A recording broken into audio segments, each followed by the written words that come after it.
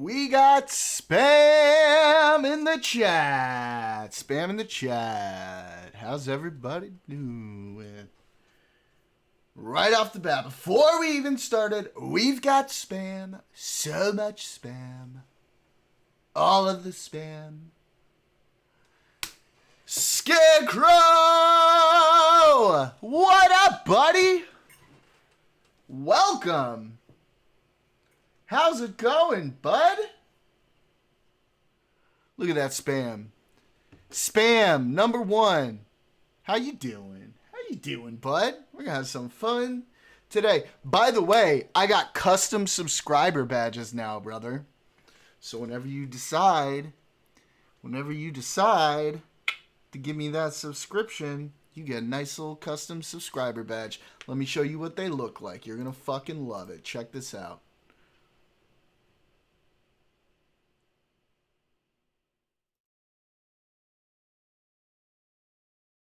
Ready, buddy?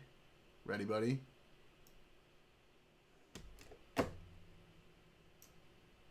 How about that?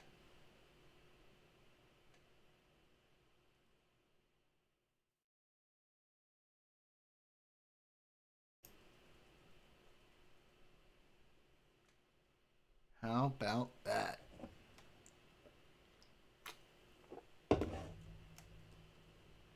Right? So we're going to start like around here. And then this will be like a full year. It's fucking cool. I like it, man. I like it.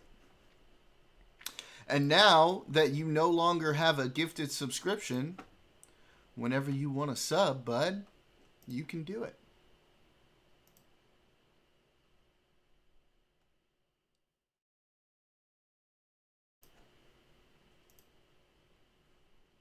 Yes, sir. Yes, sirree.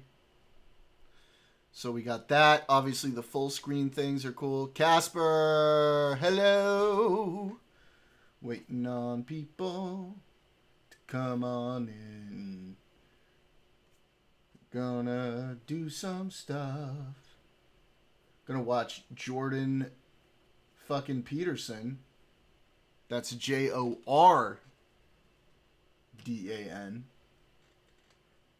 Daniel and Casper. Okay.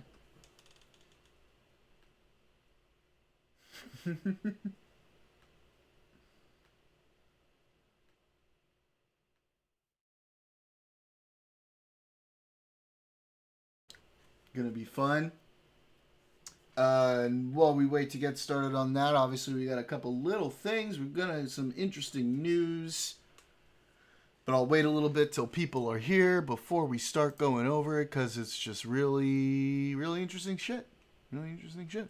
So just had another quick trip. Where'd you go to, bud?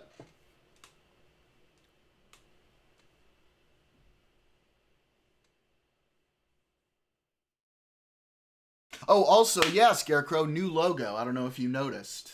The logo is updated and made a little prettier.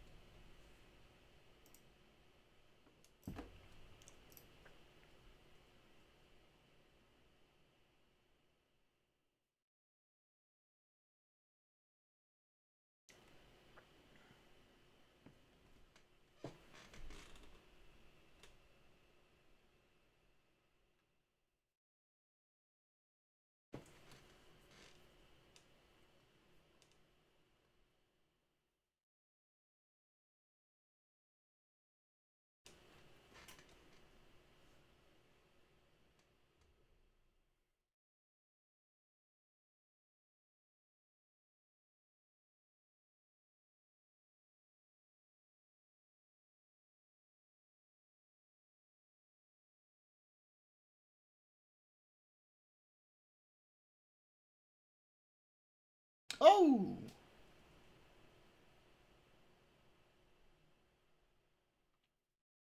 Everybody Wang Chung tonight. We going Wang Chung. Gonna be a good time.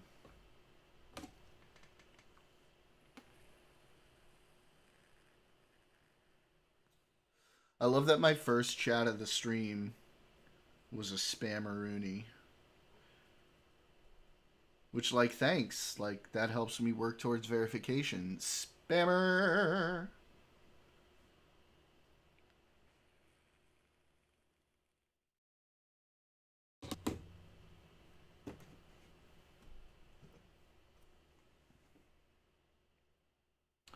Spammeroo, spam. We got the spam.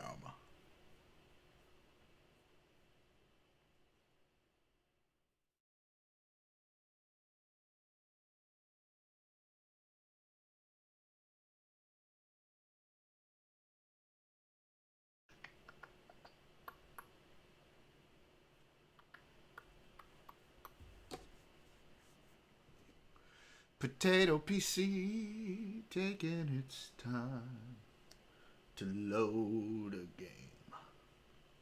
Yeah!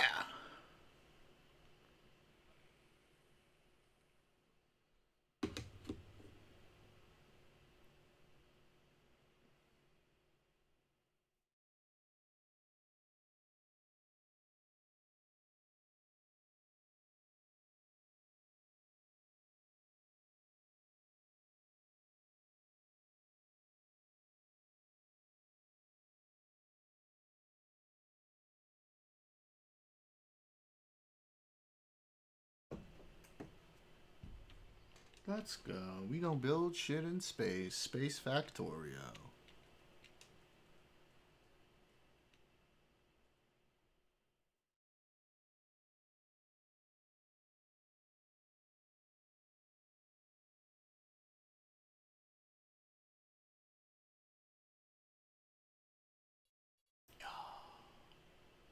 About to build a big ass factory on this planet. What? Got all my shit ready to go.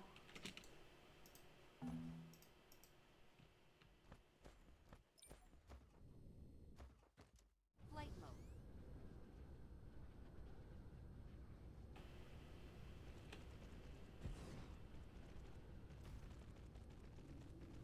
Let's go.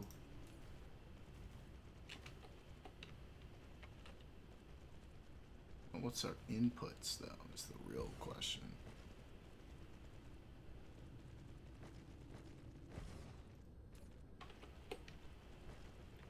This is all outputs. Better not all be outputs.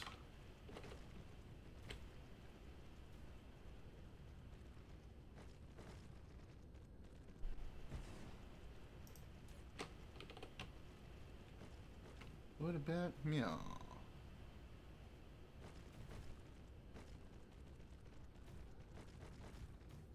Daniel. Oh, okay. Oh, they want pre-made shit. That's so annoying. What up, buddy? I hate it when they want pre-made shit. Okay, that's fine. That's fine. We'll fucking deal with it.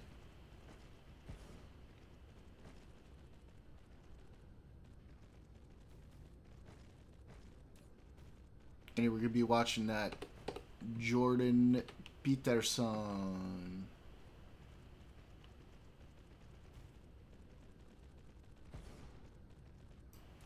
Ugh.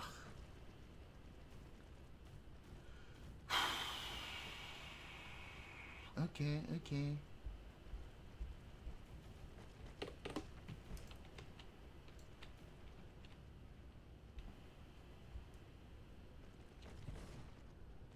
Waiting for people to mosey on in.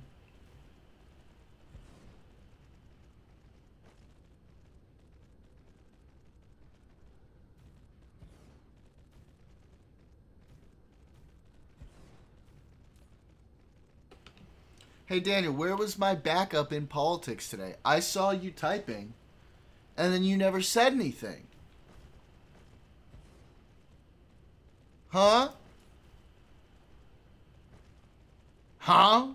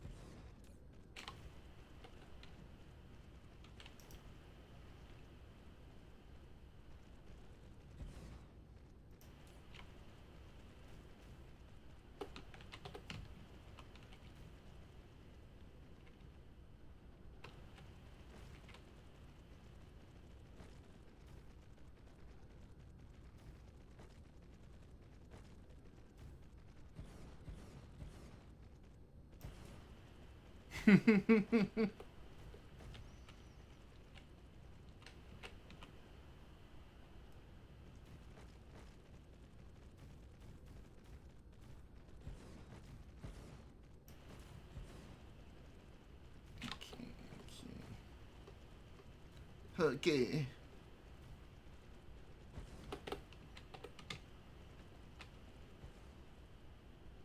Huh. True. True. Although I was always quick with the thumbs even before that.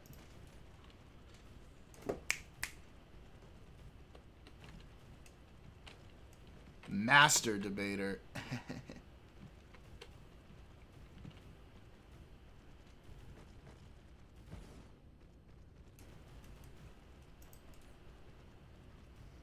Damn, they really fucked me with these inputs.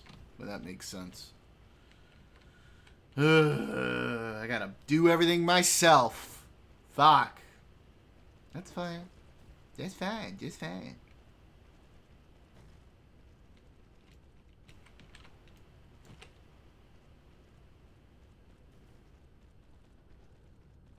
Decently large anti-Trump rally up here. In Orange County?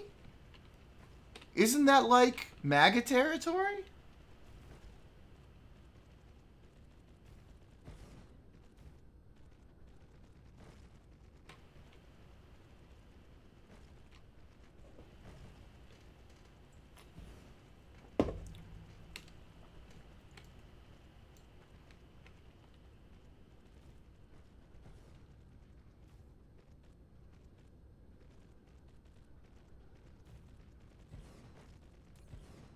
Ooh.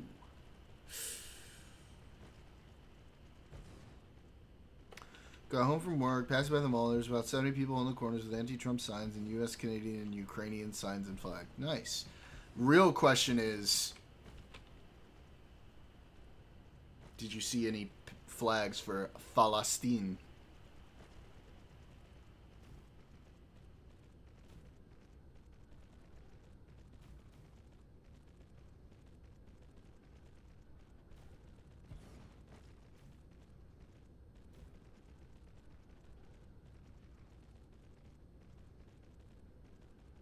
Regularly for the past month. Nice. That's pretty cute. Pretty nice. Pretty nice.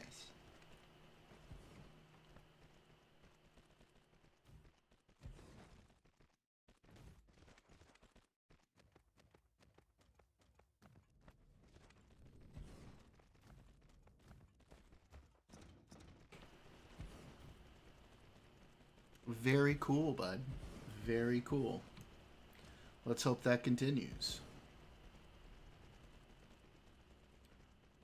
Let us hope that continues. You want to see those flags probably at Cal State Fullerton College. Still? I thought they had all given up. They're like children. They don't have attention spans.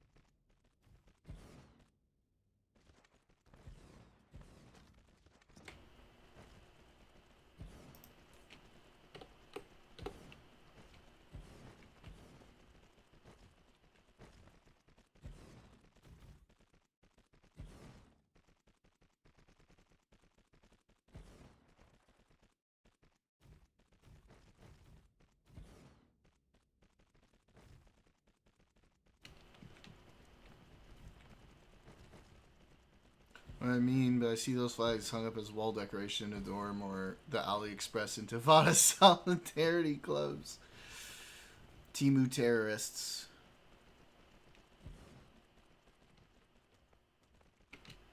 Oh, I like that. Timu terrorists. Oh, I like that so much.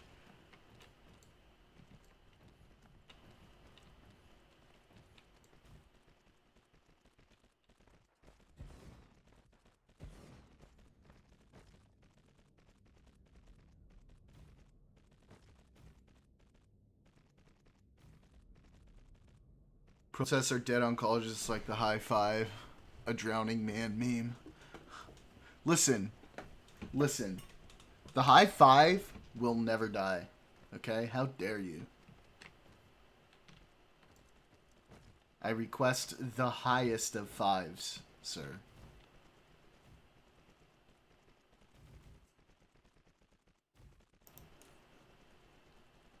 Hey, Cosmic. How's it going, buddy? Ruzz 5.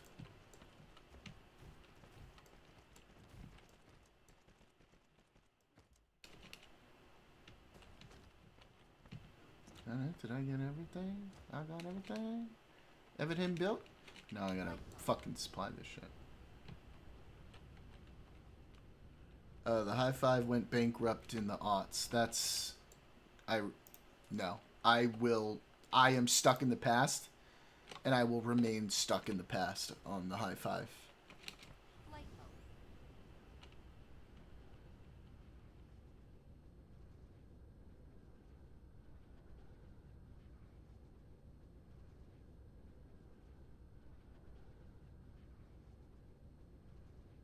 Wait, why are you on? You don't have any accumulators. Oh, you're charging up. You're charging up. You're charging up. You're charging up. Alright. What are we looking at here? How many of these do I have? 3. That's not going to do it. I think I might still be in... It might still be big in Mongolia. Welp. Guess I'm moving to Mongolia. So I can get my high five fix.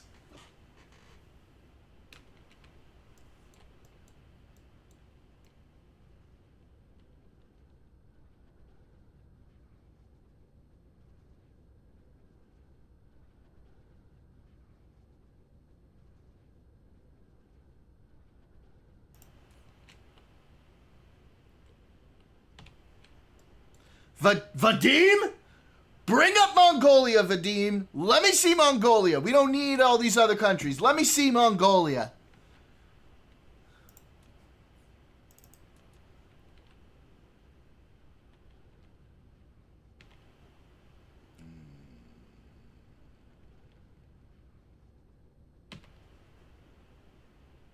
Really? You're gonna do me like this?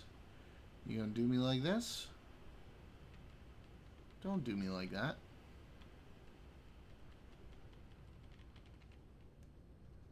But I'm at the tropic. Oh, it's this tropic line. Ooh, that's annoying placement. I didn't think very much. Didn't think ahead very much when I built this little guy.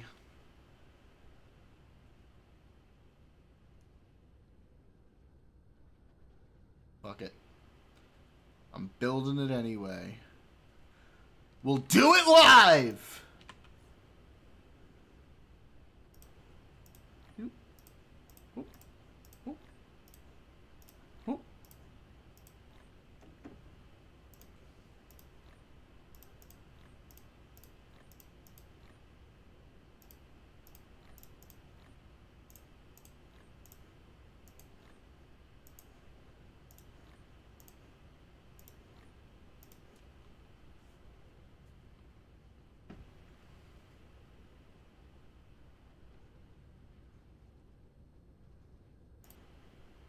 I don't know if I told you before, but I share birthdays with some interesting people. I share a birthday with George Lucas and Bin Laden. Nice. I share a birthday with Isaac Newton and Puggy Gups. That's right. The Puggy Gups.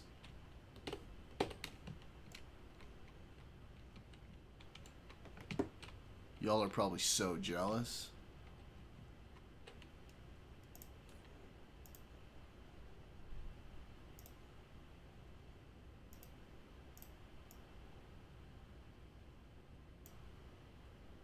Right? Absolutely, Scarecrow. Nobody knows when Isaac Newton was born.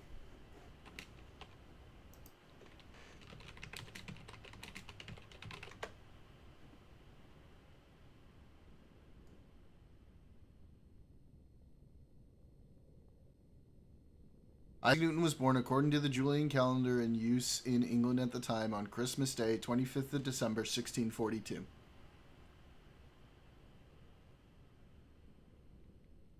Replication complete. But apparently it also could be January 4th. I'm going with my birthday. It is. It's basically Space Factorio. But, well, a little more Space Factorio.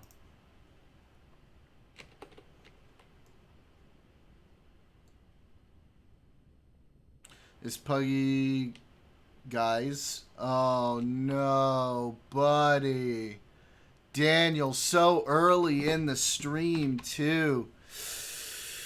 My hands are tied, bud. You know how it is. There's nothing I can do at this point. Oh, that's so unfortunate. Oh, buddy. Oh, no.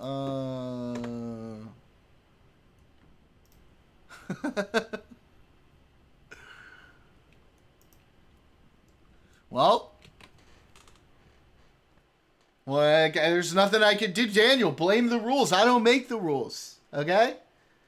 I don't make the rules. Okay? I just follow the rules. Okay?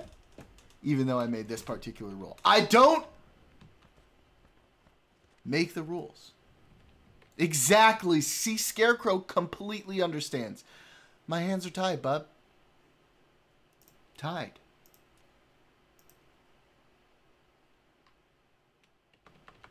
They're tied.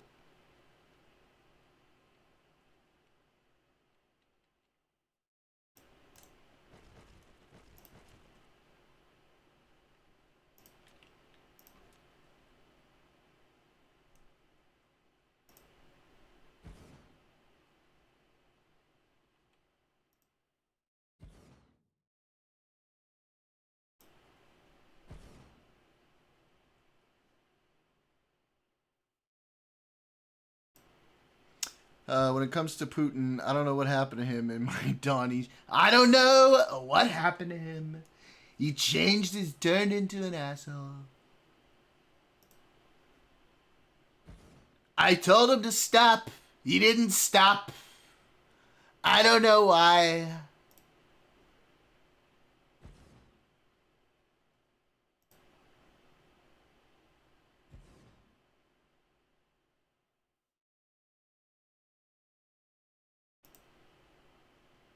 The bombs and the drones. Quite frankly.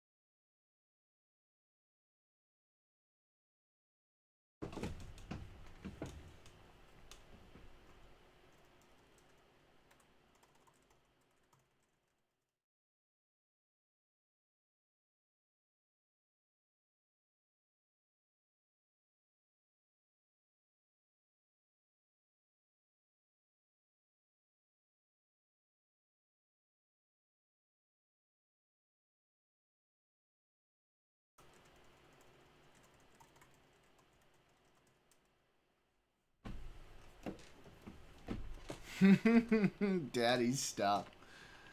That's funny.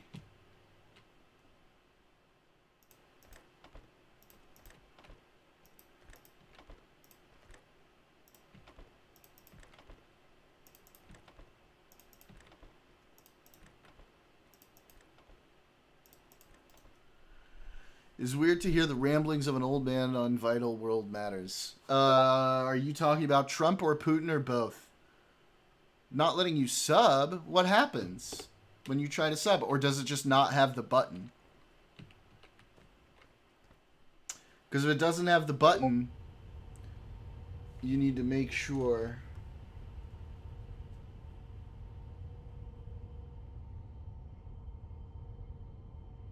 Asking you to gift. Yeah, so are you on mobile, Scarecrow? Or are you in a browser?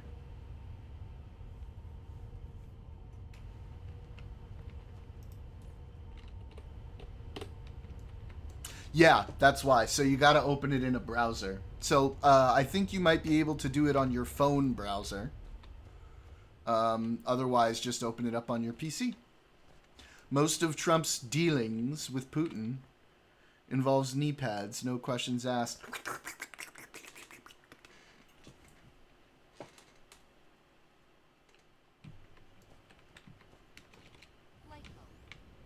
Flight mode. Flight mode.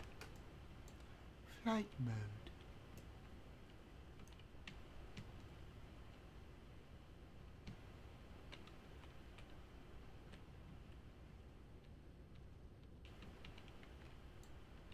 Oh, that's annoyingly oriented. Alright, where the factory at? Right over here. Well, at least Putin has the decency not to tweet out his mood swings in barely passable English. And caps. Lots of caps. Don't forget. Lots of caps.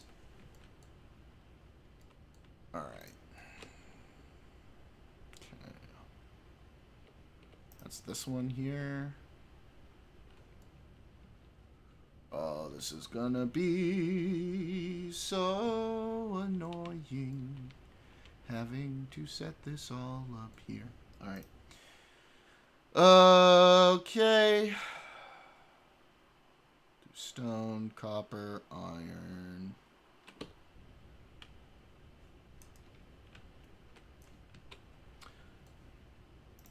Okay, so we'll start with one. Oh, yeah.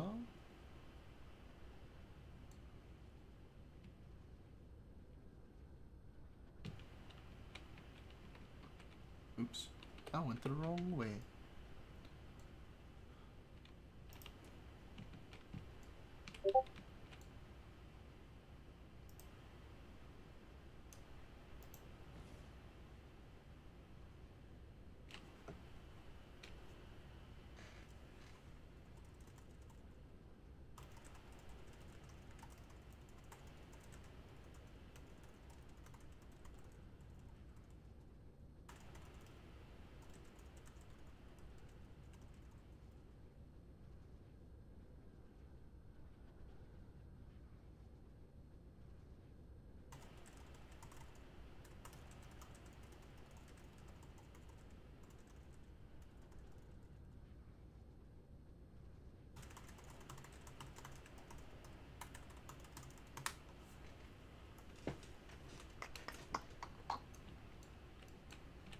Alright.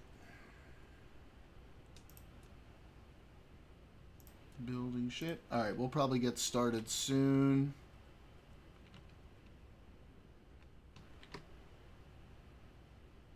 Huh.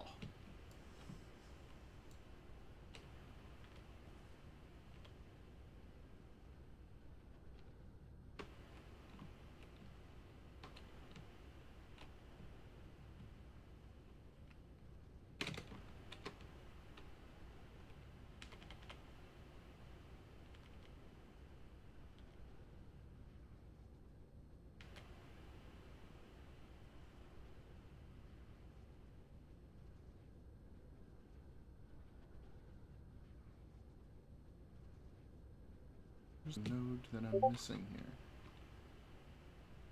Oh, it's right there.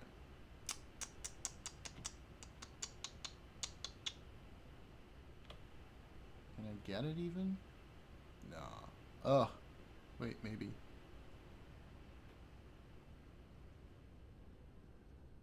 Ha ha ha! That's a finagle right there.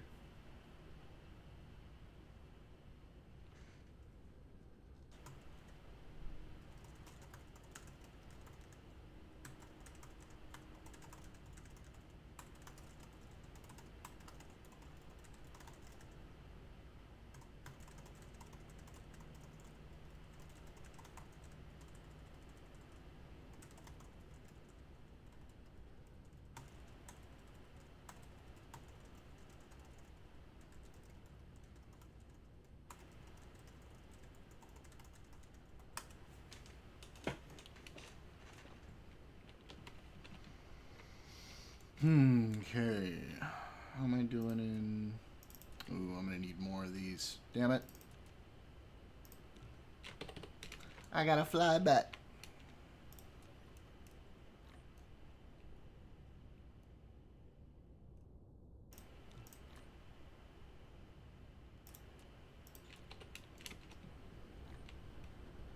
Cruise mode.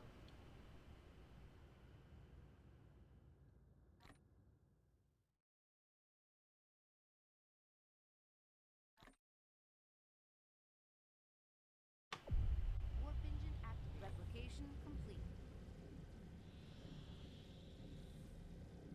Warping. It's warping time. It's Morbin time.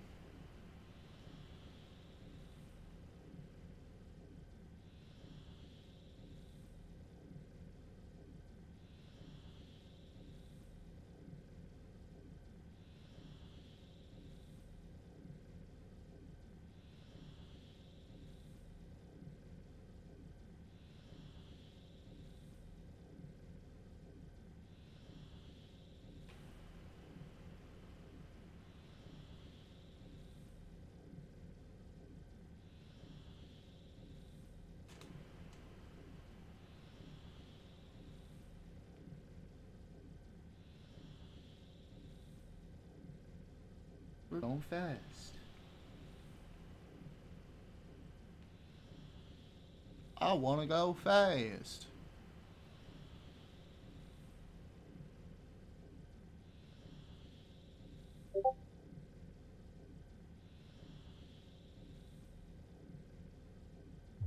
Warp engine deactivated. Boop. Cruise ended. Little boop.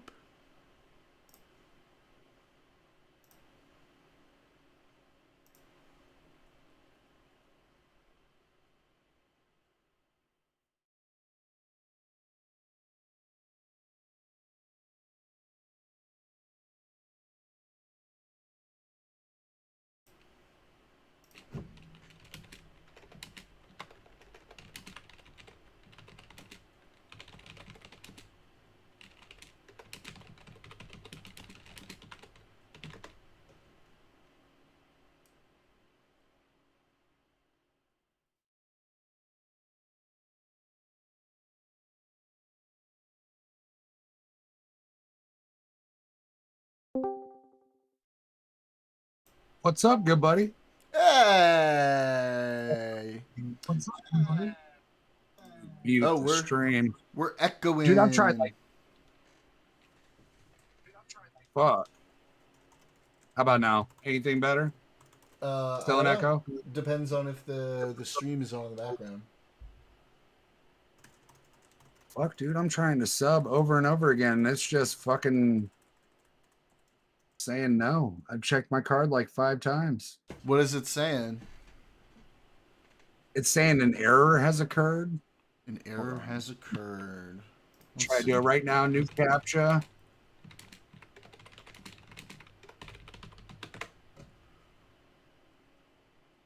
Come on, baby. Nope, there was an error processing. What the fuck? Huh. Try a different captcha. Come on, baby. Come on, baby. Come to Papa Moon. Nope. It's not letting me. I've tried it on the desktop version of my phone as well on Safari and shit. Do you have like another card or something? Let me transfer some funds over then. Let me see. I've tried my other card. The thing is that I lost my bank card.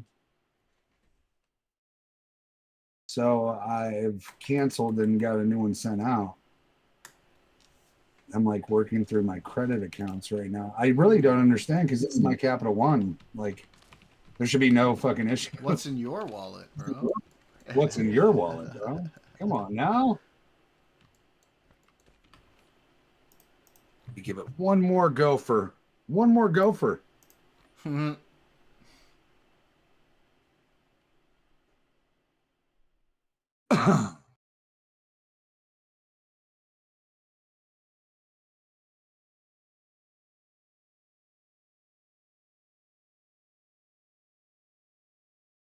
Yeah, so this game is dope. It's literally like Factorio, but like more in space and 3D, and it's pretty cool. That's the closest I've ever seen to Factorio. I know that they're like promoting like Sub Factory and shit like that, but I kind of like the third person. Mm-hmm. You know. Yeah, it's a great little game.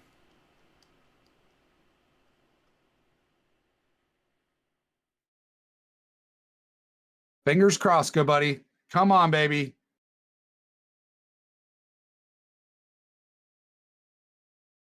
Oh, every time a CAPTCHA. I'm not AI, I swear to God. I'm not Maya. I'm not Miles. Error processing my payment, and that's my fucking Capital One. What the fuck? Huh. Well, let's see a Google search.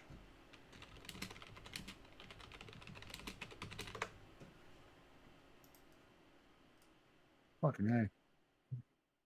It's kind of nutters. Do you have ad blocker? No. Let me just double check here. But no, I haven't added any extensions to my Firefox. My VPN's not running. That's really fucking stupid. Weird. You want to play Funny Events of 2024 by Patrick Bull. Well, we're going to be jumping into the Jordan Peterson thing soon, Cosmic, but keep it around. We'll take a look later. That is weird. Like, it didn't give you a problem gifting. So I don't understand. No, I gifted before. Yeah, using the same Capital One. What's in your wallet?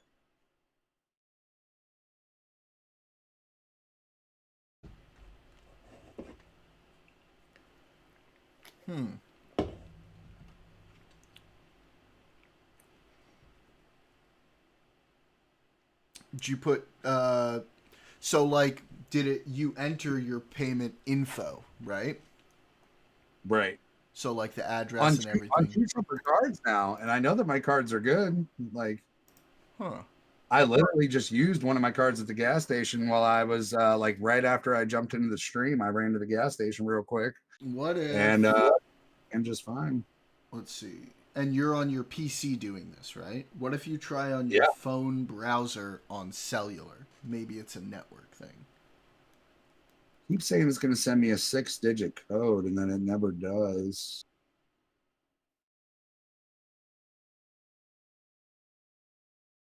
Hold on a second here. He's not already subbed Cosmic. I should be, but yeah. Hold on. Maybe a private browser? I don't know. Let me try. Try it. Fuck it, why not? There's like a, here, I'll send you. Kick has like a little page for like if it's not taking your shit.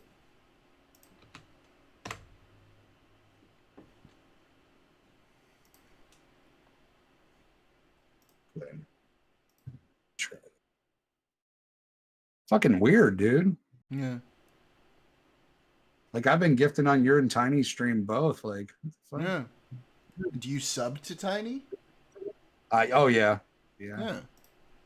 Like 8 months now, and I've been subbed to yours too, so I really don't understand.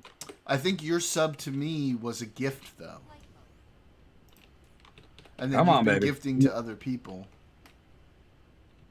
Yep, there it went. There it finally went through with that link. Hey! Yep. There we go. Everybody! Ooh, for 2 months. Ooh, what a king! Everybody, there we go. Claps for Scarecrow. Big claps for Scarecrow, everybody. He's a beast. You have your new subscriber badge now too. So when you chat in there, you get your sub badge. Look at that. And so that's gonna get cooler and cooler over the months as you're still subscribed. Yeah. But of course. Yeah. But of course. But of course. Fuck yeah. Dude, I was like, dude, what the hell is going on? Dude, those sub badges are wicked, man. Right? Like the overlay before stream. Like, oh man, cool, I don't want to say She too did an much. amazing job. I don't know when she's gonna drop by. She's supposed to drop by soon, so we can give her props on stream. But yeah, she did an incredible job. I had a dream about this at one point in time, and now it's come to fruition. So that's fucking awesome. Oh, and you saw the new logo, right? No. Yeah, look at my look at my logo in Discord, for example. It's the updated logo, or on Kick, my profile picture. Oh, dude, wicked. Right? Yes, that is sick. That is sick. She did an awesome job. I know. Pretty soon I'm gonna have her do like a new banner for me as well. That's gonna have like my socials and all that shit, which means I need to like get off my ass and make like socials for my channel and stuff.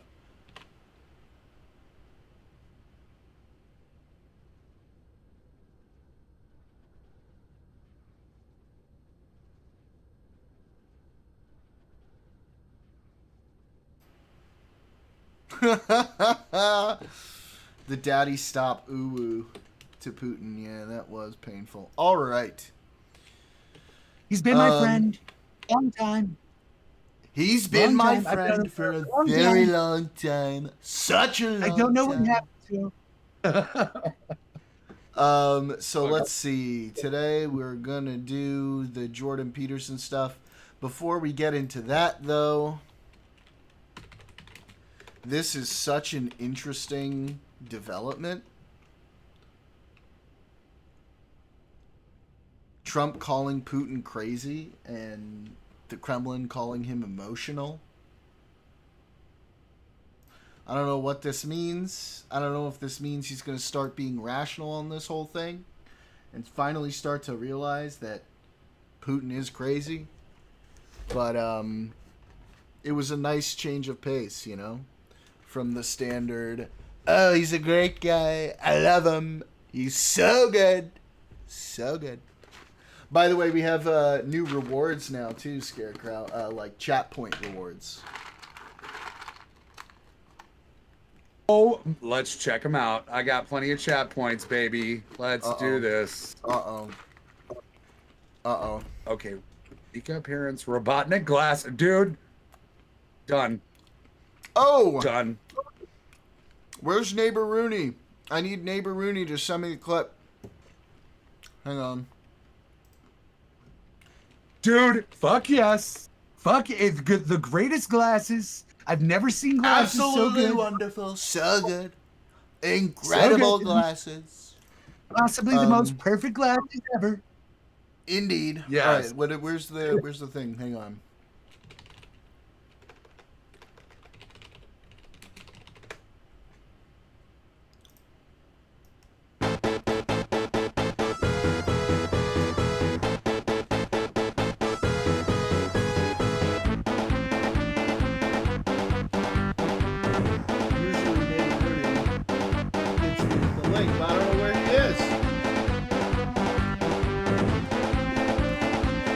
Neighbor Rooney, let's go. Where are you? Neighbor Rooney. Neighbor Rooney, you're not here. Why are you not here? I will say, I know it's early, but the Jordan Peterson Jubilee was actually pretty painful to watch. Honestly. Good. It was I haven't tough. seen it yet. I tuned out of Tiny's stream as soon as he started it because I didn't want to pre-watch. But this is awesome. Like, this right here, like, atheism-theism debate is like how I started in debate. Like, what, like, my God, years ago. This is my shit. I'm going home right now. I already know. Yeah. Here's the thing. I already know the types of arguments he's going to make. I already know. Because I've seen them before. I've seen them all before. And I'm just going to be responding to shit I've already seen a million fucking times. You're going to hit the classical apologist arguments. Who's on the side of the theist?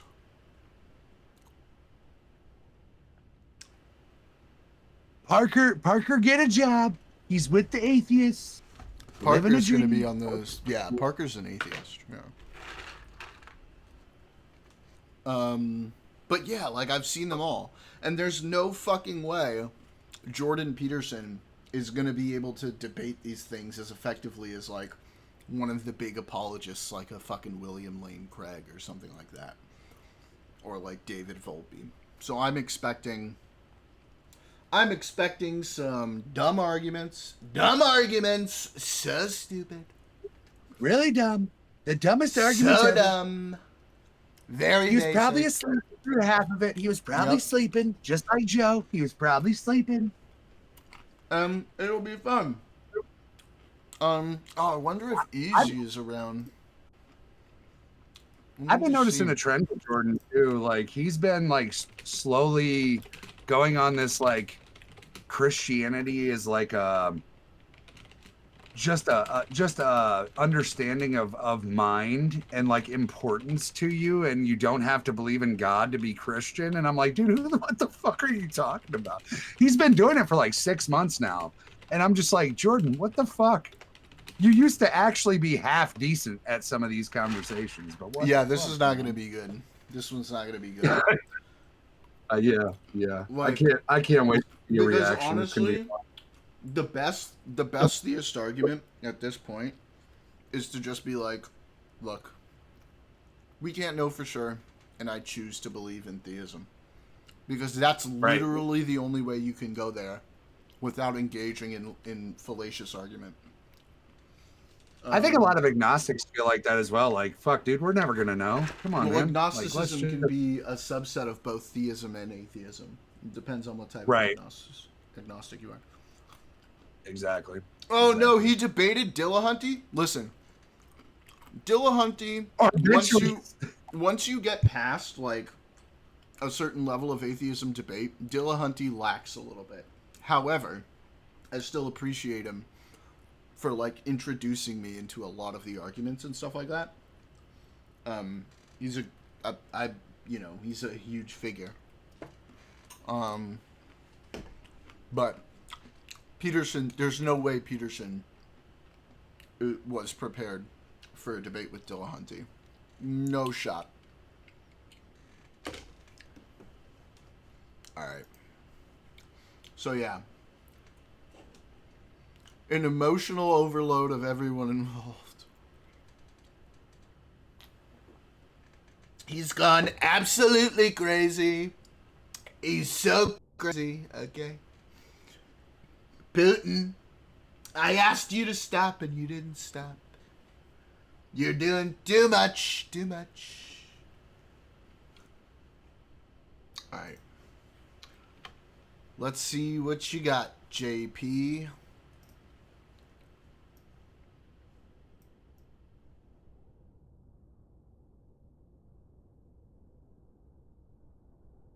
Which positions are equally defensible?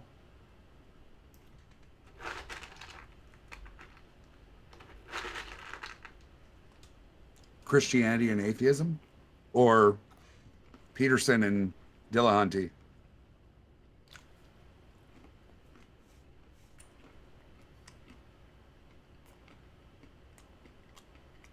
Right, Gasper? Right.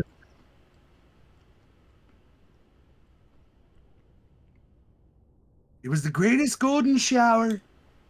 There was never a golden shower more golden. And the reason why it's not is because you're asserting a positive claim. If you're asserting a positive claim, the burden of proof is on you to substantiate that positive claim.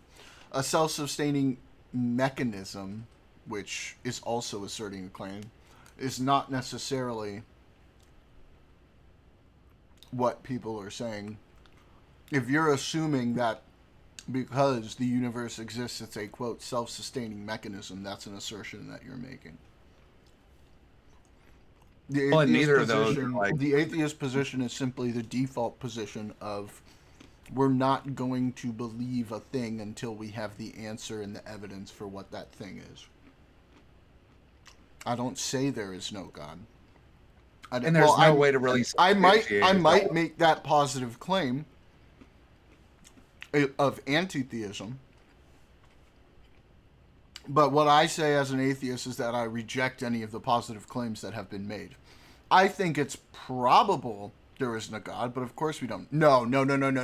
Cosmic, no. You actually have no fucking clue what you're talking about. Don't you facepalm me right now if you have no fucking clue what you're talking about. Holy shit. I mean, Elon, the great man, says that there's no aliens in the universe. And that's like totally unsubstantiated. You can't prove Casper. that. That's exactly what I'm saying. Atheism literally means no theism, which just means we're saying we don't believe any of the positive claims. If you're making a positive claim that specifically there is no God, that's a different thing. When it comes to my anti-theism, I say there probably isn't a God, and we can talk about the reasons for that, but I don't say definitely. I think the existence of a God is about as likely as the existence of, I don't know, other made-up things. But I could be proven wrong. I'm not making the specific positive claim that there absolutely is no God. And most atheists aren't either. And wishing upon a star and shit like that. No, Cosmic, there is a difference between asserting specifically there is definitely no God and rejecting all of the claims made by a God. Or of a God.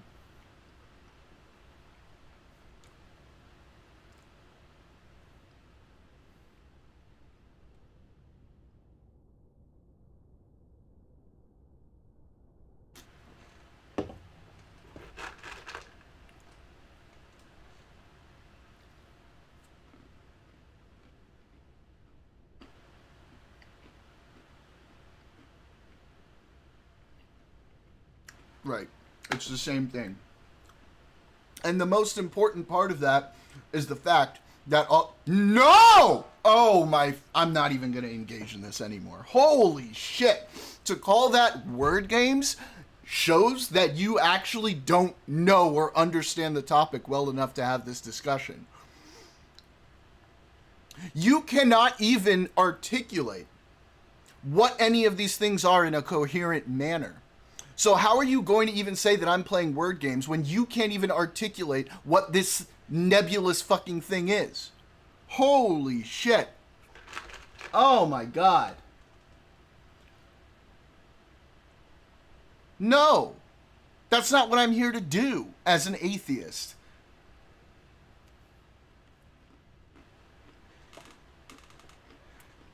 An atheist position is rejecting the made claims.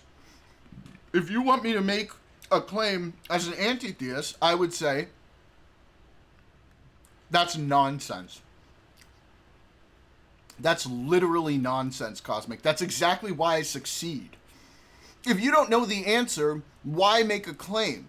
If you think you have to make a claim when you don't know the answer, that's why you fail. That's why you fail. Unbelievable. Look, Casper, he may have. I don't give a shit what Tiny has to say. I've been talking about this shit for years. I've been arguing these points for years. I know very well, Cosmic, how the logic around this goes. If you want me to make an anti-theistic claim, I can make a claim, but it's not a strong claim.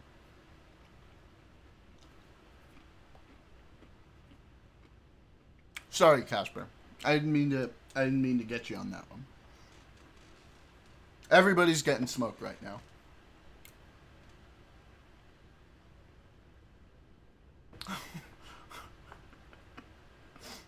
I love you, Cosmic, but fuck.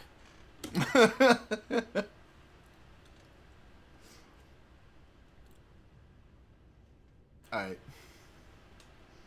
Look, you'll see. We'll watch, Cosmic. You'll see. I'm gonna argue against these points he's making. They're not going to be very good, I'm assuming.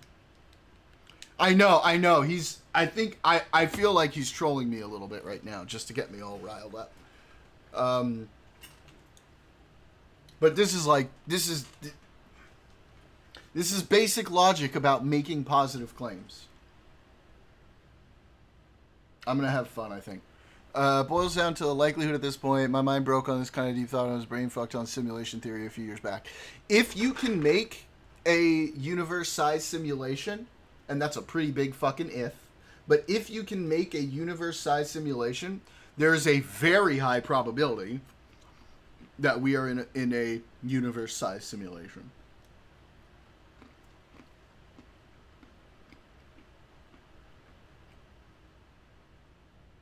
That's not a claim, Cosmic. That's literally what you do. If somebody gives you a positive claim, the skepticism is what you apply to it. That's not a claim, that's skepticism. That's not a positive claim, Cosmic. Responding to another claim is not a positive claim. That's not how that works.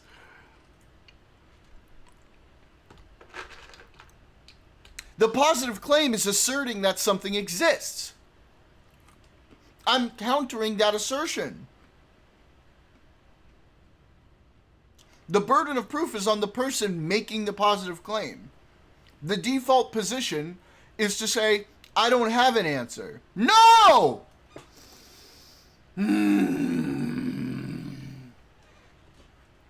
That's not a positive claim. A positive claim is asserting that something exists. Is saying this is a thing. This thing exists. I'm saying prove it. That is not a positive claim. Telling someone to prove their claim is not a positive claim.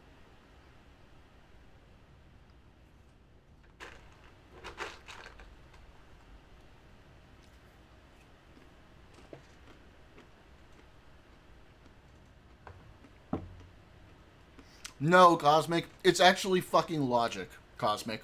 It's how logic works. I'm not saying... Holy shit. First of all, that's a negative claim, not a positive claim. And you can't prove a negative claim.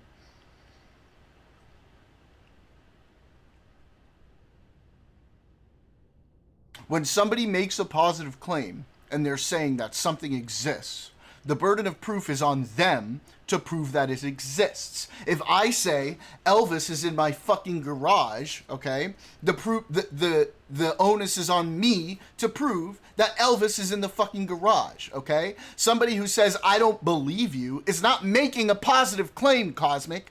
How do you not understand that? This is simple logic. You're making me eat a shit ton of peanuts, Jesus. No! No! No!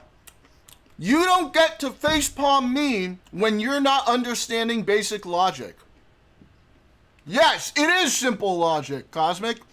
How do you not know the difference between a positive claim and having to provide proof for your positive claim? Skepticism is the neutral position.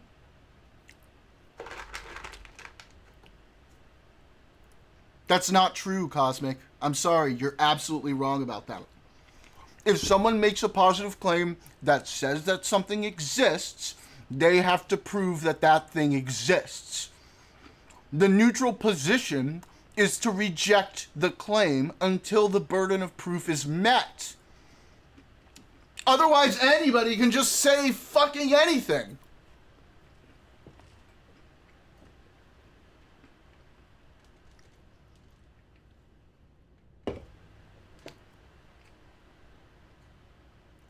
That's literally how the scientific process works, by the way. A hypothesis is a positive claim. Then the experimentation and the data is the proof to prove that positive claim. Until that claim is proven, the premise is rejected. And there's no way to prove it at this point. There's just no way. It's like impossible. And the default claim, Sorry, and the default claim of saying, this doesn't exist, or what is existence, the default claim is far less likely to cause more issues on a fundamental, like, philosophical scale. The default claim is I don't have a definitive answer, and so I'm going to reject your claim until you've met a burden of proof. Exactly. We have science that proves that the Big Bang happened, so that could be just as fundamental as saying God created the Big Bang and created light. I mean, except there's no proof to Good one, reinforce. Cosmic. Fucking good one, Cosmic. You really won that argument with that comeback. So I'm going to take that as a fucking concession. Thank you very much. Holy shit. If he is in your garage, by the way, I need you to live stream blue suede shoes for me, Yeah, like right? now. Like now, like now. I'm an agnostic atheist. You don't know what any of these terms mean, Cosmic.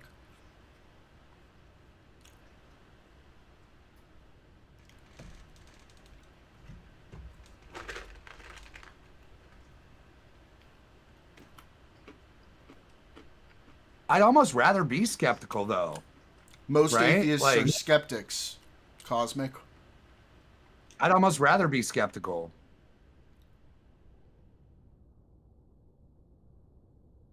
You think that every atheist is a strong atheist? Do you actually think that? You think every atheist is a Gnostic atheist? No!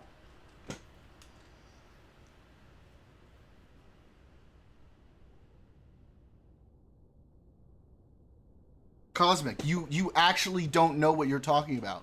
No, that's the anti-theistic claim. Or the Gnostic atheist claim.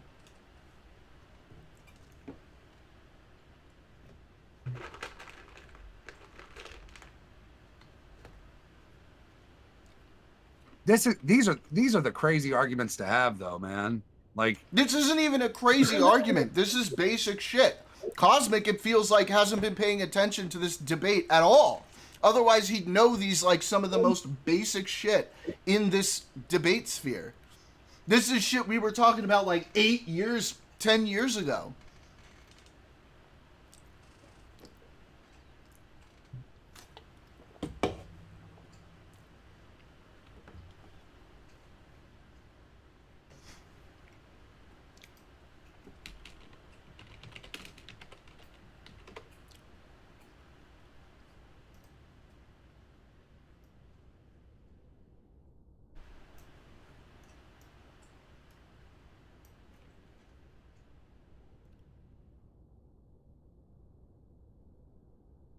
You gonna concede now, Cosmic?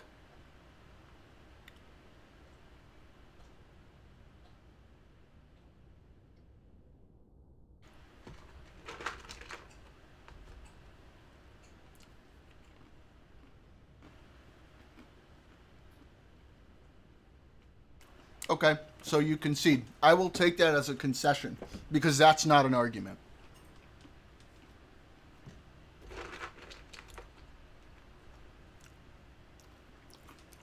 Prove me wrong, then.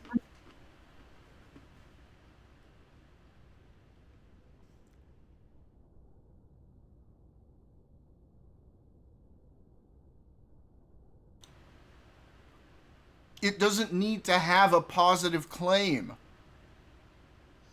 The position of an agnostic atheist is to reject claims until they're proven. Yes, and you're wrong. There are different types of atheism. You're talking about Gnostic atheists, not agnostic atheists.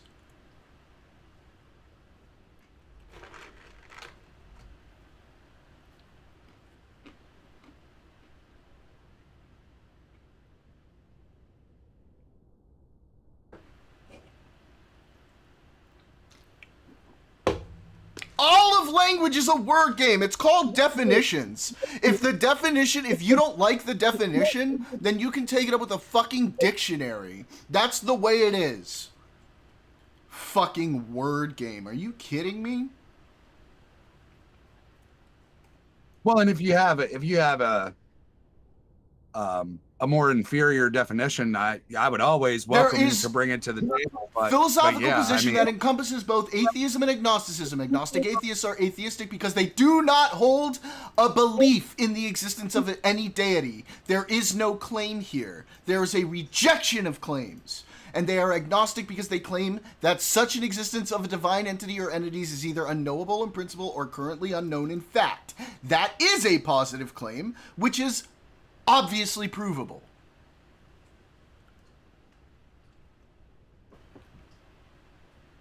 And none of us will ever know for certain, which is why they tell you you have to have faith. No, we don't know right? that Like, we don't know that we'll never know for certain.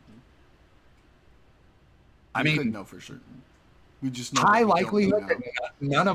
none of us in this generation will have the capability to know Right. that there is a deity. Yeah. Now, if you want to think, like, if you want to ask me, like, what my position on anti-theism or Gnostic atheism is, I will say, I don't think it's probable that there's a God. But I don't say for sure. But atheism is literally just about the belief or lack thereof. And agnosticism or Gnosticism is the degree. I do not hold a belief in any God. I do not positively believe in any higher power. That makes me an atheist. I also don't know for sure, which makes me an agnostic atheist.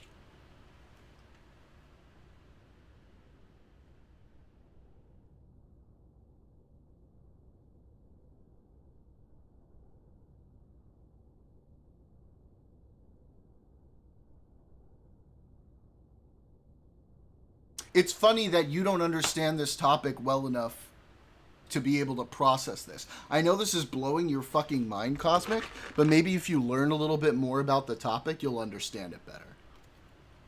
I'm getting fucking pissed.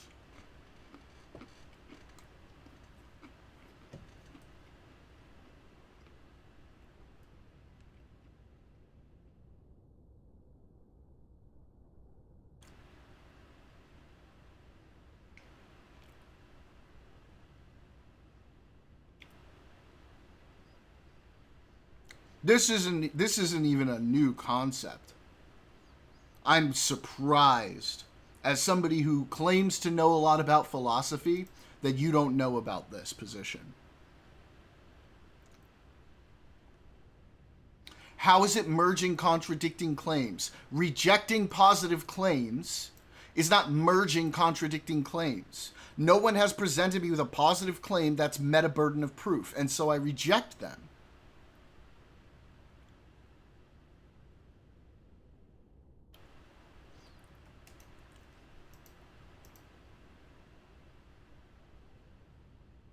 I feel like we're spinning in circles in chat. This is not even hard to process. Oh God, the echo. I just don't. It's wild that you've never heard of this before, Cosmic. This is a well-established position.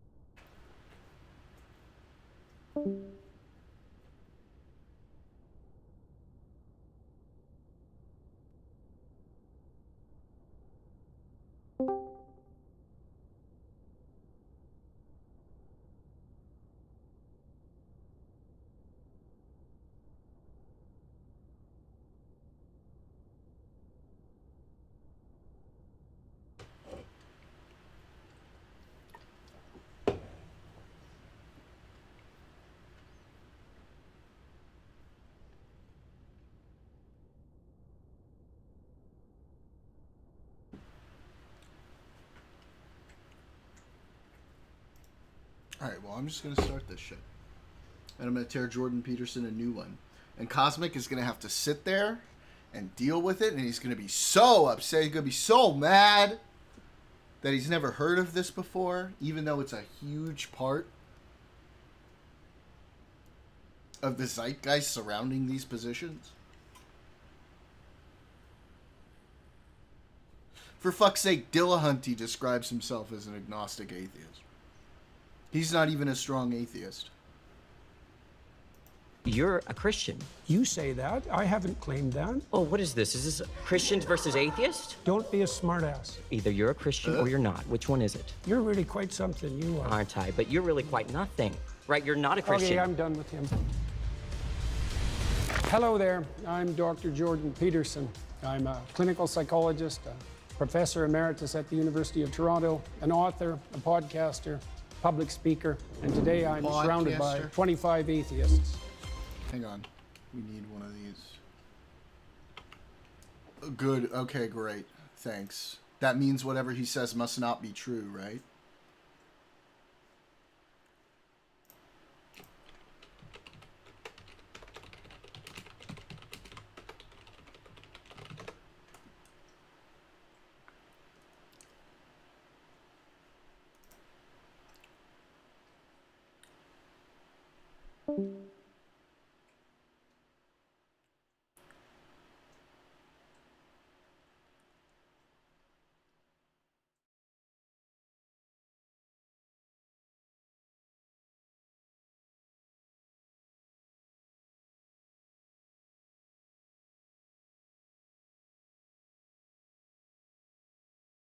Cool. Nice.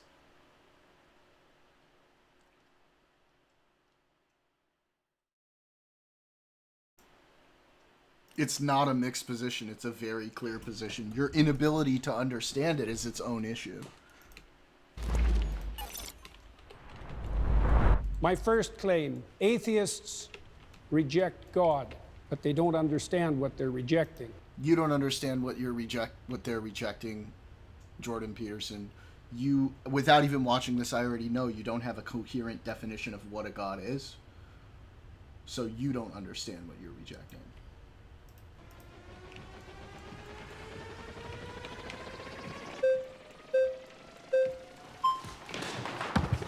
Good afternoon, Dr. Peterson. How you doing? So this claim here that atheists don't know what they're rejecting. My background is in studying to become a traditional Catholic priest, daily mass, daily rosary, going on long retreats, deep into the magisterium and biblical hermeneutics, like I was thoroughly in it. And it seems like I do know what I'm missing. Is there something that I missed over years of study, both this issue formally and living out religion so deeply? Well, you obviously feel that you missed something when you were practicing for the priesthood. Your aim was off then. So And there's so- always the possibility that it's still off now. What was off about my aim in the first place? I don't know. That might take a long time to figure out. But Then it seems kind of like this no true Scotsman type of fallacy in which you're the arbiter of people's aims and how they understand those aims to be. How is it that you can claim that people don't know something that you know about their life despite not having met them? well, it's obviously a generic claim, just like the atheist claim that there's no God is a generic claim. In your case, it would have to be specified more, and I'm not claiming to strong understand what atheist was claim. going on in your Not a mind, weak but atheist my experience with atheists is twofold. Is that they have a very reductive notion of what constitutes God, let's say in the Judeo-Christian tradition, and they've often been hurt by someone who was religious or by the religious enterprise or perhaps by God himself, so to speak, and that's left them with an animus. But I think that you have a reductive view of what atheism is. You've defined religion so broadly to include any sort of having aim in life, any sort of cultural archetypes, or having a metaphorical substrate. And atheism to you is a very specific type of like 3 people in the world that are these Raskolnikov type of, they want to get away with a perfect murder. It seems like you have the reductive view of what an atheist is. Well, let's start with your claim. How do you define the God that you're rejecting? Like, what is God to you? You study. What kind of a fucking dumbass question is that? How do you define the God that you're rejecting? That's not his job. You're the one claiming the God exists. It's your job to define the God. What a dumb fucking question. In the church, you found that unsatisfactory. How would you characterize what you rejected? I think the average Christian believer, when they say that they're Christian and they believe, they mean some You sort shouldn't of grant God him that is that. all-powerful, all-perfect, is somehow You shouldn't involved try to answer that. in the matters. Because if you try to answer that, he's going to say, well, that's not my God, okay? This is my God. Or, I don't believe that God, and then he's not going to go into it. Or he's going to create some nebulous thing. You have to say, well, what's your definition? I need to understand what your definition is. And then I can respond specifically to what your definition of a God is. Of this world, and that we look to them through wisdom and with the Logos incarnate in Christ. And it also seems like you don't believe in religion in the way that the average Christian says that they believe in religion. And there are as many gods out there as there are believers, because everybody has mutually exclusive and different views of what God is. So it seems Well, like if everybody had mutually exclusive views of what God is, no one could speak to each other. The mere fact of What? That's not true. They can have mutually, well, maybe not mutually exclusive. They can have different views of a God that are still overlapping or sort of mixing with each other in certain ways. But that's the whole thing. It's like none of these are actually really coherent views. They're not well described or defined. And so you can sort of fit them to be whatever it is in the moment that you want them to be. That's the problem with a lot of these God claims, is they are just not coherent. They're not well defined. communication presumes a commonality of assumption and definition. And it's certainly not the case that I regard any archetypal manifestation whatsoever as equally religious. So that's not a real claim. Let me give you an example. For example, there's a sub-narrative in the story of Moses where Moses is rewarded with a glimpse of God. Okay, and that's one of the ways that God is. So he believes in a Judeo-Christian God?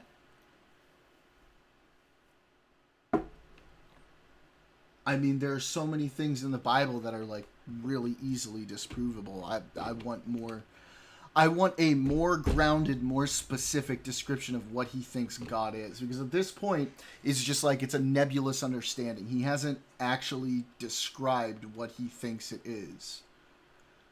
So, like, how would anybody even be able to address that? If it's a nebulous idea, then you can sort of dismiss it nebulously.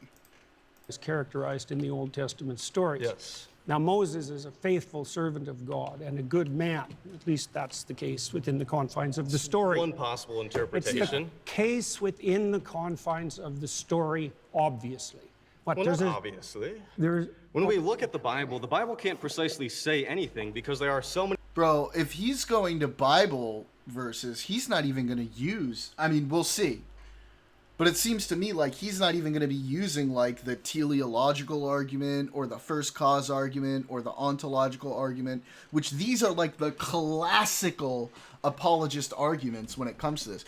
If he's not even going to touch on any of those, he's already fucking lost. Because those are really the only ones you can even try to make the argument for, even though they still have major leaps in logic and fallacious reasoning. Many different exegetical and hermeneutic views of this particular book, and that everybody has everybody has disagreed historically on. It seems like even the most benign detail about a book this big, and it seems like you can only say that the Bible says something if you first presuppose that it's univocal. So your claim essentially is that Moses in the Old Testament plays the role of a villain or is irrelevant? Because the alternative claim I'm is saying that we he's can't good. know because we can't talk to those authors. If you are going to start with the presupposition that there's nothing I can say about any of these stories that you're not going to disagree with from the perspective that there are multiple potential competing claims, then I can't speak with you. So and we also have a short time here, so I want to get to the core of what you're arguing here, and I'd love if we could. The core of what I'm arguing is that atheists reject God, but they don't understand what they're rejecting. So I'm trying to... Yeah, but the problem is you don't actually have a coherent definition of what you're rejecting. And if you do have a coherent, well-defined definition, then it's probably going to be very easily dismissible and rejectable, because you're actually going to have to assign specific attributes to this thing, which are either provably like self-contradictory, or just provably false through science or physics. Or they're sort of like these nebulous things which are asserted without evidence, which means they can be dismissed without evidence. to give you an example of what's being rejected and its complexity. Okay, so God rewards Moses with a glimpse of the divine. So this is a definition of the God that atheists are hypothetically rejecting. A possible one. I said ah. Yeah. I didn't say the. I know. said ah. That is possible, yes. Okay. So despite the fact that Moses is a stellar Good character Lord. and he's had a long and difficult life and can withstand a lot of difficulty and travail, God puts him between two cliffs. So he can just see a crack of what's in front of him. And when God walks by, he allows him to see his back. Okay, so the implication of that story is that the divine is fundamentally unknowable. It's a pinnacle experience, and that people in their finitude have to be shielded from a comprehensive vision of the basis of reality. Well, that's not the God that's defined in that manner, right? It's not a simple personification. It's not a simple old man in the sky. It's something that, in its essence, is unknowable and overwhelming. And that, If it's unknowable and overwhelming, then you're asserting it without evidence, which means we can dismiss it and reject it without evidence. If you're going to assert that something exists, you have to provide proof of that assertion. Otherwise, we can dismiss that assertion with the same evidence or lack thereof. You're saying that, it can't be defined. It's this thing beyond that we don't understand. Well, then how do you fucking know it's real? Saying that like I feel that it's real is not proof. You can't prove to another person that it exists by saying, it's unknowable, it's beyond. That's not how any of this works. That's not how proof works. That's not how evidence works. If you're making a positive assertion, you have to provide evidence to support that positive assertion. If your definition is incoherent, then you're not asserting anything real. It's incoherent. that isn't, in my experience, the God that's defined by atheists who are attempting to undermine the story. I mean, it's the same. No, because atheists, you're assuming that atheists approach this and they say, that's the God that I'm sticking my thing to, and I'm saying that one doesn't exist. No, Jordan. It's all of you. It's all of your little fucking claims, okay? All of them. And the reason is that you haven't met a burden of proof. You've made a positive claim. You have not met a burden of proof. And therefore, I can reject your claim until you do. And in fact, I would say for all of the God claims, there's no actual, shred of hard proof. They can try and make sort of circumstantial evidence and things like that and talk about books and similarities between them. But there are really good cultural explanations for a lot of these different things. And then, of course, you have like I said, the teleological argument, the intelligent design argument, which doesn't actually prove anything because saying that it looks like it was designed doesn't make any sense, because if there was a universe that was fine-tuned for life, obviously living things would live inside that universe. Let's say there's a multiverse, right? Let's say there's a lot of universes that are not well-suited for life. Well, life is not going to exist in it, and they won't experience anything. You would have to live in a universe that was well-defined for life for you to be alive in it. So the idea of the teleological argument falls flat on its face because of the fact that we are here experiencing it in the first place. If we were in a universe that wasn't fine-tuned for life, we wouldn't be there to experience it. Claim, for example, that you're a finite creature. I don't believe in any gods, Cosmic. That makes me an atheist. Jesus fucking Christ, this is not that hard to understand. Mm-hmm. And that you face something that in the final analysis is unknowable, and that you have to establish a relationship with it regardless of your inability to perceive or even withstand perceiving the whole. Okay, is there a problem with that? I mean, the problem is that when we look at, famously, when you've been asked, do you believe in God, the question becomes, what do we mean by God? And in the Bible, it's not even clear the biblical authors know what God is, because Yahweh has historically emerged from an early storm god, a deity that doesn't exhaust the category of deity, and that has changed over the Old Testament. Does God have physicality? Does God not have physicality? It seems like, yes, if you define religion to mean anybody that has an aim, anybody that looks at the unknown, anybody who wants to go from chaos to order is inherently religious, then yes. But also in the same way, I could define atheist as somebody who doesn't dogmatically believe in a religion, or somebody who doesn't regularly attend religious services or belong to a denomination. To help especially the audience kind of like boil this down, there was a lot of words there. That the central claim is that we exist somewhere between the finite and the infinite. A central claim. A central claim is that we exist somewhere between the finite and the infinite. No, Is that? I said that we were finite and we had to establish a relationship with the infinite. Yeah, then in that case, then we're all religious, but then I can do the same thing and define one particular element of atheism. It seems like we both have a reductive view of what the other side looks like, to the point where a conversation seems incoherent, and not just incoherent, but not in the way that the average Christian understands Christianity to be. Do you have a Okay, problem let's with... pause there. Sorry, you've been voted out by Awesome. the majority.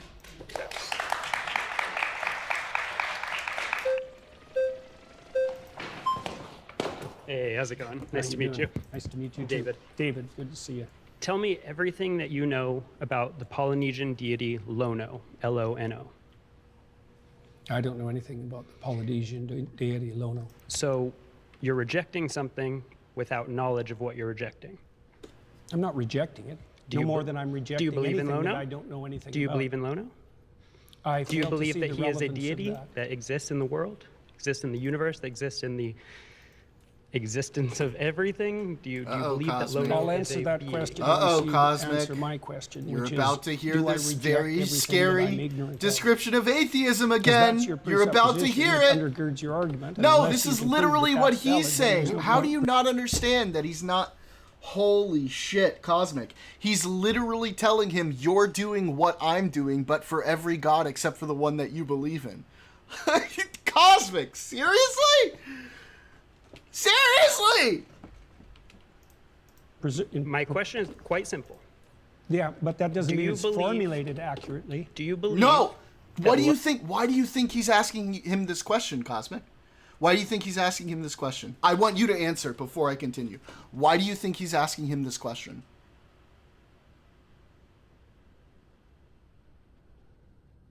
Why do you think he's asking him this question?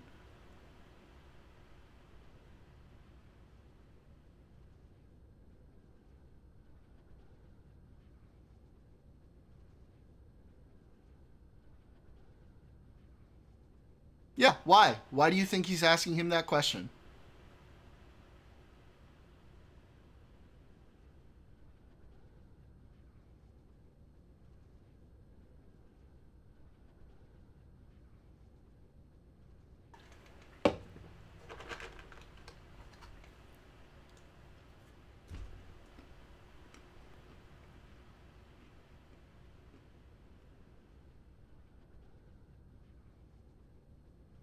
No, he even said it.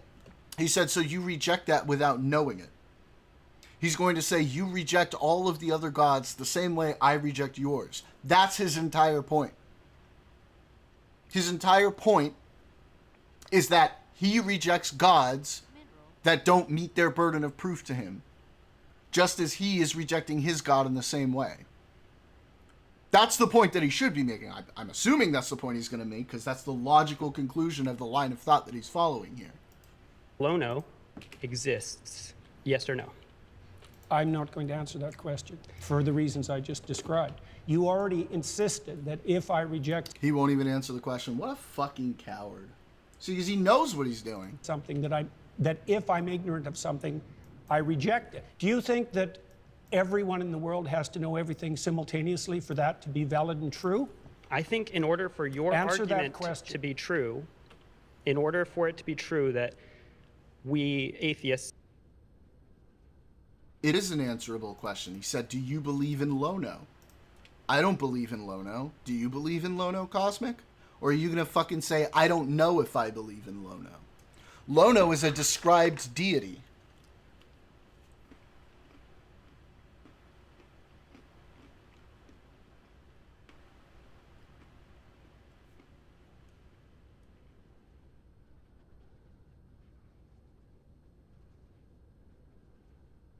And you think I'm playing word games. You think I'm dancing around it. Okay. don't understand what we're rejecting, then you need to also apply that to yourself and to Christians and to Muslims and to any other person on this earth where if you don't understand what you're rejecting the belief in, then you can't reject the belief in it. That's the implication of your I didn't claim. say that I rejected the belief in Lono. I It's said I didn't Lono. know who Lono was. I didn't say anything about rejecting. That's because I've asked you several times and you haven't. But let me get to my even greater point. You're saying atheists don't understand what religion is or what God is in order to be able to reject it fully or completely. We have someone over here who studied it in their own way. I've studied religion. I have a degree in religious studies, specialty in Christianity and Mediterranean traditions. And further than that, beyond me, Pew Research studies suggest that atheists and agnostics actually know more about religion and about religious stories, the foundational principles, than believers. That's because they're more religious than they think they are. Okay, you can. They're concerned with deep matters, and one of the defining characteristics of someone who's oriented in religious direction is that they're concerned with deep matters. Okay. In fact, it's virtually definitional. Right, but they also have to identify with a religious tradition and accept the foundational stories that go along Well, with that would mean more that they're sectarian than that they're religious. And most people, for example, in the United States, deny that they're religious but accept that they're Okay, spiritual. let's pause there. You've been voted out by the majority.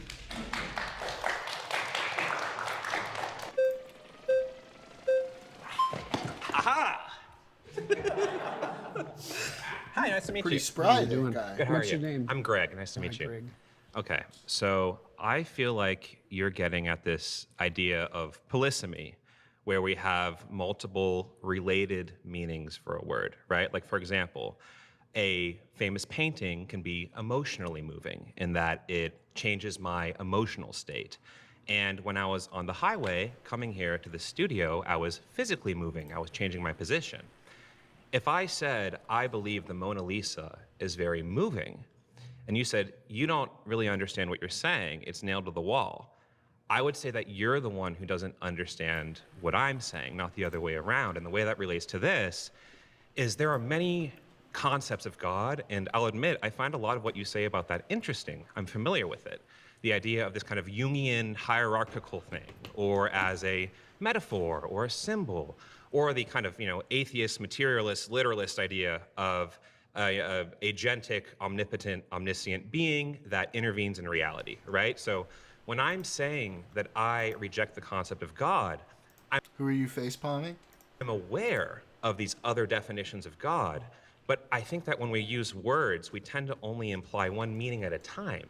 So the same way that I would say the Mona Lisa is moving emotionally, but I would not say it's moving physically. I would say I reject the concept of God in this very literal way. But What literal way? the way that God is this omniscient, omnipotent. Well, see, he's the issue he's doing here is he's sort of applying a definition here which Jordan Peterson hasn't himself provided. I would again press him on what his definition is, and if it's incoherent, demonstrate that it's incoherent. But you're going to see a lot of people echoing the same sort of position here that I am, Cosmic, and pretty much everybody who's gone up holds the same position. At least so far. Agentic supernatural being that sent his son down and has, caused miracles and all these things like that. The idea of God no, You think that sorry. there's an underlying unity of things? You can't just Could say you that explain and that that question? makes it true, okay? You want to say my scientists, position for is example, incoherent, believe prove that it's incoherent. Science unifies in a comprehensive No, theory. I get worked Do you? up over it Yes? because No, I or expect there are you to do multiple better, competing Cosmic. truths. Those are the You're a options. smart guy, Either and I things expect you to unify, understand this a or there are little bit multiple better. competing truths. I think that I know that, for example, like in physics, people are looking for like a theory of everything. And why do you think they're doing that? It's interesting, it's helpful. But they also Yeah, believe that fucking there's an underlying facepalm all you unity want, in buddy. things. In a sense, yeah, like the material world and time and space are probably governed by universal laws and principles. Partly that, yes, Mm-hmm. yes, but that the same thing might extend to a broader domain that would include Nope. imagination and Sorry, value. this is Could you help me absolutely connect that coherent. to the It makes the most sense of all I'm of the trying positions. to define God, the God Yeah. that I don't think atheists do a very good job of defining. Here's You another just don't like that I'm not making a hardcore positive claim. It bothers you. There's a reason why it's the most accurate, because it's the most fucking accurate. question for you. What do you think guides you in your It's convenient because it's determination of fucking true, Cosmic. I'm not going to sacrifice the most accurate position just because you don't like it, makes you uncomfortable. whether or not what you're saying to me is true? Can we go back? Can we stay on what we were talking about? We are. Okay. You're just uncomfortable with the question. No, I feel like you're just kind of throwing different spaghetti at the wall. I'm not. Okay. I asked All you a right. very specific question. What is it that you think guides you when you're talking to me to help you determine whether what you say is true?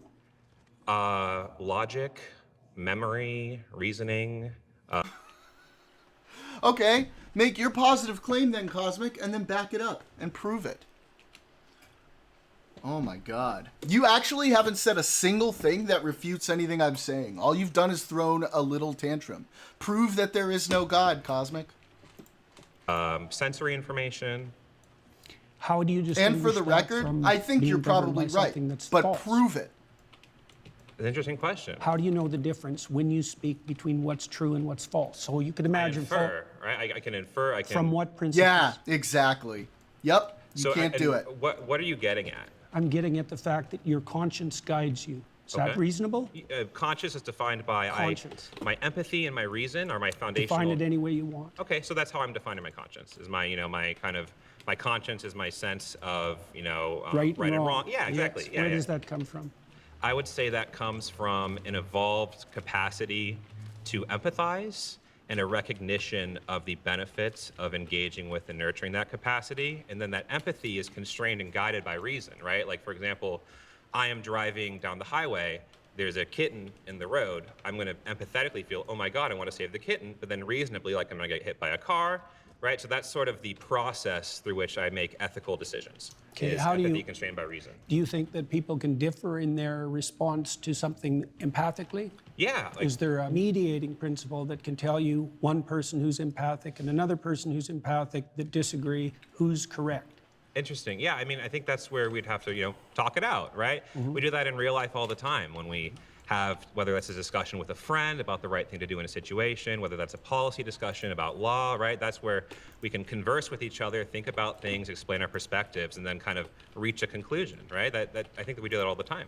So Elijah, the prophet Elijah, defined God in the Old Testament as the voice of conscience within. Okay. That's a definition. So you're saying by that definition of God, I see this kind of goes back to where I'm saying initially. I'm not defining it. Elijah Okay, defined so it. as Elijah defines It's God. defined that way in Jonah, too. Okay, so as Cardinal Newman also got defined it. it that way. As I'm sure you know many people who've defined it that way, and it's impressive. You're a very knowledgeable person. I'm not trying to be impressive. I'm okay. just pointing out to you Got how it. God is defined in the Old Okay. Testament. All right. So to respond to that, I do think there are lots of interesting ways to define God, and that goes back to my kind of opening Then how do we statement. specify what we're arguing about? We use context clues, or we again, it goes back to my example of the I'm Mona Lisa. defining God as conscience.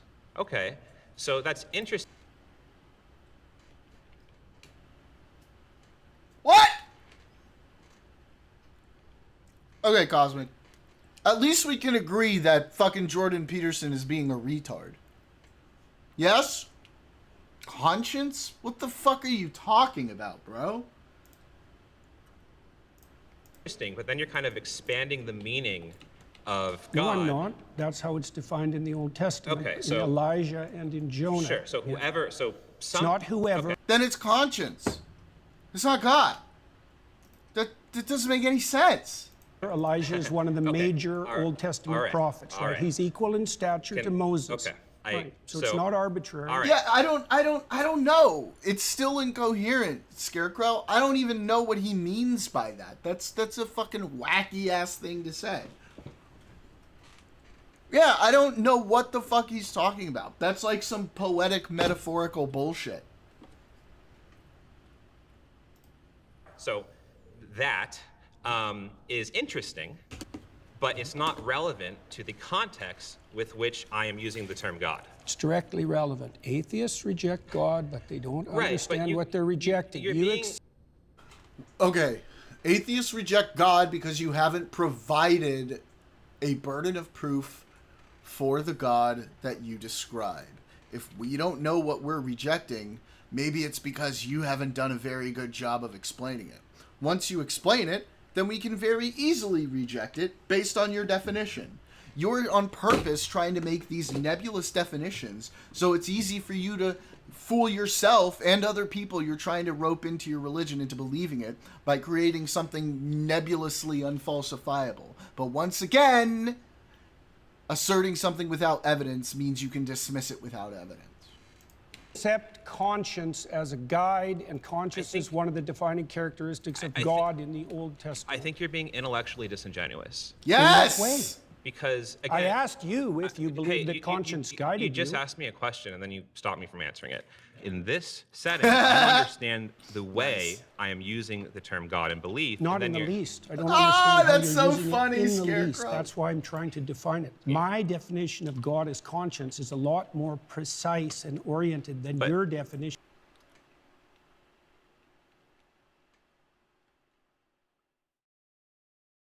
It's literally the opposite of precise. It's not precise at all, Jordan. It's not precise even a little bit. It's super nebulous. You haven't defined anything. That's completely imprecise. And he doesn't have a definition of God because he doesn't believe in a God. So what the fuck are you talking about? Of the God that you hypothetically disbelieve in. It's irrelevant to the fault lines of this Hypothetically disbelieve in. That is some mental gymnastics right there, bro. Woo! How is it irrelevant? Because in common parlance, when we're talking about There you atheist, go, God, Scarecrow. belief, not belief, I we're don't not care talking about common parlance. I'm trying to get to something fundamental. I think your point is irrelevant to the way that people tend Which to use point? these words. Your point that there are these polysemous I didn't make ideas that of point. God. You did. I I made a I specific characterized point it, that God right. was associated with conscience. I just feel like you kind of retreat into this semantic fog. I'm not retreating at all. I'm advancing, sir. You are retreating. Dude, he's Well, it was kicking very your nice to ass. meet you. I appreciate the Jordan. conversation. Yeah, it's You, very you brave got of you to do fucking this. owned there, okay? You got fucking owned, JP. My next claim is that just got fucking morality told. and purpose cannot be found within science. It can't be found within science. It can be explained by science. What is up, Mr. It Canada? can be How you doing, man? explained Doing by great. rational Brian, understandings I think of it's interesting that society you say and that where morality science and purpose comes can't be from. found in science. Actually, No, within science. Sure. Purpose, I actually grant you, because purpose is subjective. Who are you laughing at, Cosmic? Can we be on the same side for the rest of this? Okay, you don't like my definition. That's fine. We both think this guy's an idiot. All right? Can we just be on the same side for the rest of this, please? I don't want to argue with you the whole time. You and I can have a discussion about this sometime on voice chat. I think that would be fun. Yeah?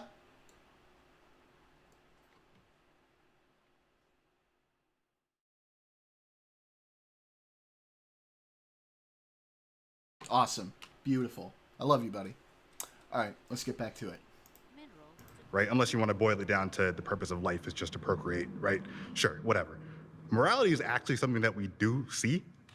We actually have examples of Neanderthals, an older individual was found in a tribe, missing an arm, missing teeth, still alive, somehow in his 40s, 50s, right? Typically, you're a Neanderthal, you can't eat, you can't hunt, you die, right? But we know that members of his tribe were taking care of him, right? So we know that at some level, early in our evolutionary history, we actually developed... Yeah. Well, it wasn't consciousness. He said conscience, which is even less coherent. To say conscience, and like, what do you mean by that? By like morality? Is that kind of what he's suggesting? Like, is that kind of what he's suggesting? Morality? Altruism. We have examples of chimpanzees who actually have a basic understanding of fairness, right? If you give a chimpanzee 2 grapes, right? Okay, bro. Unfortunately, he's not making a very good argument here, because if he is,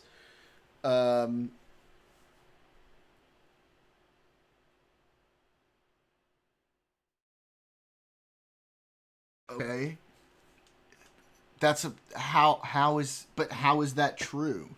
Like, you have to demonstrate that's true. The universe is the universe. That's what we understand it as. If you're going to claim it's something more than that, you're going to have to substantiate that. There's no reason to believe it's more than that. This guy's argument is not very good because if I'm understanding the argument that he's making.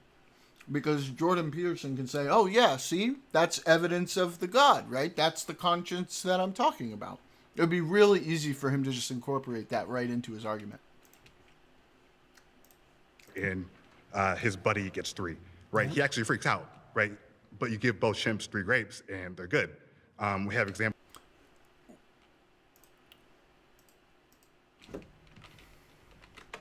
But that's just like,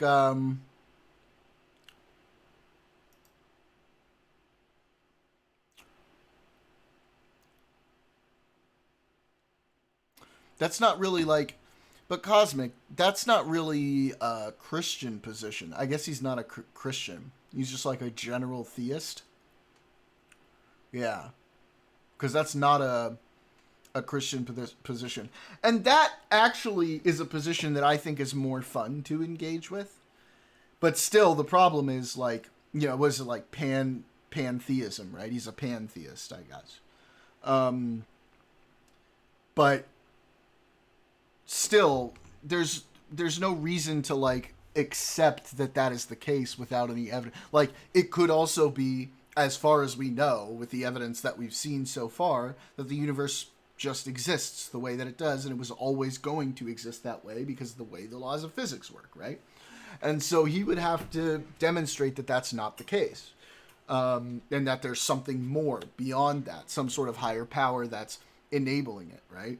In which case, you know, I'm sort of constructing a first cause argument, but again, in the first cause argument, you're making a logical leap where you're saying that, like, okay, well, the universe is the way it is because of the first cause, but you have to link those two things. You have to demonstrate the, you know, the cause and effect, or the causal link between saying the universe is this way, right?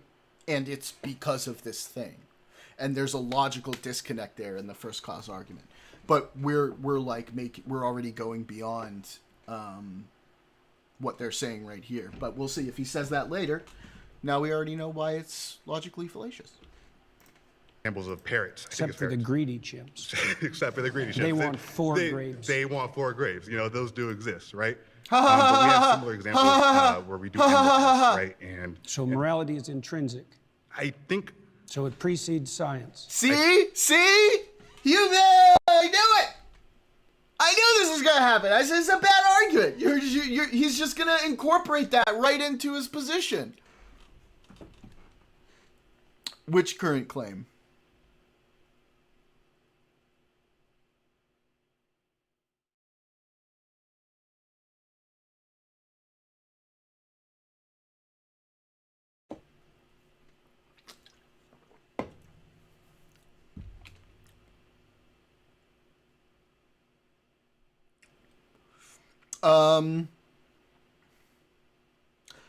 I think we can explain morals through science. Is sociology part of science? Evolution is part of science, and it's a reason why we have a lot of morals. Our society is sort of why we have other morals, and then there's like personal opinions that provide morals. I mean, psychology is kind of like a soft science in like a roundabout way. In some ways, science can provide morals, but I'm not sure that's exactly what he's saying. A lot of our morals are offshoots of, you know, evolutionary instinct that we have. And then we have a lot of morals that are societally sort of created. So I don't know if you count that as science, but I think what he's trying to say is like they're not explainable, which I do disagree with. Like they're not explainable through like natural means, to say. Or like within universe means, without like a god or an external figure.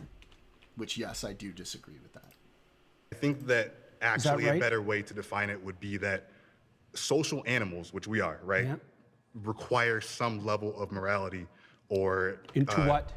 I'm not disagreeing. Sure. Why do they require that? Because it's the only way that social groups can actually survive, right? That's my point with regards to science. Thank you very much. Is that? Precisely the point that you just made, that science has to exist within a moral framework that isn't in itself scientific. How's that not scientific? What?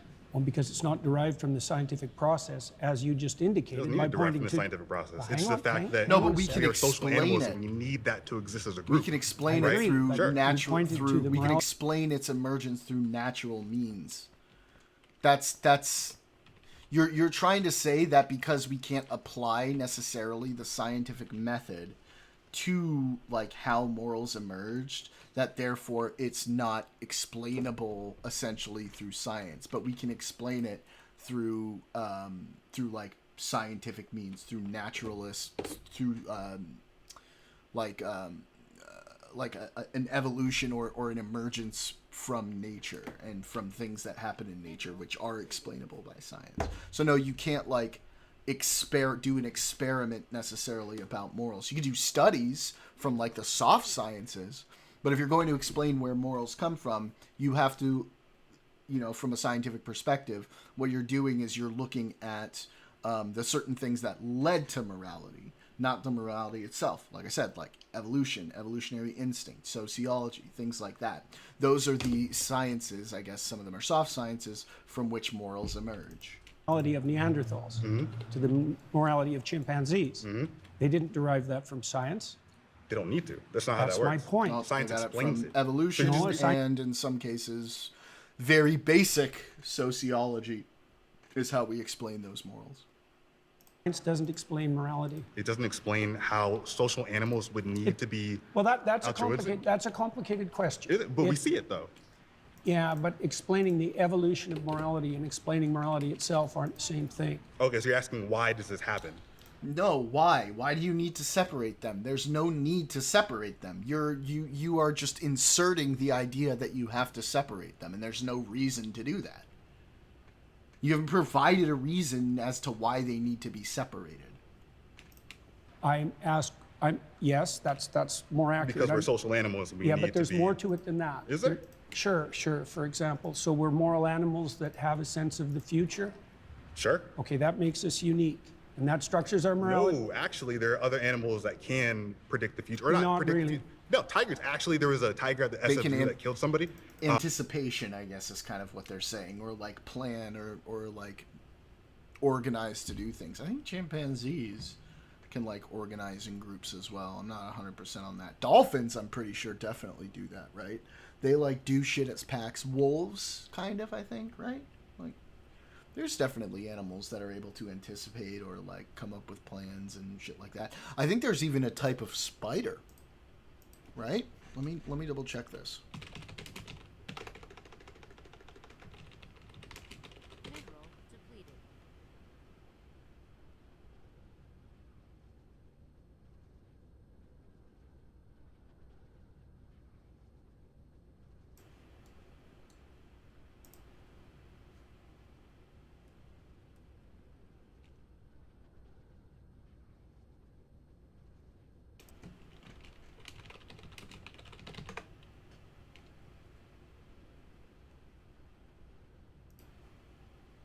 The Portia spider is often considered the smartest species of spider due to its advanced cognitive abilities and problem-solving skills. These spiders are known for their intelligent hunting behavior, which includes learning new tactics through trial and error and remembering successful approaches. They can make detours to find the best attack angle against prey, even when it means breaking visual contact. And they can mimic the vibrations of trapped insects or courtship signals to lure their prey. So even a fucking bug! Even a fucking bug, Jordan! And so Hunting actually, animals. No. Kids threw shit at the tiger. The tiger actually plotted its escape, and it found the I'm not kids. saying that animals can't think. Okay. No, but let's they can pause here. perceive the future. That's what I'm saying. Well- Voted out by the majority. Thank you, man. Good man. It's a common philosophical claim and ubiquitous in the field. Science does not allow for odd statements. It's funny none of these atheists protested against it. I mean, I don't know who any of these people are so far. So I don't know what their positions are.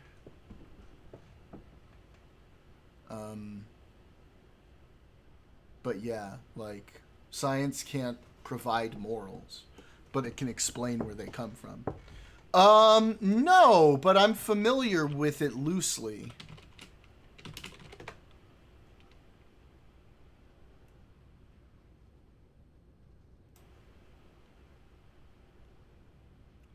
Oh, Tchaikovsky.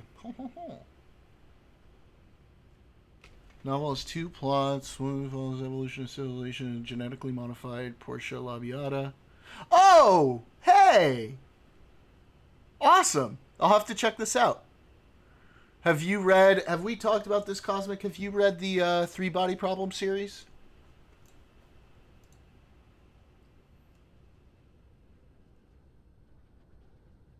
Oh yeah, we did talk about this. You got mad at me for saying that there was science in there. Gosh, can't you just like things, Cosmic? Can't you just enjoy things? Come on, buddy.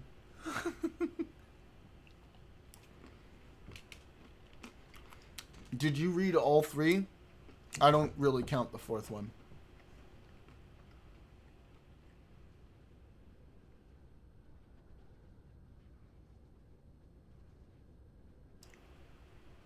Just the first one? I really like the second one because it deals a lot with the Fermi paradox. And the third one a bit as well. And that's one of my favorite things to talk about. Well, not favorite things, but I love talking about the Fermi paradox. And sort of like the different solutions to it. I find it very. So I definitely recommend it. It's called The Dark Forest. Fermi paradox. Yep, exactly, Cosmic. It's pretty cool. I recommend it. And then the third one is like wild. The third one is like dialing the sci-fi up to 11. We're talking really speculative technologies. Like, I will grant you the third one is a lot of made-up shit for sure. But it's cool. And I like it.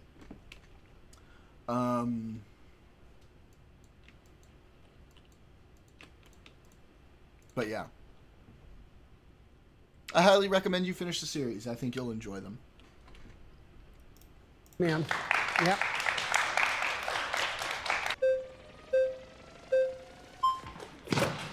Jordan Peterson, how you doing? How you doing, man? My name's Luke. Nice to meet Good you. to see you. Hi, Luke. So your claim that morality and purpose can only be found in science is a little shaky because I think that your claim is really being framed to be morality and purpose can only be found in religion. Is that how you're kind of framing it? I would say that the domain of religion is the domain of morality and purpose. Yeah, I mean, isn't that kind of obvious?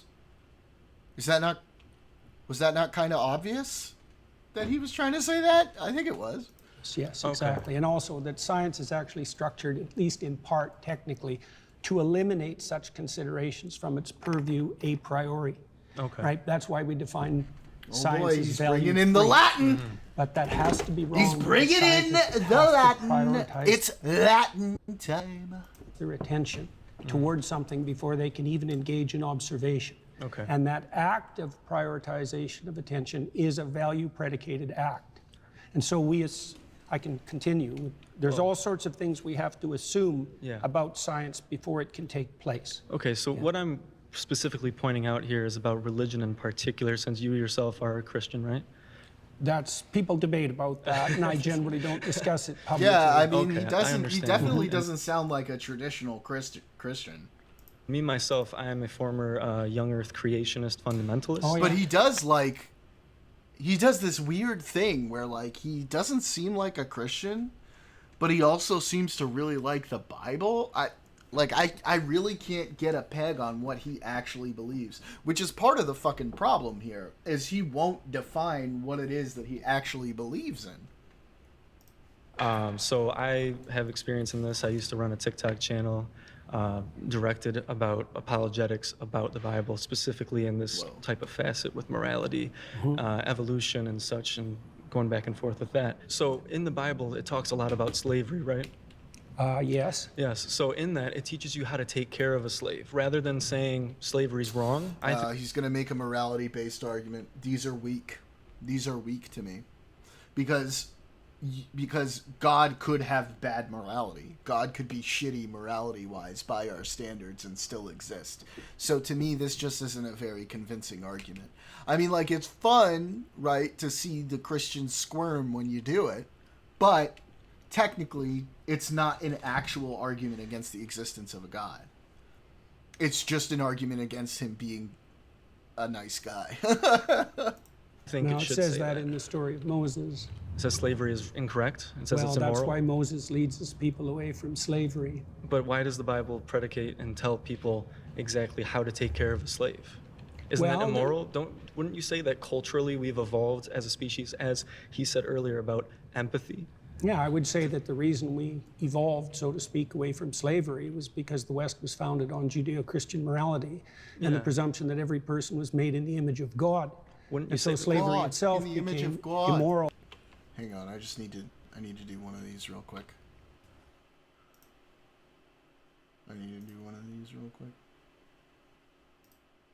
Up yours, woke moralists. We'll see who cancels who. And that was established by Protestant Christians. I know. This is not a great argument. This is not the argument that I think either of us would be making.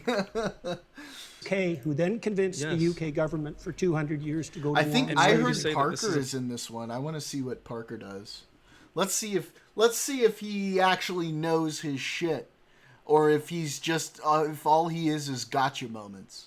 About the cultural evolution of humans in general, rather than just Christianity. No, I think it's the flowering of the ideas that were embedded in the biblical texts across long spans of time. I feel like this is just humans editing based on the cultural evolution. No. The only valid time to use that argument is if they claim their definition of a god is all good, right? Or omnipotent or omnipresent, right?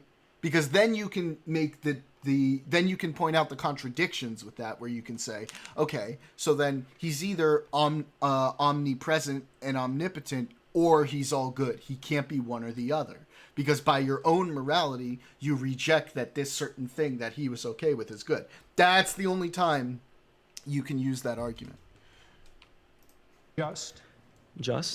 Yeah, just humans. Well, humans. Editing. Well, based on culture and history, right? We get better. They did do it based on culture and history, but culture and history have their foundations too. So. Well, yeah, but we're talking about slavery. So many people bolstered it based on the Bible. Based on the Bible. They looked at it and they justified it in the United States and the Deep South. They justified slavery. Yeah, but based the main on the thrust. Bible. There he is, Parker! Thought in particular was That's why. Yeah, you're right, Cosmic. He wants to get in there. He's like, oh, they're talking about slavery. Let me in. They're talking about slavery. Let me in. And it was about the only movement in the history of the human race that had an anti-slavery direction. Which was driven by humans and their understanding that's one of way morality. of looking at it. Well, it depends. It's the same with women's suffrage. I mean, women's in the patriarchy. What do you mean it was driven by humans? Humans drove slavery too. Yes, exactly. So there's no argument there. If slavery and anti-slavery were both driven by humans, what does your claim that they were driven by humans have to do with it? Evolved morality. Yeah, but okay. Yeah, see, he kind of set himself up for failure here. He would tell it does not match his service energy. Yeah. See, he set himself up for failure here because I don't think Peterson made the claim that God was all good. If he had made that claim, you could have gone down here. But because he sort of jumped the gun on that claim and assumed that that's what Peterson's position was, he kind of painted himself into a little corner where Peterson can now say, oh, yeah, like that's humans, that's not God. Because, you know, if he wants to win this argument, what he's got to do is he's got to ask him, do you think God is all good, right? Do you think God is all knowing? Well, if God is all-knowing and all-good, then that means he knew that humans would do this ahead of time, and he set it up in a way where they specifically would end up doing something that he considers to be bad. So he can't be all-good. Either that, or he didn't know it was happening, that it was going to happen, and he can't be all-knowing. based on the culture that within the society that they live in. Okay, So fine. with I women's think that did suffrage as well happen. is a very similar topic in the Bible. There are denominations in Christianity, such as Pentecostal movement, which do bolster women to be pastors, right? Which I think that's a great thing to do. But most like to disregard Where do you women. think the idea that human beings were sufficiently equal to all vote and not be slaves came from? Humans. Yeah, but so did the idea of slavery. So did the that's- idea of God. I've actually watched a few of his live streams, Cosmic. I enjoy it. It's with her. Oh man, yikes, Daniel. Welcome back.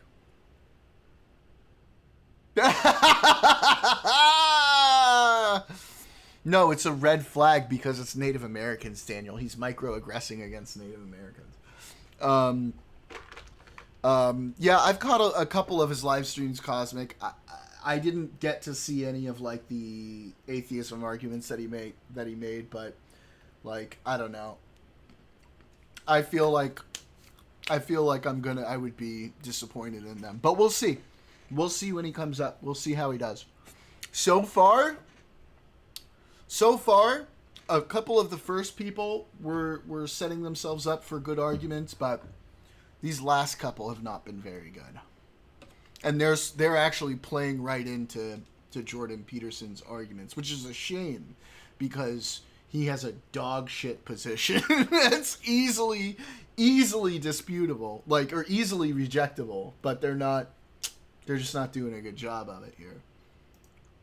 They should be more focused on getting him to state his position and pushing against that than coming in and trying to give like their own general arguments against like a nebulous idea of a god when they don't know what his position actually is.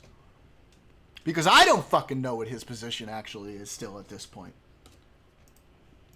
Fine, but what's your point? Like, you're not making an argument. You're just saying all thoughts come from humans, regardless of the thoughts. It's not driven by a higher power. It's driven on our experiences Define as higher. humans, which is what is best for all people. Is it driven by conscience? It could be. Which conscience? What does that mean? What does that mean? That's so nebulous. That doesn't mean anything. Driven by conscience. Give me a fucking real definition that I can understand. Ask him what it means. Soft-looking white guy with the long hair. Ask him what it means. Luke, I think his name was. Luke! Ask him what it means. This is also something that has evolved over time. Water and into I think that's tofu. something that does evolve in morality and How soy. empathy. Okay, I don't understand the point that you're making. My point is that God influenced slavery. People looked at the Bible and went, this is moral because God... Nah, you screwed up, dude. You didn't set this argument up the right way. You just didn't set yourself up to win on these points, buddy. You gotta do better. You gotta do better. God says so, just like women's suffrage. There's lots and of... just like homosexuality. All human societies were slave-owning, so you can't blame that on the Bible. If humanity decided... Oh, wait, address that first. Oh, nope. JP fucked up. JP fucked up. Because the Bible is the word of God. The Bible outlines the rules for owning a slave. So that means that's a tacit approval from God. JP, you fucked up. Luke is not going to catch that, though. Luke is not going to catch that, though. If he does, I'll give him props, but Luke is not going to catch that, though. Human societies were slavers, so you can't blame that on the Bible. No. Well, you can say it bolstered it. Well, not if you look No, not that it bolstered it. If it's the word of God, that's tacit approval of God. That is God saying that slavery is okay as long as you follow these rules. No, Luke, come on. Are you just all hair and no brains? Come on, buddy. at the broad sweep of history because it was the Protestant Christians based in on the their UK. interpretation of the Bible, It was the Protestant Christians which evolves over time. Let's pause there. You've been voted out by the majority. All right. Well, it was great talking with you, nice sir. talking to you too. Yes. Oh no. Why did mullets come back? That's so ugly. It looks so bad. Fuck. Who's that? Dr. Peterson? Parker Good to see you, Whitefield. man. Pleasure. Parker went for it, but he wasn't quick enough. Who's this guy? What's your name? Brian. We got an old buck. We got an old buck. Douglas Murray could argue better. Douglas Murray is pretty good at debate, although... Nah, I don't know. He's okay. On some things, he's good. He shouldn't have said the "you need to be there" thing. That was a big mistake. I mean, I kind of agree that, like, it's annoying for people who have never been there to, like, make the arguments. But, like, you shouldn't have made that point. It's not, like, a real true point. He kind of fucked that one up. We got an old buck. What do you got? Did he say his name was Brian? I mean... I think it definitely helps, right? I've been to Israel twice. I think it absolutely gives me a perspective. I agree the numbers don't tell the story, Cosmic, but you can know that the numbers don't tell the story without going there yourself. Cosmic, have you been to Israel?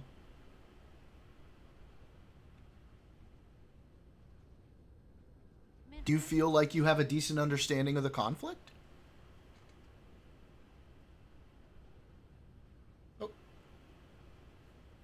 Okay.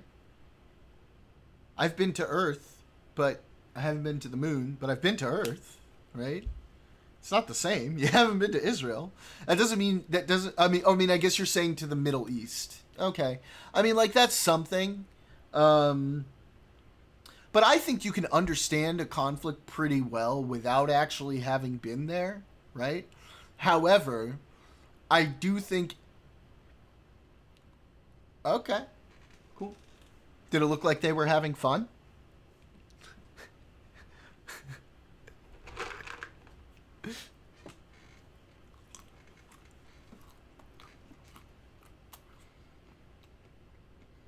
Regardless.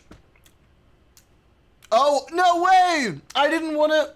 I was thinking about the Palin joke, but I thought I would just be making fun of you, so I didn't want to do it. Oh, man! I should just go with my gut. More. But yeah, I don't think you necessarily have to be a place to understand, like, a conflict. However, what I think he should have said is, you haven't been there. I think you should go there. Because going there definitely expands your understanding and experience of the conflict. It will bring, a wider perspective to you. Like, if you're going to sit there and criticize all of the people and, like, all of these different things about a country, maybe you should go and visit it yourself before you, like, come to those conclusions, right? Like, I feel very comfortable being critical of Putin and the Russian regime, right? I lived there for 4 years. I feel like I understand the culture. I understand the people pretty well, right? I've known Jews pretty much my whole fucking life. I've been to Israel twice, right? I feel comfortable talking on that conflict, having been there and experienced what it was like during the Second Intifada, right? I think those things definitely help. But, I can also talk about other issues that I haven't been to. Like, I've talked a little bit about the Myanmar situation just from what I've read. I've also said, like, I don't know that much about it, but here's kind of what I'm looking at, right? I've talked about the issues with China, even though I've never been to China, right? I think you can, but you really have to do the work to try to understand all the sides of the argument when you're going to do that. I think that's the important thing that could have been said. Messed up by not clarifying it further. You don't have to be there necessarily, but if you're going to talk like you've been there, quoting people who either didn't go or went, but never investigated in good faith. Yeah, I agree. I think Marie said in response to the failed comedian Dave, bringing up the deaths in the war, he was trying to say the numbers don't tell the story. Yeah, I mean, like, I agree with that. The numbers don't tell the story. But I am real tired of people just quoting the fucking numbers. Especially when the numbers aren't actually that remarkable when you compare them to other wars. They really are not. But, we live in fucking memes nowadays. Although I will say this. I am not a fan of the aid blockade that is finally opening up a little bit. And, like, I get it. We're trying to squeeze out Hamas, but, like, I'm glad they started letting in aid now. That was about to get real ugly. I'd like to say I would like to engage in this discussion in a symbiotic manner. I would not like to engage where there is one clear winner and one clear loser. Emotions are activated and it ultimately comes about ego. Oh, this guy's trying a new approach. Let's see how it works. So I'm just saying I'm really trying to understand your position, and I would just like you to really try to understand my position. Deal. Should have started earlier when the anti-Hamas protest started. You're saying, like, they should have started the blockade earlier when the anti-Hamas protest started?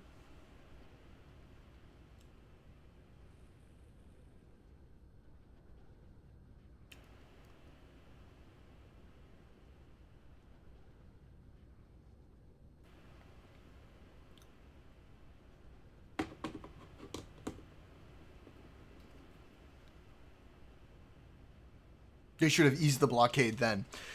Absolutely, Cosmic. You're absolutely right. And not only should they have started easing the blockade then, that would have been the time to start going in. The IDF should be going in, mingling with the civilians, doing that work on the ground to try to turn them over to the side of the Israelis, get them to work with Israel, not against them, against Hamas, as like a joint effort. That's what they should be doing. Try to turn the people on the ground. Make it easier for you to turn the population against Hamas. You know, not just with the bombs and with the strong arming, but with, you know, the soft power. And like that's the smart thing they should be doing, because then you can even leverage that into like a possible peace deal and something better in the future. The aid blockade, unironically, is something leftists were secretly cheering forward to bolster an argument, also by making fake claims about famine the whole time when there was food shortage issue. No one believed them! Exactly! They fucking cried wolf for a year and a half! And then when it actually happened, everybody's like, oh, yeah, whatever, man. Whatever, man. You've been saying that for a fucking year and a half. Okay, sounds good. With that, if you're saying that morality and purpose cannot come from science, is the opposite of that true, that morality and purpose can only come from God? That's a way of defining it, yes. Okay. That's right, that's good. So I would say that with regard to the first claim, say, atheists don't understand what they're rejecting, because I would say, by definition, God is the unity upon which moral claims. Oh, I can already tell this guy is smarter. He's putting him into a corner. He's having him make a positive claim now. This guy I think knows what he's doing. Let's see. Claims are based. That's a definition, right? Okay, if there is a God, what is the purpose of life? Well, in the Christian tradition, the purpose of life is to engage in voluntary, upward, self-sacrifice, so that the kingdom of heaven can be established on earth. So you're trying to make it to heaven and avoid hell? Yes, that's a good way of thinking about it. What is the purpose of heaven? Do you understand? Well, so here's the deal. At minimum, it's the opposite of endless suffering. How about that? Okay, and so should we not try to achieve infinite suffering on planet Earth? And if we can achieve infinite suffering on planet Earth without God, avoiding it, if we can do that without God, then does that defeat your claim? Well, there you go, buddy. Set him up to make a claim, show him the contrary nature of his claim, and watch him fumble. Yep. This guy knows. Yeah, except that it doesn't, you circumvented my initial definition, because I said because your initial definition was dog shit. By definition, God was the unified source of morality. And so if we engage in a moral exercise... And when you're talking about morality, though, when you really reverse engineer it and you get it down to its root, you're a psychologist, it really seems like it just has to deal with motivation. People are saying there is a God, It's more specific than that. Well, so let me ask you this. So if there is a God and there is a moral code and it doesn't come at your benefit, are you going to follow it? It depends on how you define your benefit. If you define your benefit, if it's going to come at your expense, would you still Define follow your it? expense. If God came down and said, "Here is my moral code, and you should follow it," but even if you follow it, you are still going to end up in hell, are you going to follow it? well, that was the question that was put to Job and to Christ, right? Oh, Parker! Oh, he's having such a good time. Look at his little fucking smile. Were required. Hang on, I'm answering your question. They were required to withstand trials that would break anyone and maintain their upward orientation regardless. And they did that with the motivation of believing that this omnipotent, all-loving God would somehow turn it into a benefit. So they still did it solely for their benefit. So No, when you, not, well, yes, let's they define, did. Yes, hang they on, did. Hang on, let's define benefit. Like, if I did something for your sister, would that be to your benefit? Like, how are you defining your benefit? Do you mean one of your whims gratified now? Or do you mean you and everyone you love and know over some reasonable span of time? Like, So what do you mean by you? when you're talking about whims, I think you're talking about something that's more dopamine. When you're talking about morality, you're talking about something that's more serotonin and more ultimately satisfying. So you and I agree on a lot. I mean, when it comes to talking about how... One thing Ryan Macbeth had said was that Israel tried to create a grassroots Palestinian movement like Sons of Iraq. The U.S. helped create vetted former Saddam Iraqi officers. Should have tried. Yeah, that's what I'm saying. They should have tried. That's what I'm saying, bro. God, I fucking love Ryan Macbeth. He is so based, and he's especially based because Bad Empanada hates him, which means I love him even more. Men should be masculine and things of that nature. You and I are 100% in agreement. We just don't agree on the justification that God is the only thing that provides morality. It's not a justification, it's a definition. What's the difference then between a definition and a justification? I mean, it's ultimately psychologically the same thing. Well, we have to define what we're talking about before we can just debate. Okay, well, right? so here's my position. So I said that God, among other things... I'm actually a non-theist. I'm not an atheist. I believe the human condition is one of uncertainty.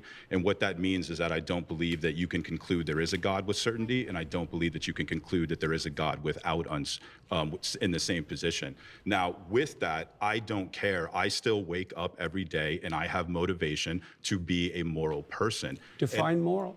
Moral, what I ought to do. Okay, and how do you and come what to I that ought to decision? do, ultimately it comes down to what not just benefits me, but what benefits the entire planet, what benefits the entire system. I think that your entire moral perspective comes from linear thinking, and when you look at the reality of the universe, it's actually more so holistic. So when you look at how Aristotle defined God, when he said that there had to be an unmoved moved or an uncaused cause, he was defining God from a linear perspective, and you do the same with morality, and you do the same with purpose. How does my definition of morality... I like this guy. This guy's the best one so far. Hypothetically differ from yours? Because you're saying that there's something that exists in a vacuum, that it exists in and of itself, and nothing in the universe exists in a vacuum. Nothing exists in and of itself.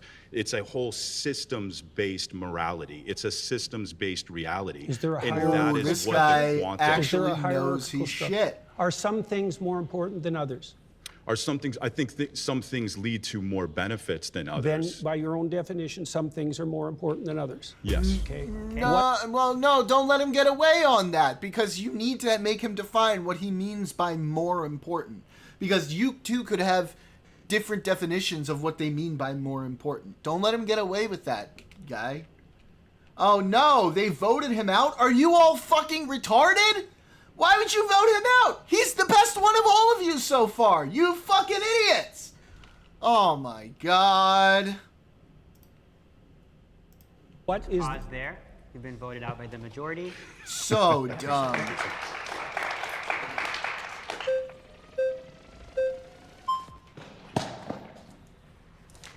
How you doing? Oh! It's our microaggressive boy. He's here. He's here, guys. Oh! I guess since you said morality and purpose cannot be found in science, it would just depend on like what you're referencing. If you're saying like, I'm not even gonna play during this. I just want to watch Parker. I just want to watch Parker. Let's see. What do you got, Parker? Here we go. Real test. Let's see. What do you got?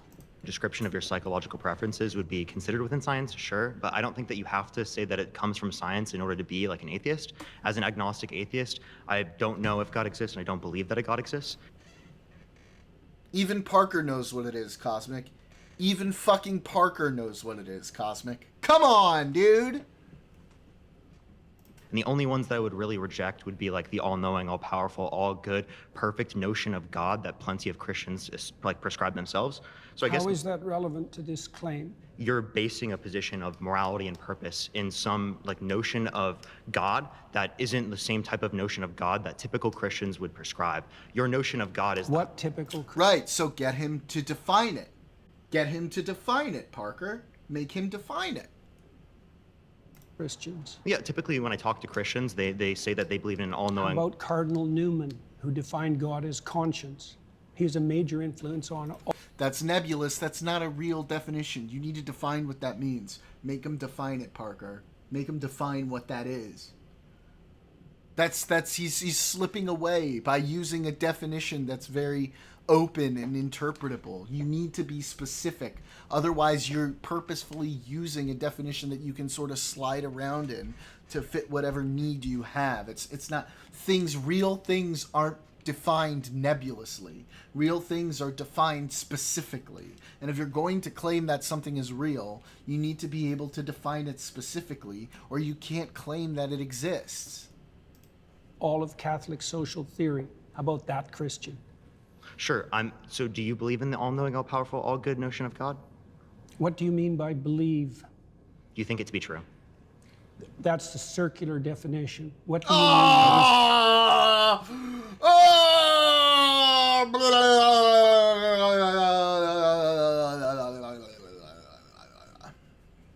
So far, he's doing okay here, Cosmic. We'll see how it goes.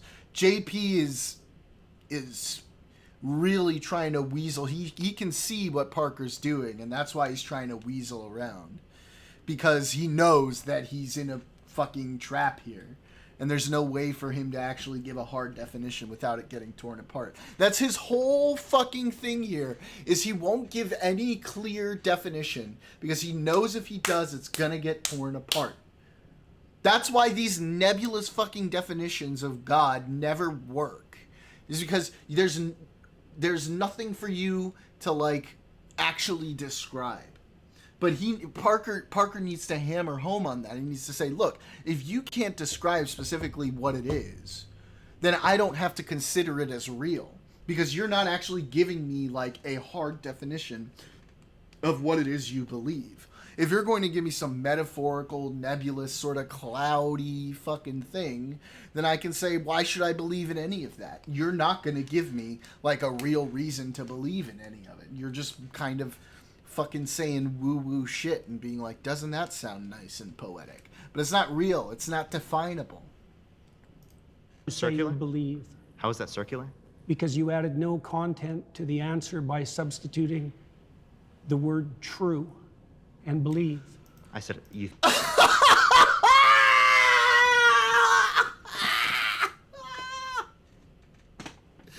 Fucking stop, dog. Fucking stop, dude. Stop. You know exactly what he means. You know exactly what he means, JP. You know exactly what he fucking means, okay? Cut it the fuck out, dude. You know exactly what he fucking means. Stop it. Are you serious? Raisin empanadas are real and definable. They are empanadas with spicy meat. You've got chopped up olives, chopped up hard-boiled egg, and a few raisins in there. That is a clear, real, and definable thing. And I can show you that it's true because I can make them. And I say, hey, here's a real thing. Jordan Peterson is creating this nebulous definition that you can't actually pinpoint down into and say, okay, this is what you're talking about, as a vehicle, either whether he knows it or not, as a vehicle for him to be able to dance around any pointed questions. But he's not actually responding to any of it. He's just got like a nebulous position that he's somehow asserting is true. I don't know how you could. It'd be like if I was like, you know, there's this idea that I have, and it's, you know, because of conscience, and it's good, and it's based. And you're like, well, what is the idea? And I'm like, well, you know, it's conscience, and it's good, and it's based, and you should like it. And then you're like, but, like, do you believe that to be true? And I'll be like, well, you're not adding any content to it by using the word true. What? What? Bro, like, obviously we mean, is it a real thing? Do you think it's real? Do you think that is a actual existent thing? What do you mean, no content by is it true? Stop playing fucking games. You think it to be true. All right. So if you believe something, you stake your life on it. What do you mean by that? I'm not contrarian enough? What do you mean, Casper? You live for it, and you die for it. That's what I mean by that. Bro, what are you even talking about, dude? What are you even talking about, dude? I need to bring that back. What the fuck is he even talking about?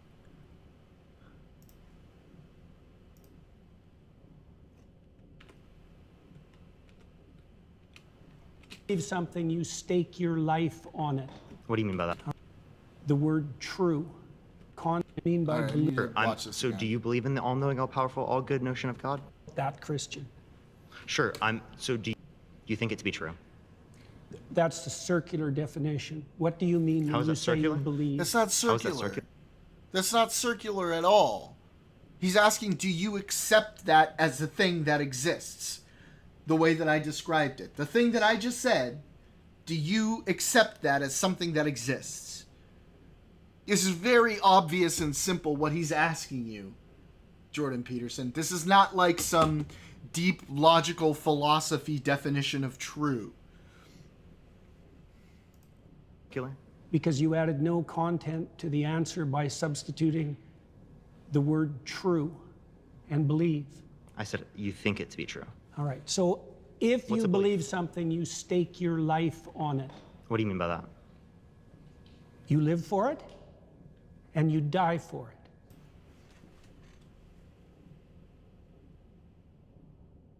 That's fucking dumb. That's so fucking dumb.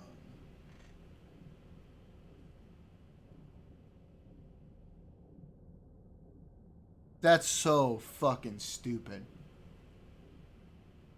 There's so many things you believe that you're not going to live by it or die by it. What a dumb fucking nonsense thing to say, dude. This guy's... Oh, Jordan. Oh, no, buddy. Oh, God. Oh, my God. I believe when I take my dog for a walk after this stream, she's gonna poop. Am I gonna die by that belief? No. Do I live by that belief? No. Casper, have you been watching or listening to this whole thing? We've been watching for how long? It's 8:30. We've probably been watching for like 2 hours now. I've only gotten through 34 minutes of this. I've had to stop it so much.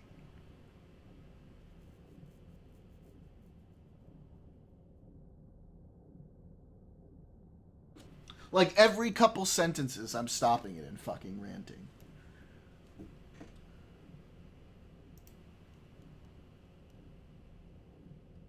I wish you were in here, Casper. Boo. Boo life. Boo.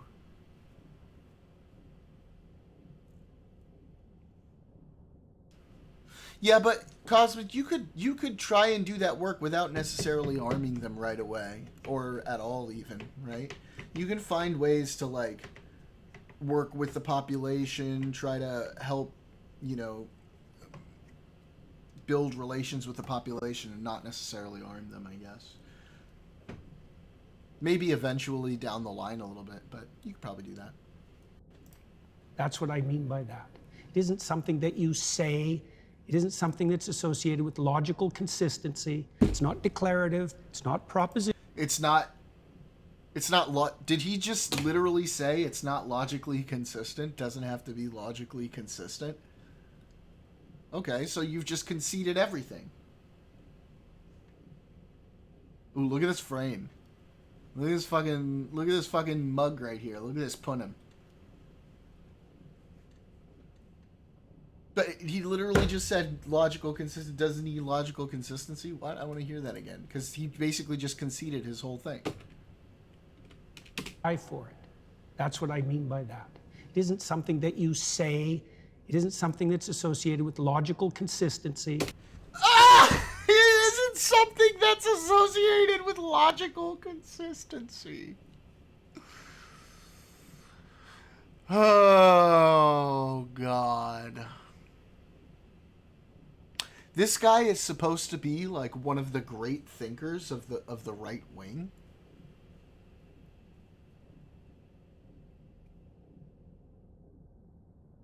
Bro, Parker, this is where you say if it's not associated with logical consistency, then the discussion is over and you've already lost. Bye.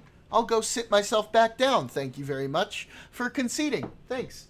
I will concede these, Casper. Like, what is he doing? What does he even think? What does he think he's doing?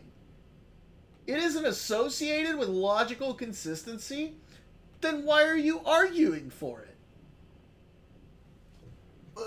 What do you... you're here for a debate. If you're saying it's not associated with logical consistency, why should anybody in that room talk to you for another fucking second?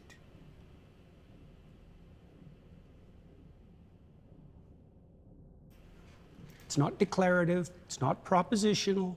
It's not a figment of your imagination. It is declarative, and it is propositional. You're making a claim.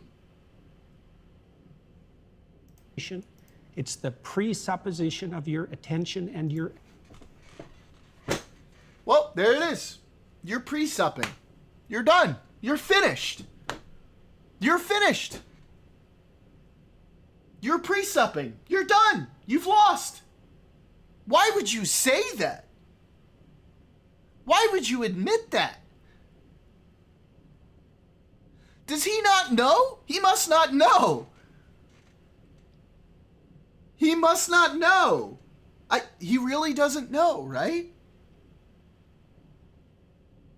He literally just said, proudly, it's a presup. And not a minute ago, he told Parker that his question was circular. My guy, you've bought the farm. You're done. You're finished. You're retired.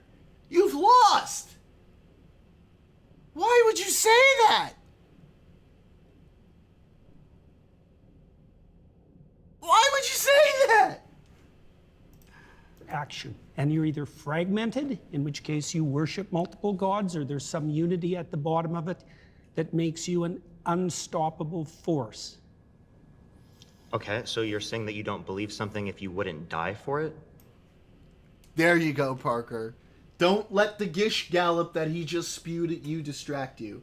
Go for that one, but really, you should be hitting him on the presup. If he just said that he's using presuppositional logic, then he's lost the entire argument, and you should just hold him to that. Like, don't let him sit on that, dude. Like, he's fucking himself. He's he's fucking presupping. He fucking said it. Not really, no. Okay. So then, how would you define belief? Something you say? Well, I explain. Like, I could believe it is the case that this pen exists, but if someone like threatened my life, right, I would lie in order to be able to save my life, right? Like, I think you would do that too. You wouldn't lie to save your life. Don't be so sure. You wouldn't lie to save your life? Don't be so sure. I wouldn't lie to save my life. Parker. Don't be so sure. Up yours, woke moralists. We'll see who cancels who. I don't lie, even to save my life. How much do you know about me? I didn't lie to save my career. No, that's not true. That's not true. Because remember, he said at the end of that episode that he was going to say it.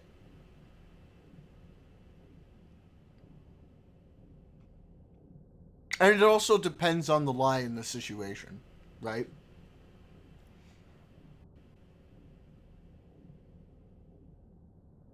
Like if somebody held a gun to your head and said, and told you to say, I like big butts and I'm lying about it, I think you'd probably say it.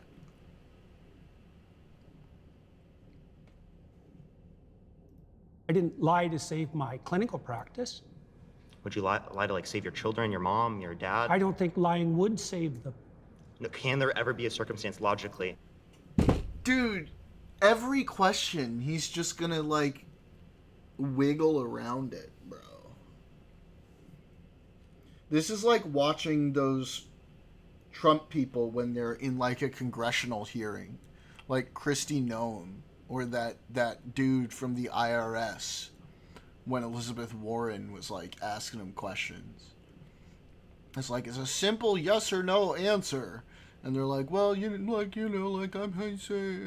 getting around. No, I don't believe you would, Daniel. I think if you didn't like it, you'd tell me right to my fucking face.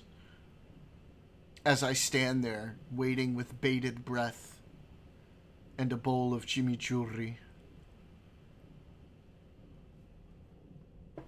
that I made by hand from scratch, especially for you.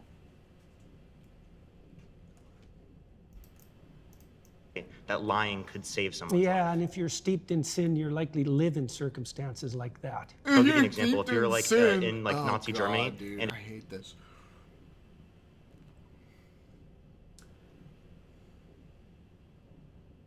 I hate you.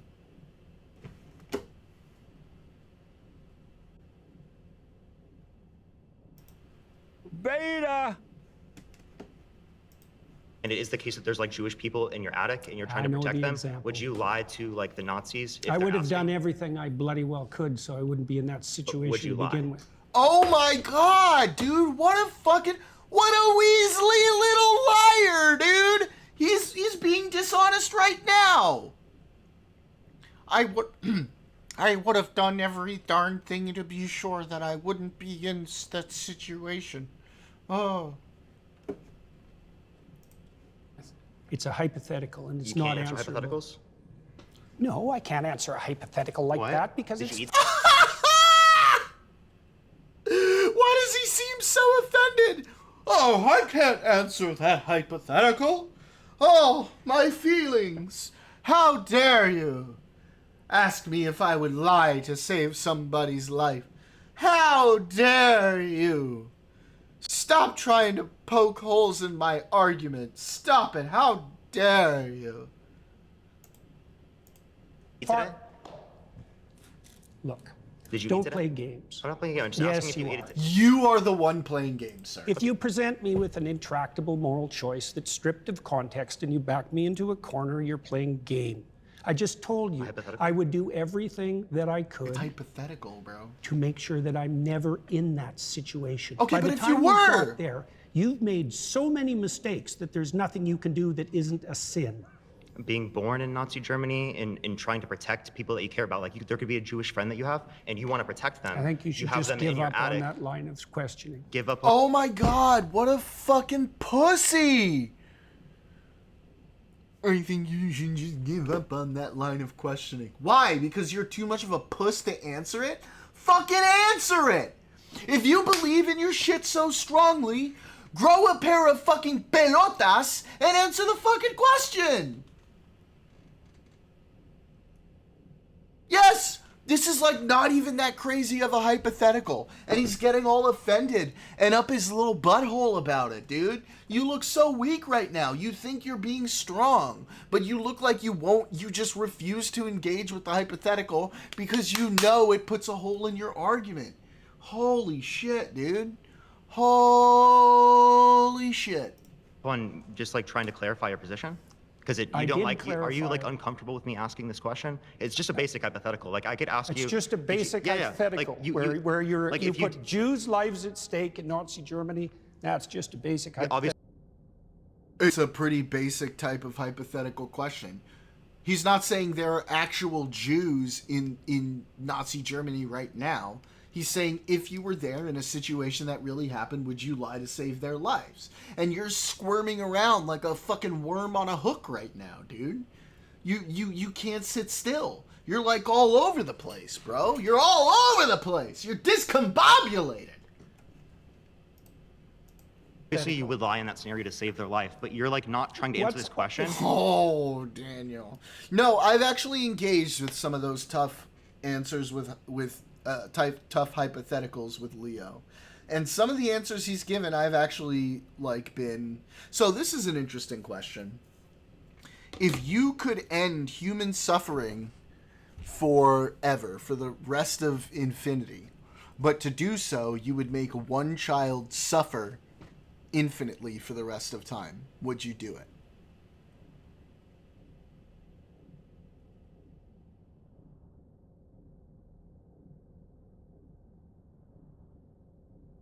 Yes, Cosmic.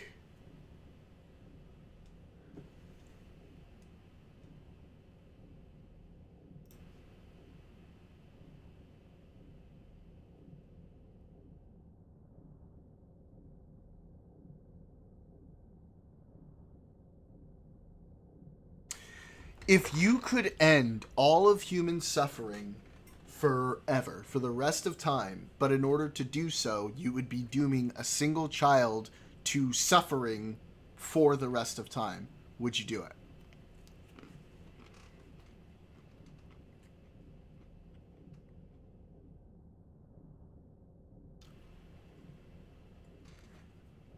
All right, I get it. You don't like fucking raisin empanadas. Jesus Christ. You wouldn't do it. Okay. Daniel?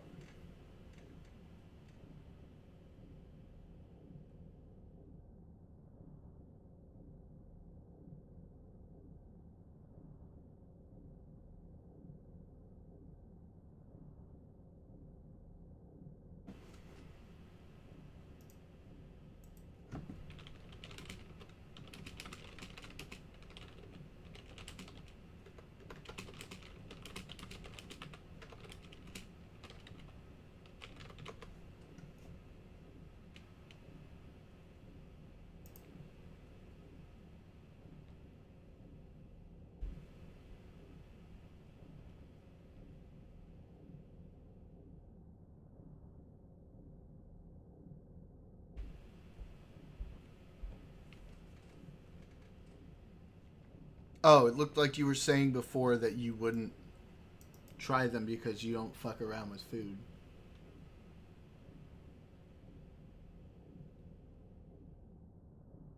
Or at least based on Daniel's answer. That's how he took it.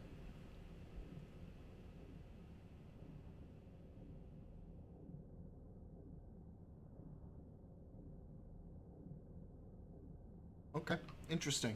Here's my answer. God damn it. I had a sound all queued up. And then the browser acted like a bitch. The needs of the many outweigh the needs of the few. Or the one.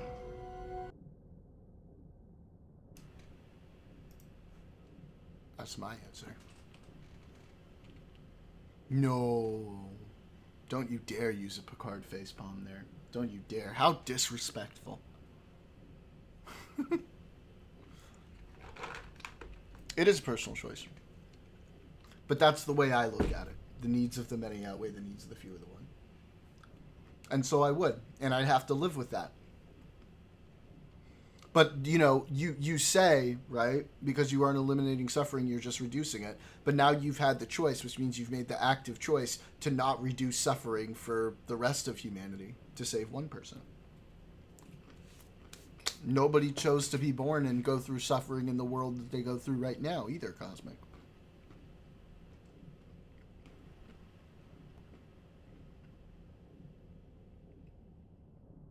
The problem is with these is that the idea that it's completely passive to not do anything is just not realistic. The second you're provided with that choice, you are actively deciding whether to do something or not to do something.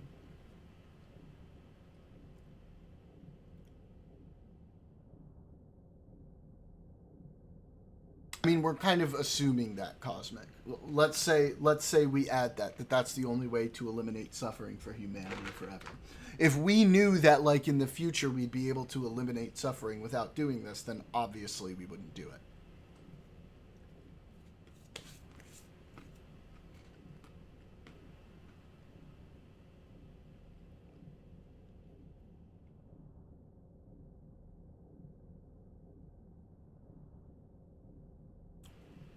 Well, the question says 1.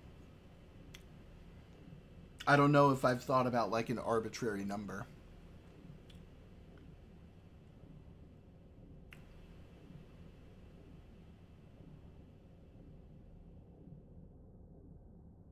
Let's say 8.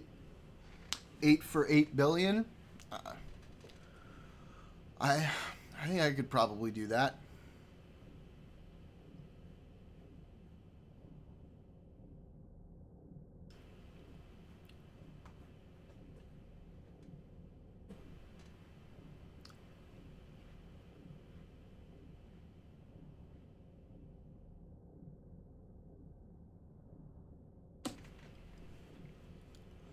Yeah, but Daniel, if the reality is we're not going to be able to do that, then it's false hope, which is arguably worse.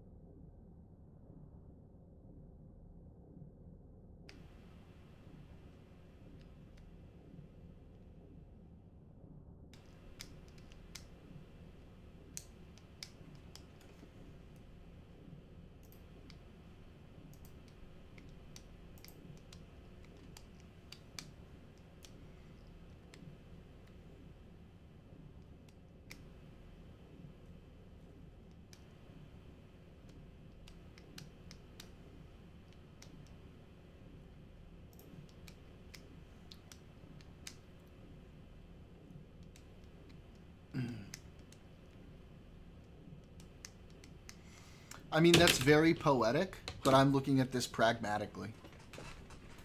Because with a decision like this, you have to look at it pragmatically.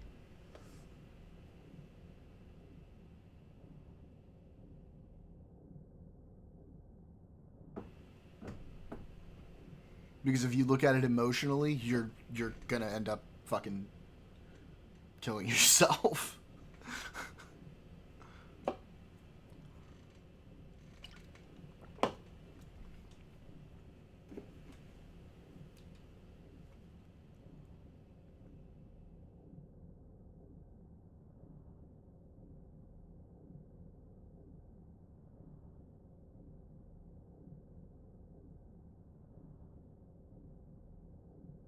No, it's not unprincipled if the principle is utilitarianism.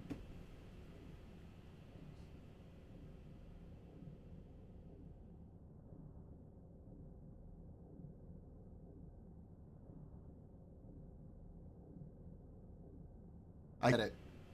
You're clutching your pearls about it.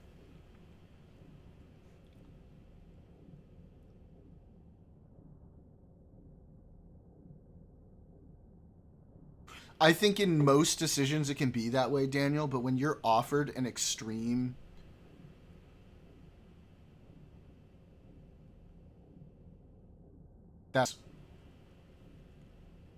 That's retarded, Cosmic, what you just said. I think one is also emotional logic to make a sound decision. Logic is the beginning, was not where it ends. I think if you are looking at more even-sided decisions, yeah, maybe, Daniel. But when you're offered like a chance to end suffering for all of eternity for the vast majority of people, and one person has to suffer as a result, I don't think it's like an emotional. I think that has to be a logical decision at that point. Because the outcome is so potentially good that you have to be able to look past the emotional reasoning behind it and do what's the best choice for everybody.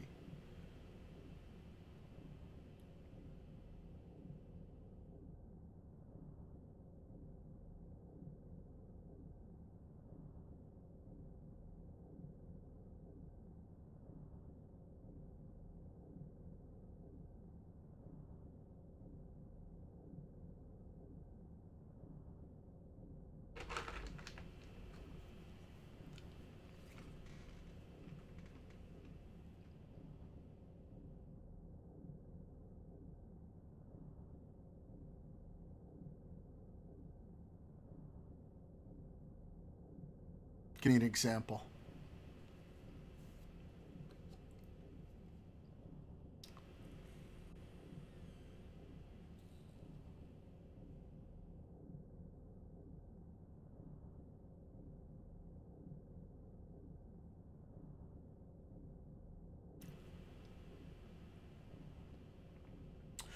Again, Daniel, I think it depends on what kind of extremes we're looking at. Like, where are we going to draw the line? And that's kind of arbitrary to an extent, right? It's sort of like where you personally do. If I'm looking at like 8 people versus 8 billion, maybe I think it's probably worth it at that point. And we're talking about something that's going to last forever, right? Not like a maybe idea, but I know for sure it's going to do that forever. I think it's less sort of a nebulous decision. It's a lot more specific. I didn't say 10%. I wouldn't accept 10%. If you want to say my line is arbitrary, that's fine. I'm willing to accept that. Yeah. And I'll grant you that that number is arbitrary.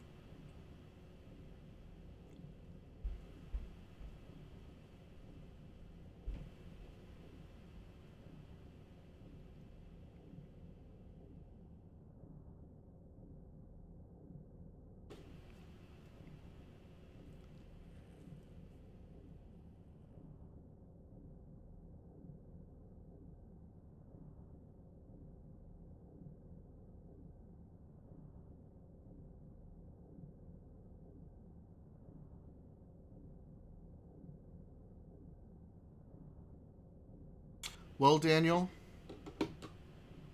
do we actually have any personal agency to begin with? Is free will even real?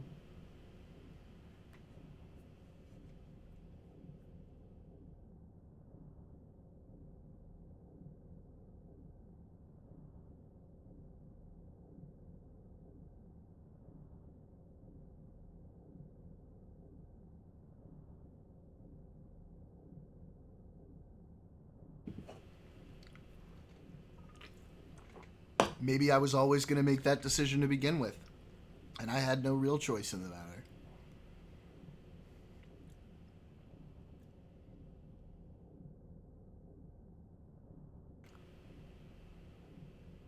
I dare speak of agency? Bro, get your head out of your fucking ass. Holy shit.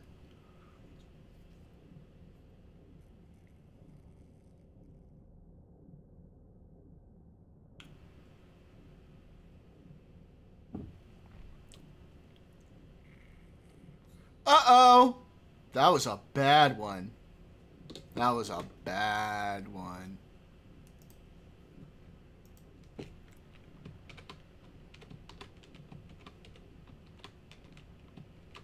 Oh no, you deserve it too. For going against the Vulcans. The Vulcan proverb.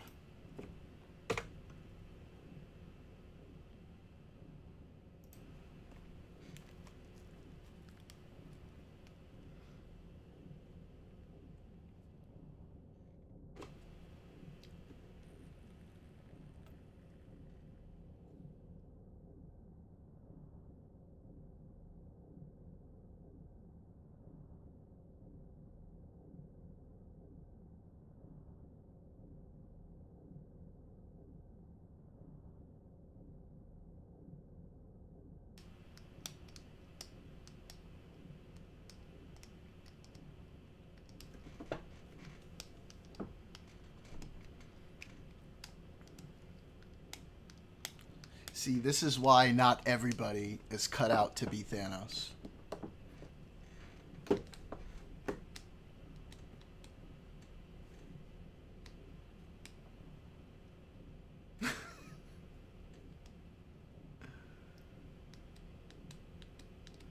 Jesus Christ, Cosmic. Just take a second to stop clutching your fucking pearls and have a conversation without getting all upset and in your fifis, okay? Jesus. Remember the entity Nagilum and TNG and the scientists conducting medical experiments on the Voyager crew in those episodes? Sure.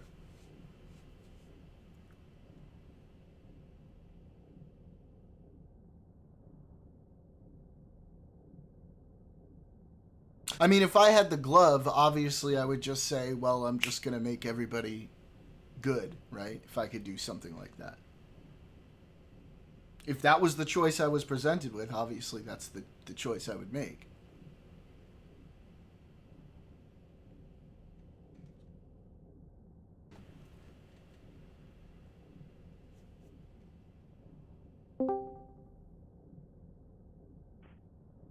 Yeah, she called me with that, yo.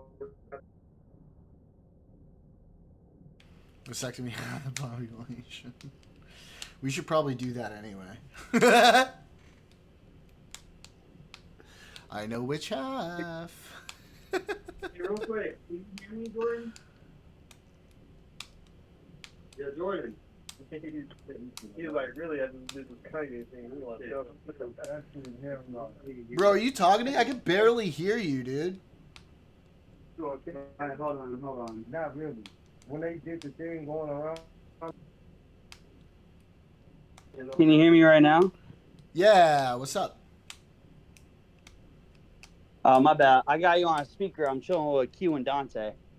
Oh, what's up, guys? Oh. I threw he's on his podcast right now, dude. And I decided to jump into your Discord. Nice. Yeah, I'm live right now. So, we're watching Jordan Peterson's Jubilee 20v1. Oh shit, dude! I want to top that right now. I mean, I always pegged you for more of a bottom, but go for it. I was gonna invite you to this, but I figure you're doing your stream, so yeah, I'm doing my thing. I knew. Yo, Dante, weren't you gonna swing through the other day? What happened, brother?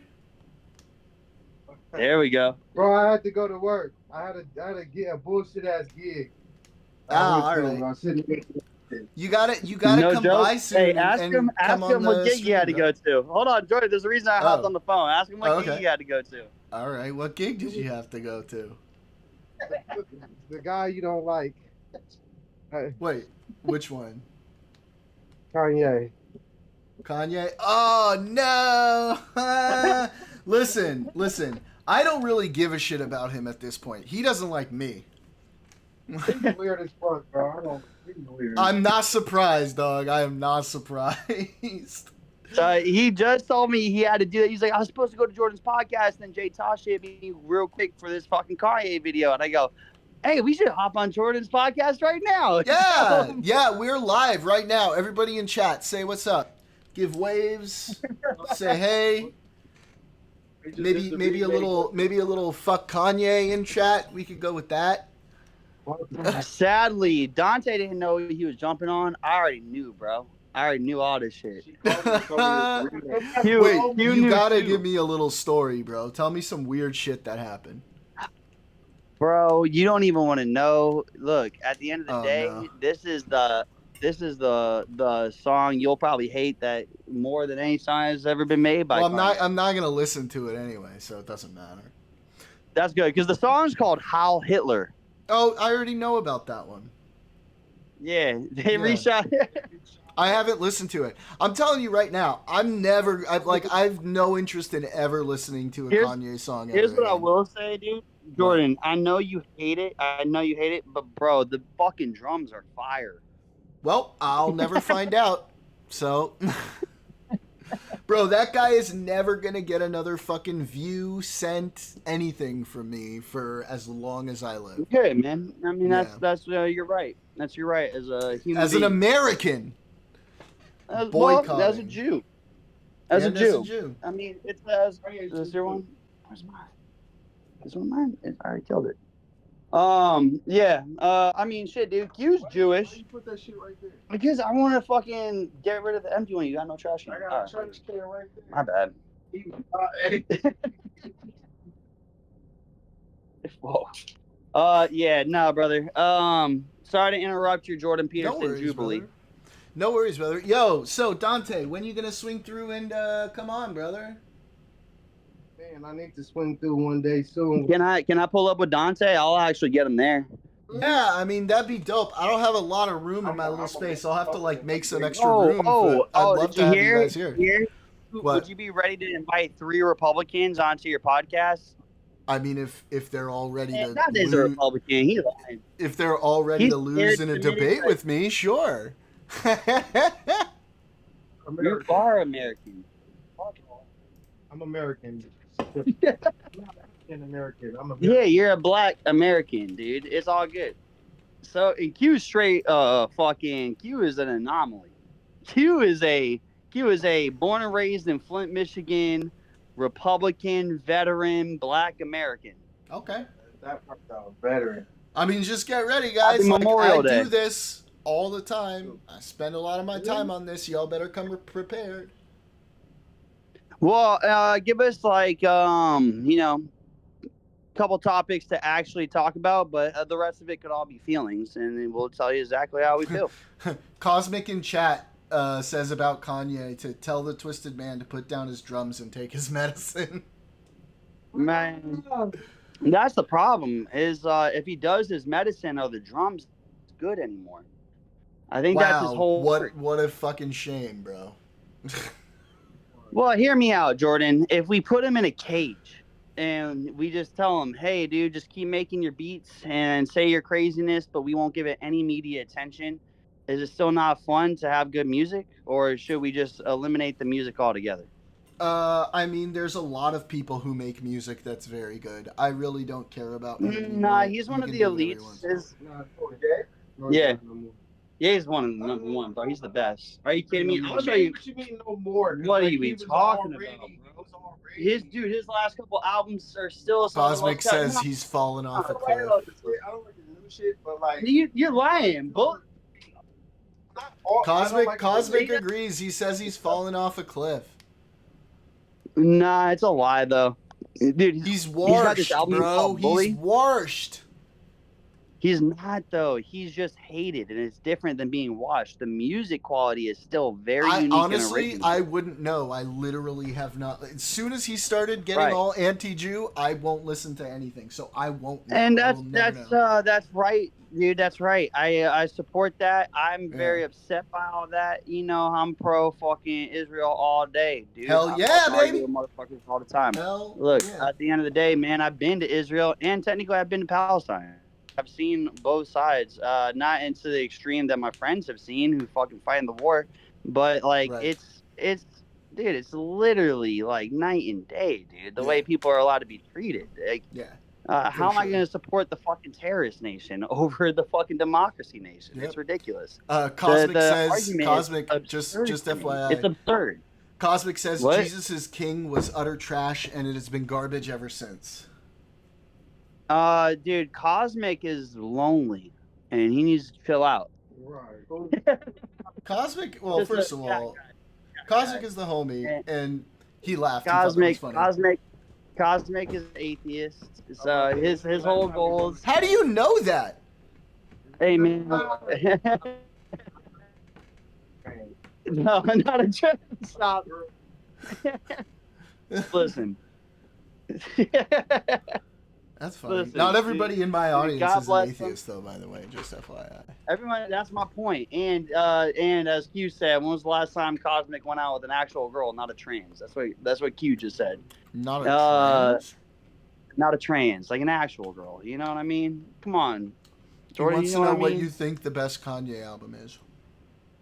All right, personally, it's a hard tie between Graduation and Graduation. And no, College Dropout was great, but Graduation and My Beautiful Dark Twisted Fantasy. In my personal opinion, the songs Power and Runaway are the greatest Kanye songs ever made. But so a tie between those, and yeah, college dropout is probably third for me.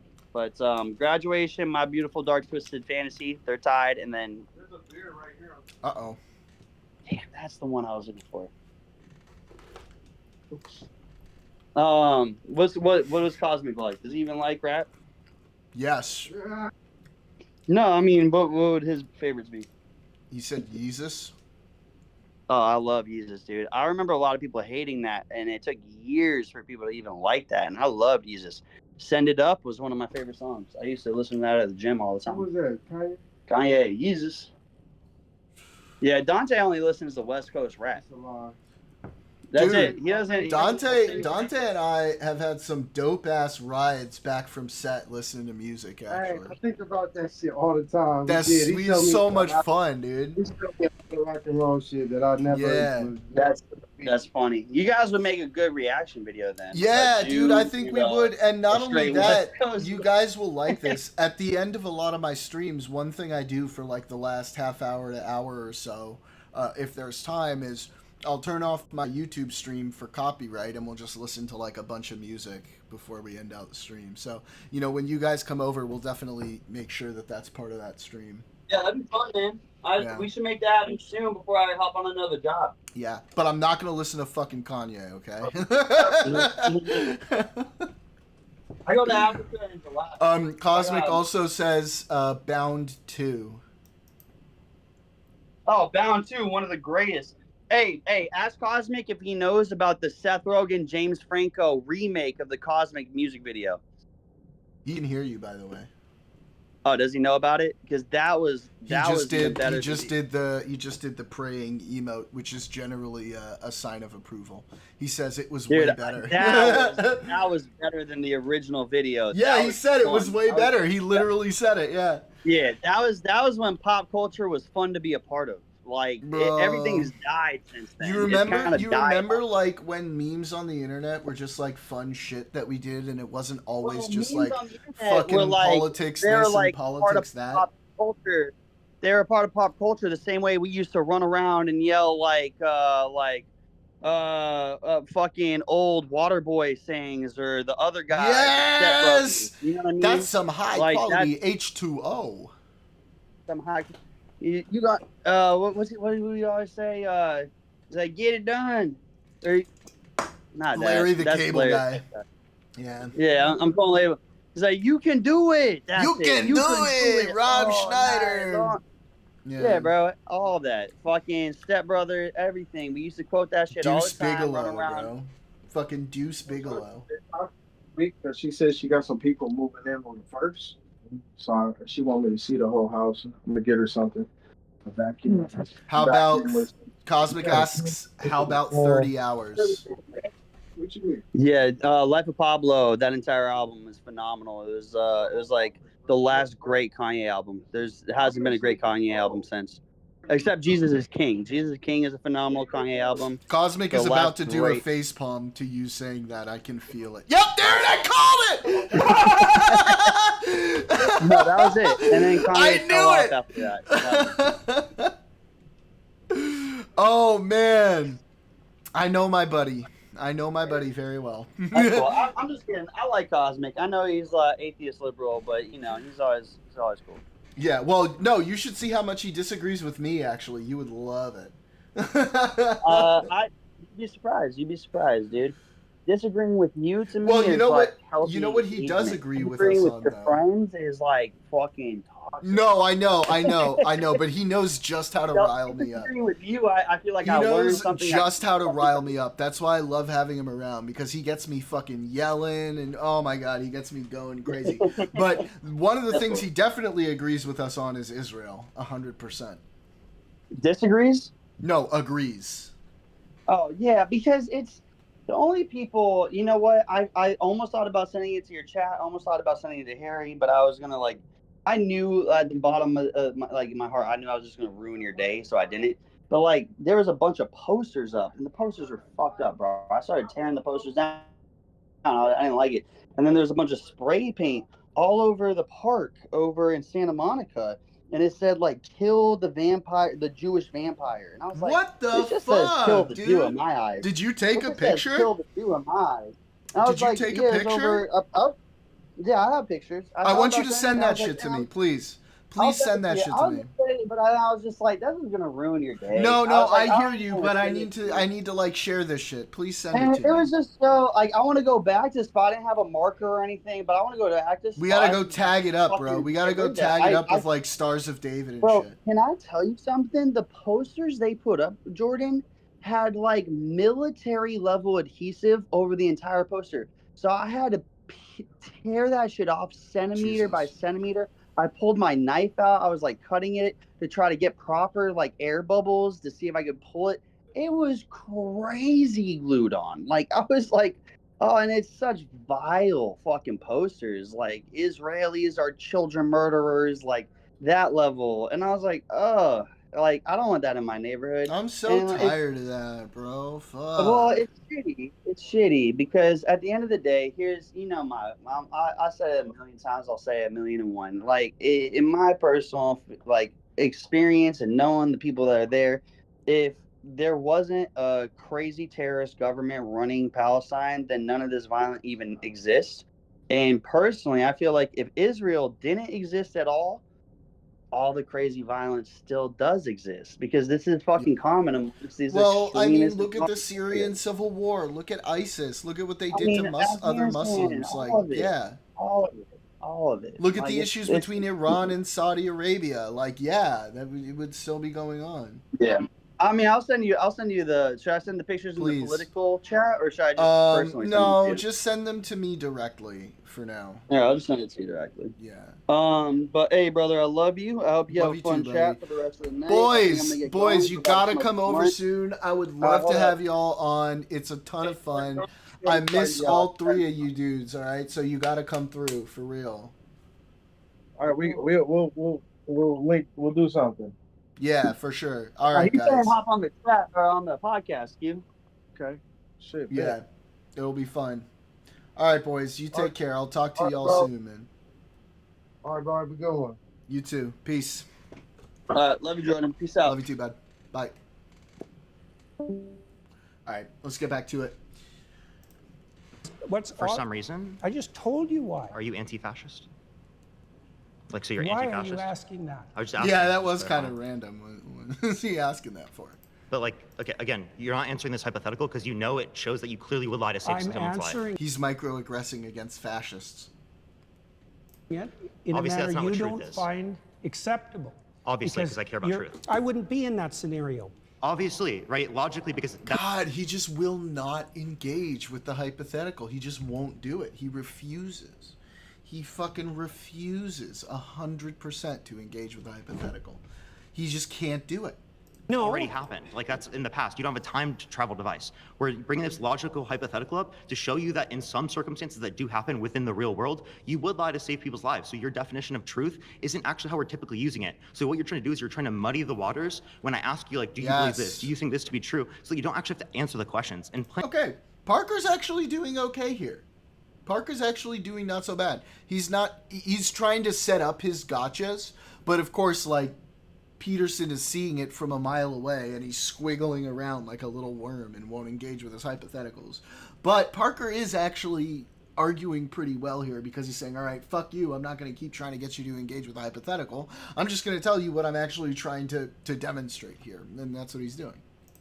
Plenty of Christians don't like that because they clearly see that you don't really want to be associated with Christianity. I can imagine that I was in a situation where the best I could do as a consequence of my previous mistakes was to tell the least amount of lie I could manage. Oh, now we're moving our goalposts. We've moved the goalposts, folks. We've moved them, okay? Because we were at not lying at all. I would never lie, and I would make sure I wasn't in that position so I didn't have to lie. And now that we realize that that's like unsustainable position, we've started moving those goalposts to as few lies as possible. They're moving around. Them goalposts are moving. But that would likely indicate that I had made all sorts of catastrophic errors on my... Catastrophic. Gotta do it, boys. I don't know where Daniel is. Daniel, if you're here.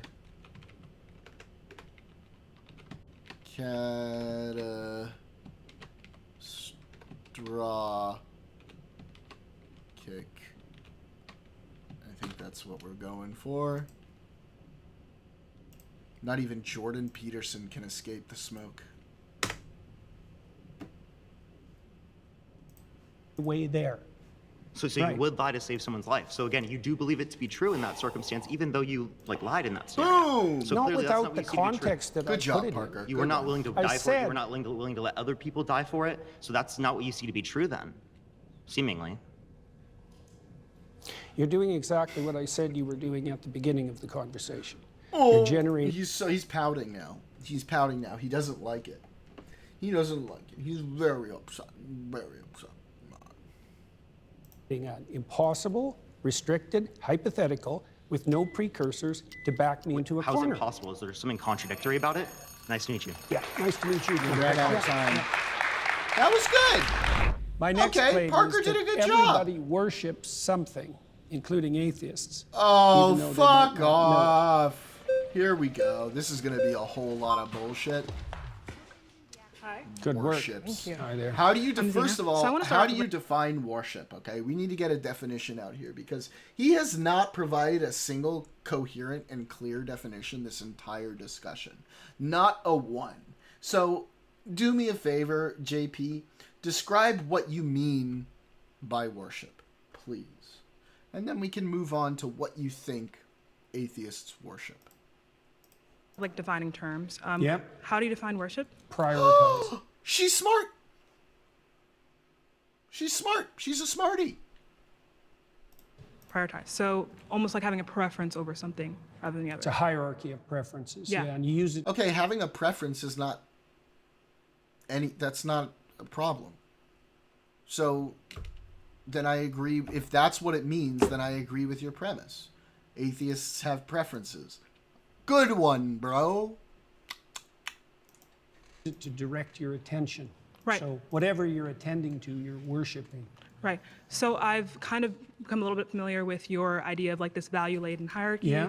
Right. And you kind of posit that at the bottom of this hierarchy, or you could call it top or bottom, I Yeah, right. suppose. At the bottom of this hierarchy, this He calls it tops and bottoms.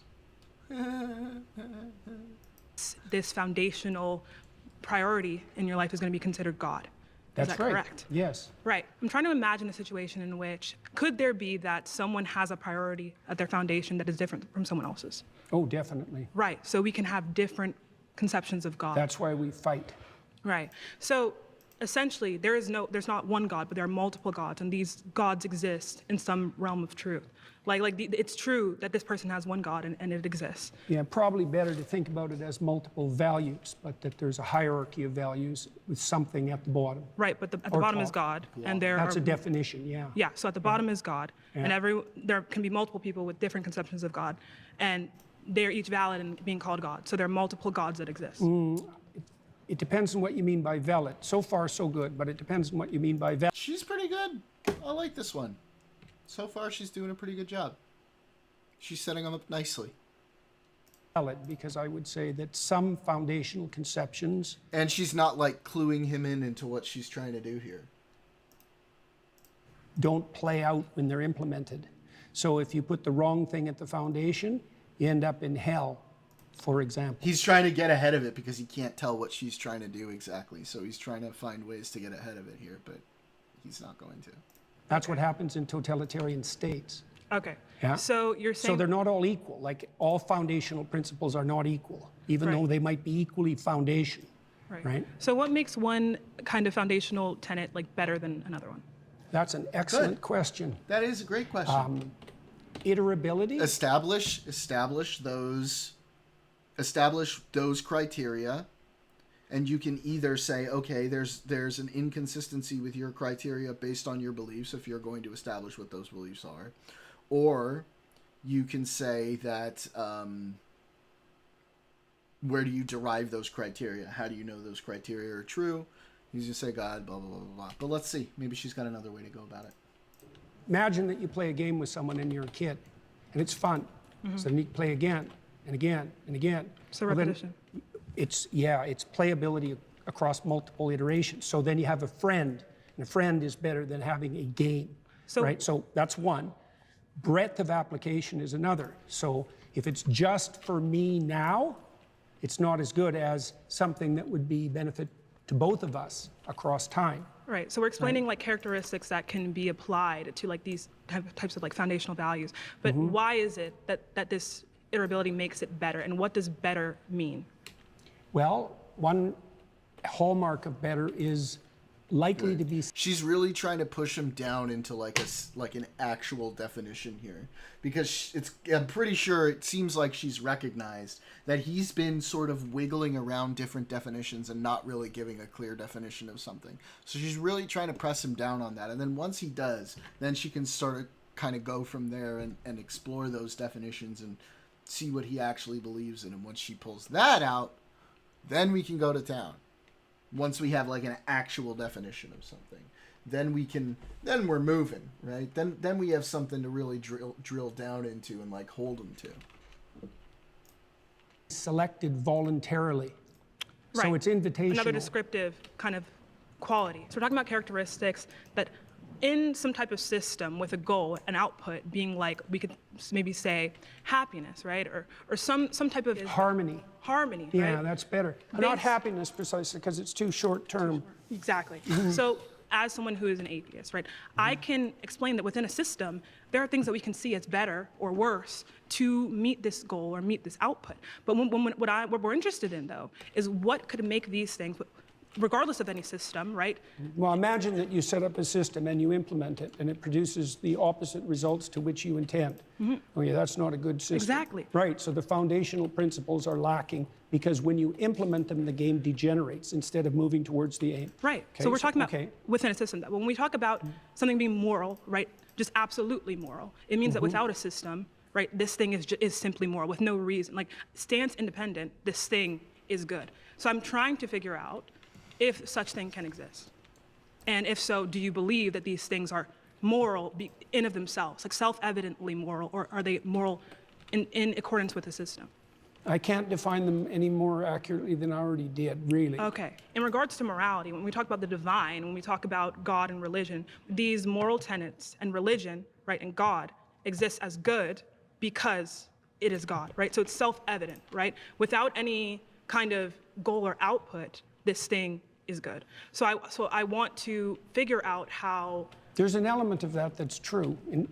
So for example, in the story of Job, Job is unfairly tortured in consequence of a bet between God and Satan. So Job is emblematic of someone who's being hurt for no apparent reason.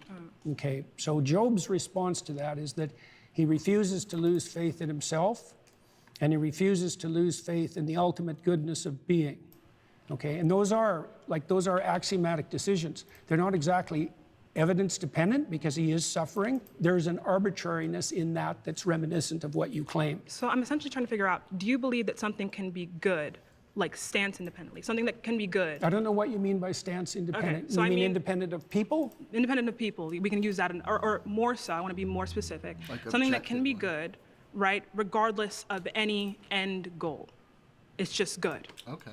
No, I think good is tied up with goal. Goal, okay. I completely agree. So, in a sense, this is why. That's why the religious goal in Christianity is the establishment of the kingdom of heaven on earth. It's goal dependent. Okay, right. So it's in reference to a goal. So, or the goal would be the imitation of Christ. Someone's goal, right, can be something that doesn't encompass being in congruence with God or being with God. No, the thing that they want to be in congruence. Oh, right, okay. Hang on. That's right. That's right. That's good. That's great. The thing they want to be in congruence with is fundamentally equivalent to their God. So what makes someone a Christian and what makes someone not a Christian? What makes like that's what I'm trying to figure out, because that's a good question. Yes. Yeah, well, probably the deepest answer to that is willingness to shoulder your cross voluntarily and trudge uphill regardless of circumstances. Okay, so someone can have a God, because in your definition, your first preference, that is God, right? So someone can believe in God, right, and not be a Christian, right?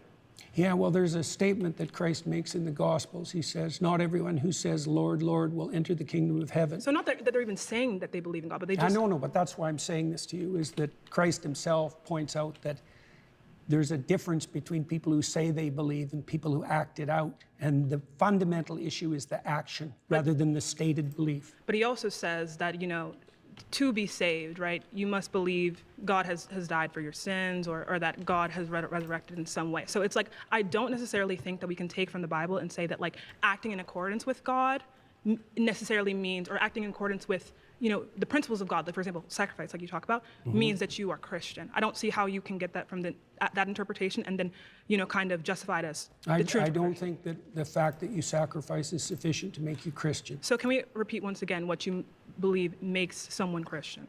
There's many things, but one of the most fundamental is that you believe that the cosmos itself is founded on the principle of voluntary self-sacrifice. Best founded. Let me offer you a contrary example. So I could assume that power rules.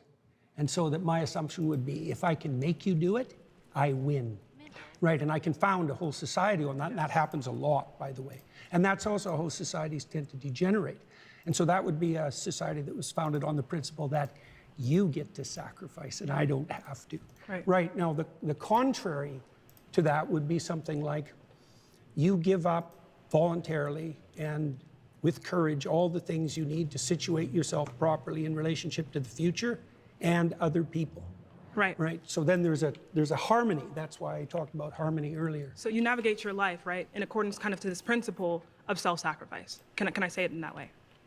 Yes, you can definitely say it that way. That's exactly right. And navigate is the right term. So someone does not have to have any awareness of Christ, of the story of Jesus, but let's say 60% of their actions, right, or more, whatever kind of metric you want to use, are in line with this self-sacrificial. So the Christian thinkers of the Middle Ages dealt exactly with that problem when they were talking about the pre-Christian philosophers, for example. And they noted the similarity, let's say, between pre-Christian Greek thought and later Christian thought, and presume. We're talking about specifically Christianity. This is sort of like more lower level stuff. I don't find this part as quite as compelling, but, you know, it's part of the conversation, I guess. That there were moral actors outside the Christian domain. Right. They're so is that person addressing Christian, though?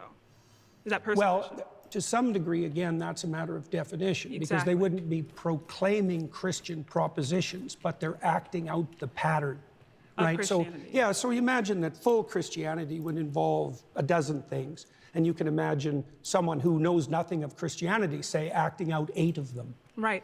So then they'd be 8/12 Christian or something like that. Christian. Well, but to be like a full Christian, how can someone say, I am Christian? Like, I am Christian, not 8/12, but Christian. Well, I hesitate to do that personally, because I think it's the kind of goal that you be very careful about proclaiming. The technical. But belief is not necessarily, to be mostly Christian, belief is not necessary. 8/12s or, you know, right? Well, it depends on what you mean by belief. See, because I would say that acting out the pattern is the deepest form of belief. Now, you could add to that what you say.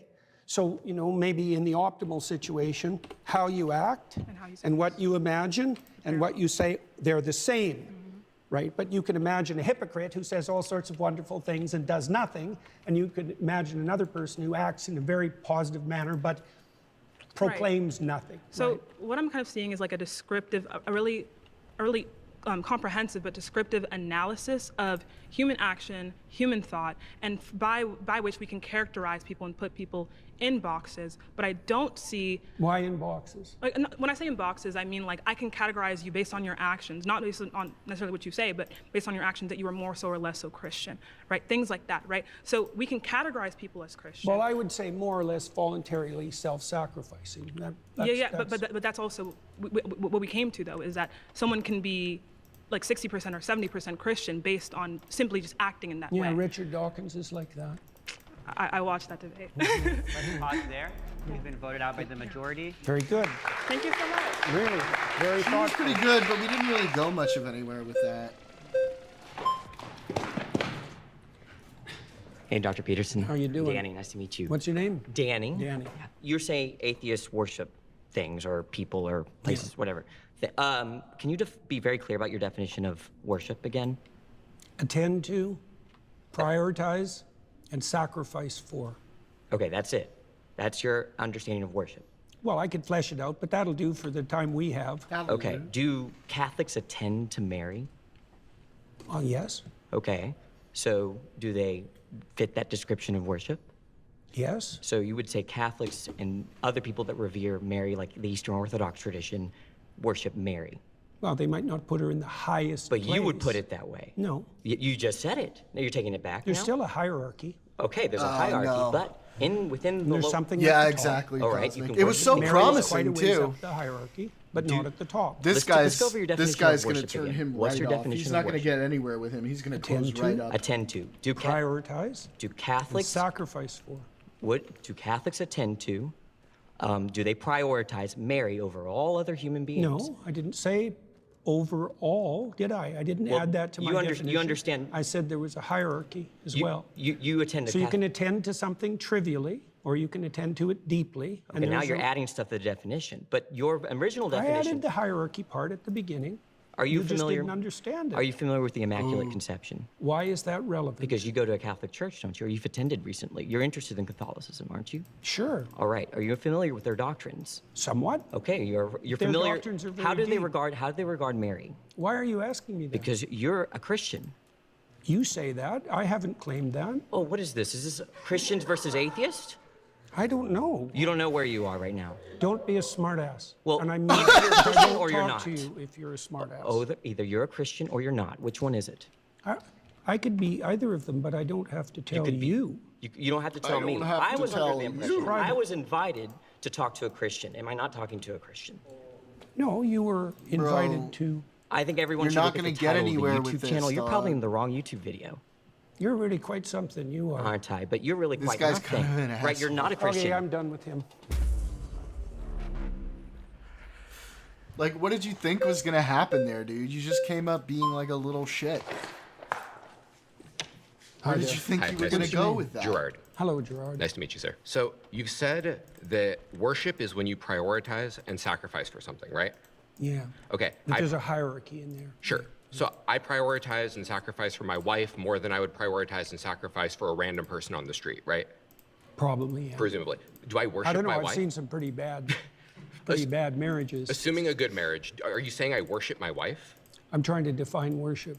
Well, that's what I'm asking. So prioritize and sacrifice. I do The those higher things. it is in the hierarchy, the more what you're doing is akin to worship. But even in your trivial acts of attention, you're prioritizing and partaking in worship, even if you don't know it. So I am And it's prioritizing. partly, well, with regard to your wife, say.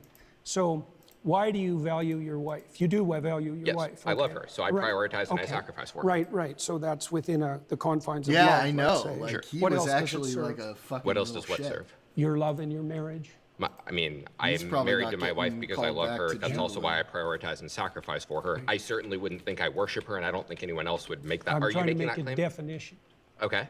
Yeah, that there's a hierarchy of attentional priority, and as you move up it or down it, depending on whether you think about it as a pinnacle or a foundation, you move more towards worship. Right, Okay. so even the small things, I'll give you an example. Imagine you go on a date. Well, imagine that your aim is a long-term relationship like a marriage. Okay, now imagine that your aim is short-term sexual gratification. Your pattern of attention is going to vary during the date, depend on your ultimate end. That's the hierarchy. The way that you attend to your wife is dependent on your ultimate aims, even if you don't know it. So at what point is it worship? Because it sounds like you're saying It's worship is shades. almost a spectrum, right? Or it's not a binary. It's not a. It's kind of like, that's a good So question. when It's is like when is it worship as opposed to just I love my wife? the closer you get to the top or the bottom, the more it's more like How worship. close to the top? Because I don't think I worship anything. And if you're saying I have to hit a certain threshold for it to be worship, it is possible I don't worship anything then, right? It's not possible that you don't worship anything. What do I worship? Because you wouldn't attend. Well, love. So you think I apparently. worship love? Do you attend in consequence of love? See, I'm trying to define something. What do you mean worship? I told you what I meant. What do you mean? You people? I mean, something you worship is something that you have a reverential view for in a manner in which you believe it to be above and beyond normal things you like. Like you So do you presumably have worship that God. attitude towards your wife? I have that Do you attitude. privilege her compared to other women? Of course I privilege her compared to Okay. other women, but I don't worship her. Nor does she worship me. By the definition you just offered, yes, you do. Because you just offered a definition that involved prioritization and elevation. Well, and thinking that she is divine above and beyond what a normal natural phenomenon can be. Not other women, no, beyond any human being could ever be. I will prioritize her over any other human, but I don't think that she is some You're making the being. assumption that only the thing at the top or the bottom has anything to do with worship. And I'm saying that's not true. It's a hierarchy of prioritization. And there's either something at the top or the bottom, depending on the metaphor, or you're fragmented So and Canadian confused. sounding. Those are the only options. So let's say you're either going in many directions, or you're going in one direction. So let's suppose I'm fragmented and confused. Then you agree I don't worship anything. No, then you'd worship multiple things. So what's the threshold when it's worship, right? I prioritize a lot of stuff. I said that the closer you get to the pinnacle, or the closer How close? you get... Can you give me some sort of metric? How close do I got to get to this pinnacle? Do you know the difference between cheap literature and deep literature? Yes. Okay, that's the same issue. And how do you distinguish between them? What's the difference between cheap and deep? I mean, it's really an opinion-based thing, right? Is it? So it's just an opinion that Dostoevsky is better than a porno magazine. Well, I've spoken to people who think To Kill a Mockingbird's cheap. It's one of my favorite books. So, I mean, people will differ on opinions. Well, just because people are stupid about things doesn't mean that their opinion is valid. That's certainly true. I do agree with that. Okay, well, do you think there is a hierarchy in literary quality? I think that there is a hierarchy to an extent in literary quality, but I think once you get to a certain threshold, it is just opinion. Like, I agree. Dostoevsky is better than a porno mag, but is F. Scott Fitzgerald better than Ernest Hemingway? I don't know. Yeah, fair enough. Why do you... Have you ever read the articles, though? Let's be honest. You think that? Because of what a book is, what literature is, Dostoevsky, he follows what literature is the purpose of more than the porno magazine does. Good. Well, so it's about purpose so and let definitions.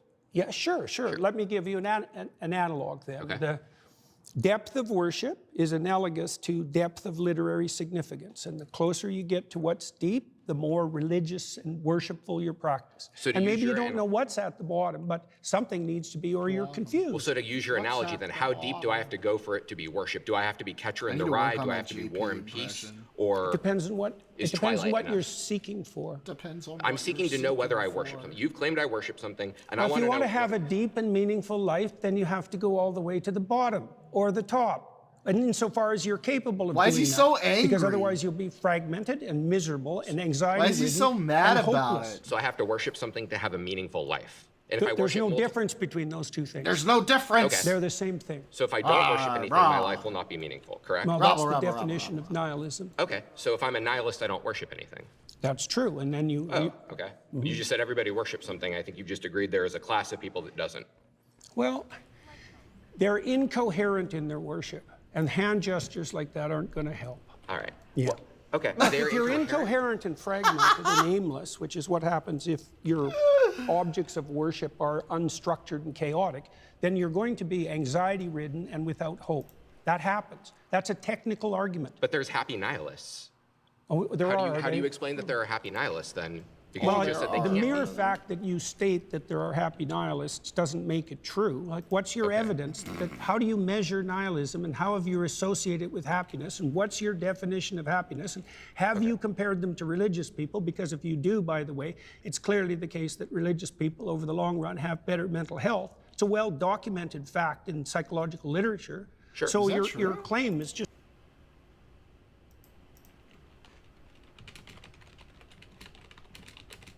I mean, that could track. A lot of people have been looking this up, apparently. Huh. I guess that makes sense. Because you're not like some of those difficult to deal with questions aren't like weighing on your mind as much.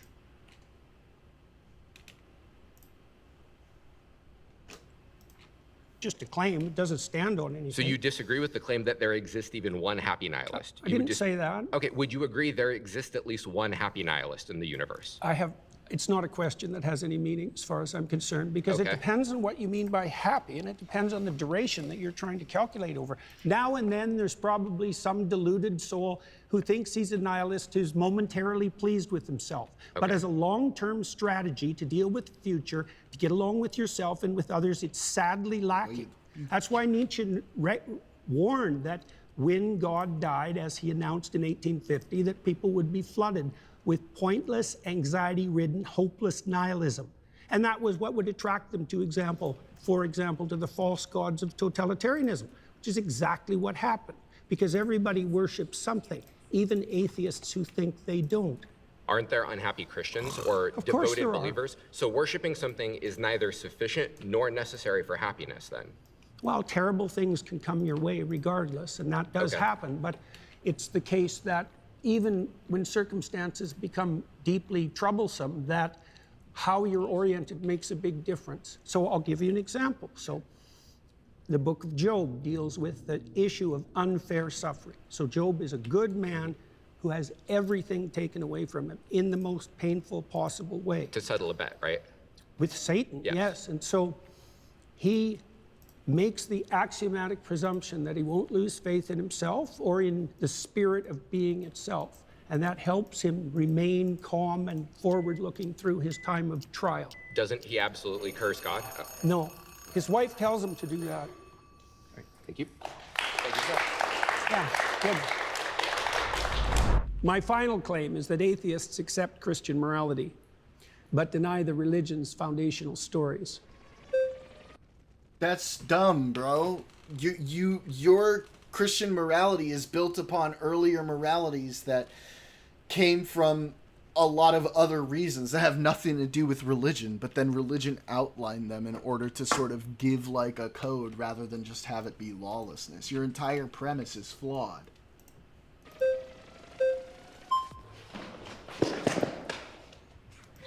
Hi there. It's very nice to meet you. What's your name? I'm Ian. Hi, Ian. Yes. So God says that you can own people as property. He says that you can beat them with a rod too. He commands genocide in Deuteronomy, in Numbers, and in Samuel. I mean, they have a goddamn baby barbecue in Numbers. Like, is all of this in line with Christian ethics? Let's go. No. So then God doesn't fit within Christian ethics. Well, the biblical library is a continuing story, and everything written has to be contextualized by the entire text. There's 65,000 hyperlinks in the biblical text. And you can take pieces of it out of context and criticize them, and that's what you're doing. Worldwide Bible? That's a mistake. I think it's an analytic mistake because you're putting the cart before the horse. I really don't think so. I think that if we say that something is Christian ethics, then I think that all of the books essential to Christianity would fit with it, especially if it's like the main character. When we're talking about How do you deal with God, the morality of war?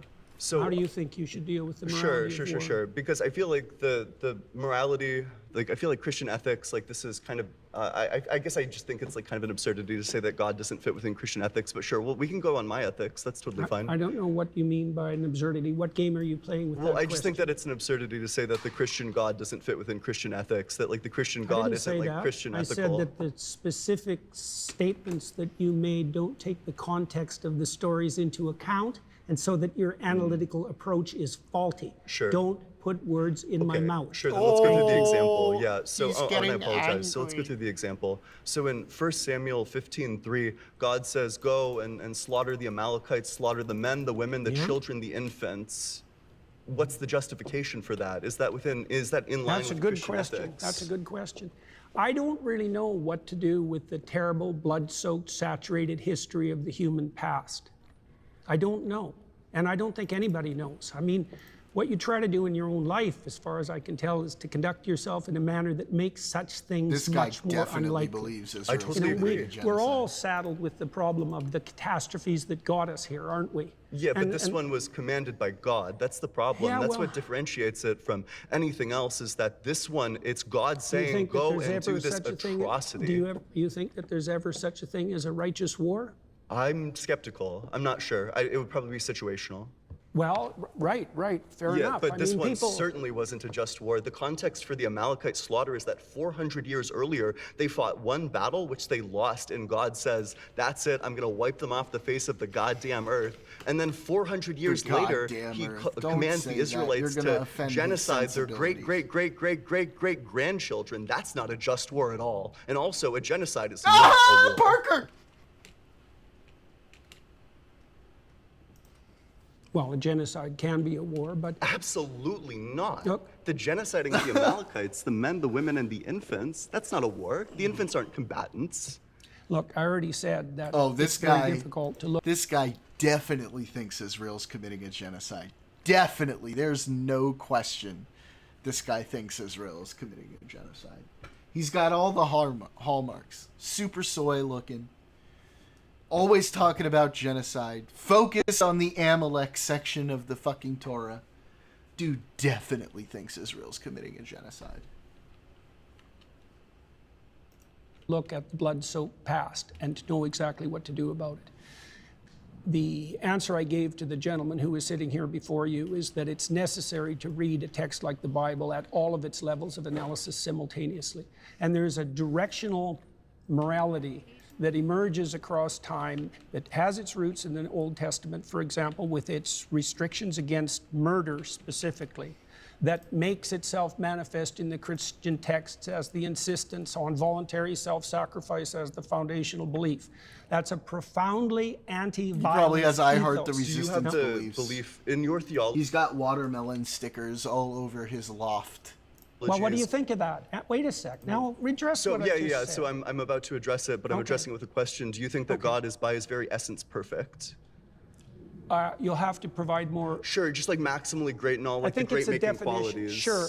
Yeah, By like definition. flawless. Yeah. So, Okay, so so does a wait a flawless sec, thing wait a sec. change? Does a flawless thing reveal like more and better information over time, or would a flawless thing say, "Here's what's good. Here is the absolute This good is thing to actually a do good at line of all argument, circumstances though. in time." I gotta give it Well, to we know Soy some Man of that. here. He's making a good. Wait, this so is an does- important argument. That's tonight. one. That's totally fine, but No, presumably no. You don't get to That's skate over because that this is a with straw that's man. totally fine. It's a straw man of my position. It's a straw man of the argument. So In the what way? argument No, is wait, that God, wait a sec. You Well, I'm said already waiting a find sec. one maxim that's transcendent across situations. I didn't and say I any just of did. those words. I'm not sure what Okay, conversation rephrase you're a part it. of. Don't be a smartass.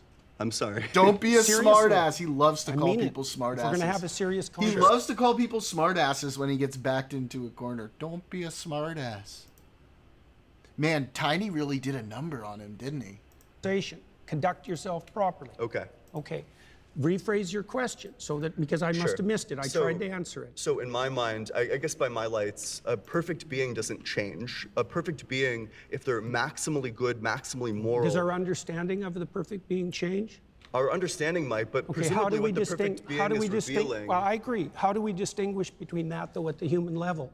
How do we distinguish between whether... Between our transforming understanding of perfection and perfection itself. Between our we can only, yeah, well, we can only see through our own lenses. Presumably a perfect being would be revealing all of these aspects all the time, especially if God's outside of time. I don't know how a God who's outside of time is revealing different things at different times. That just seems like incoherent to me.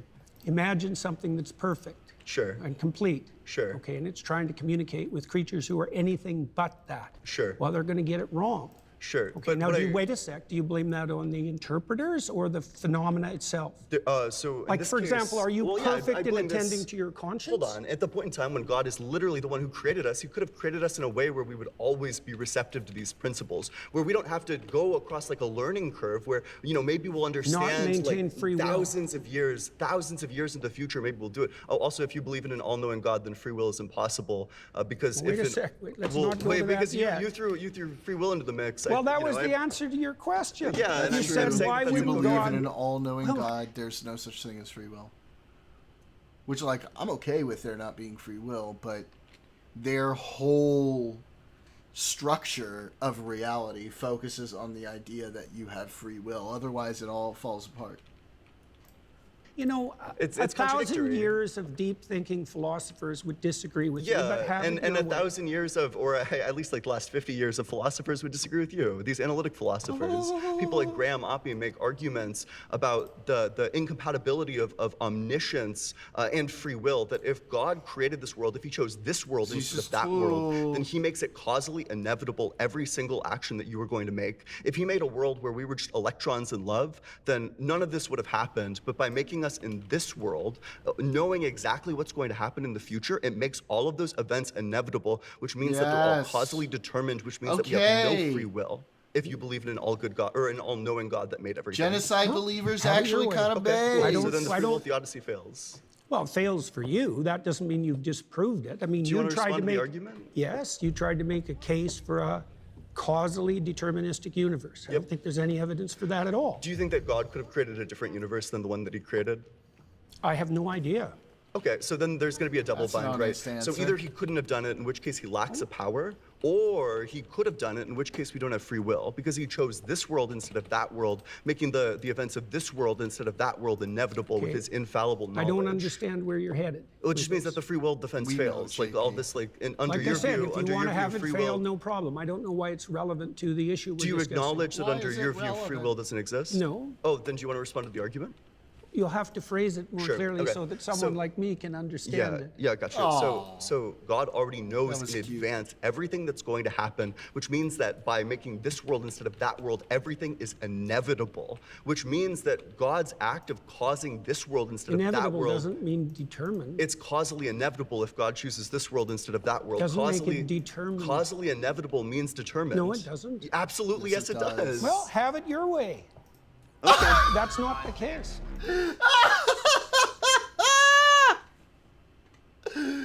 Bro, that's what that means. Have it your way. You've been voted out by the majority. Please return to your seat.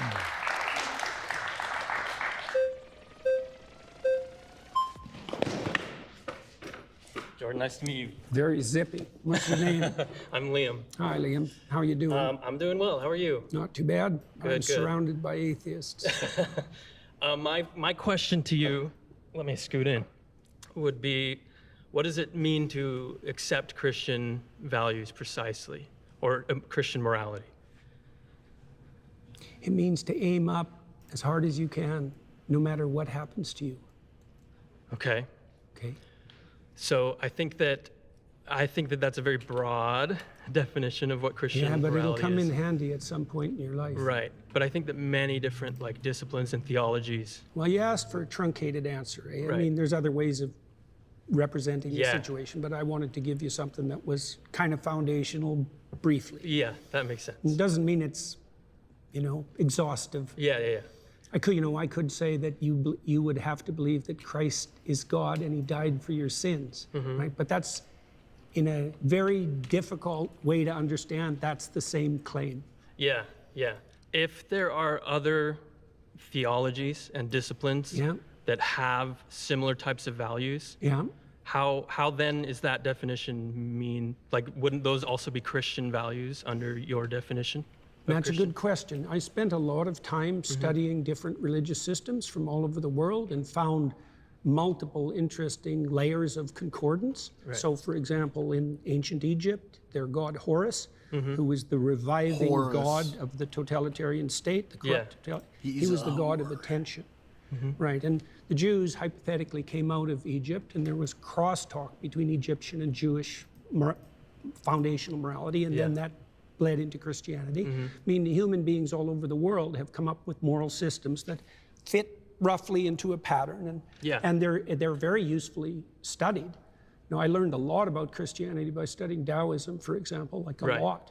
So I think you can make a case that Christianity formalized the landscape of good and evil more comprehensively and in more detail than any other religious system, and I think that that's part of the reason that it defeated paganism and spread so broadly across the West and is still dominant, still understructures our culture, for example. The way you feel about Horus or Taoism or something is how I feel about Christian morals, I think. Yeah, but how do I feel about them? Well, that you took inspiration from them, you learned from them. Maybe that's a good start, because I would say that actually constitutes belief. Like you said, well, look. Right. In Noah, in the story of Noah, right? Noah is inspired by the apprehension that all hell is going to break loose. He regards that inspiration as God. Right, and when God comes to Abraham, he comes to Abraham as the spirit of adventure. It's inspiration.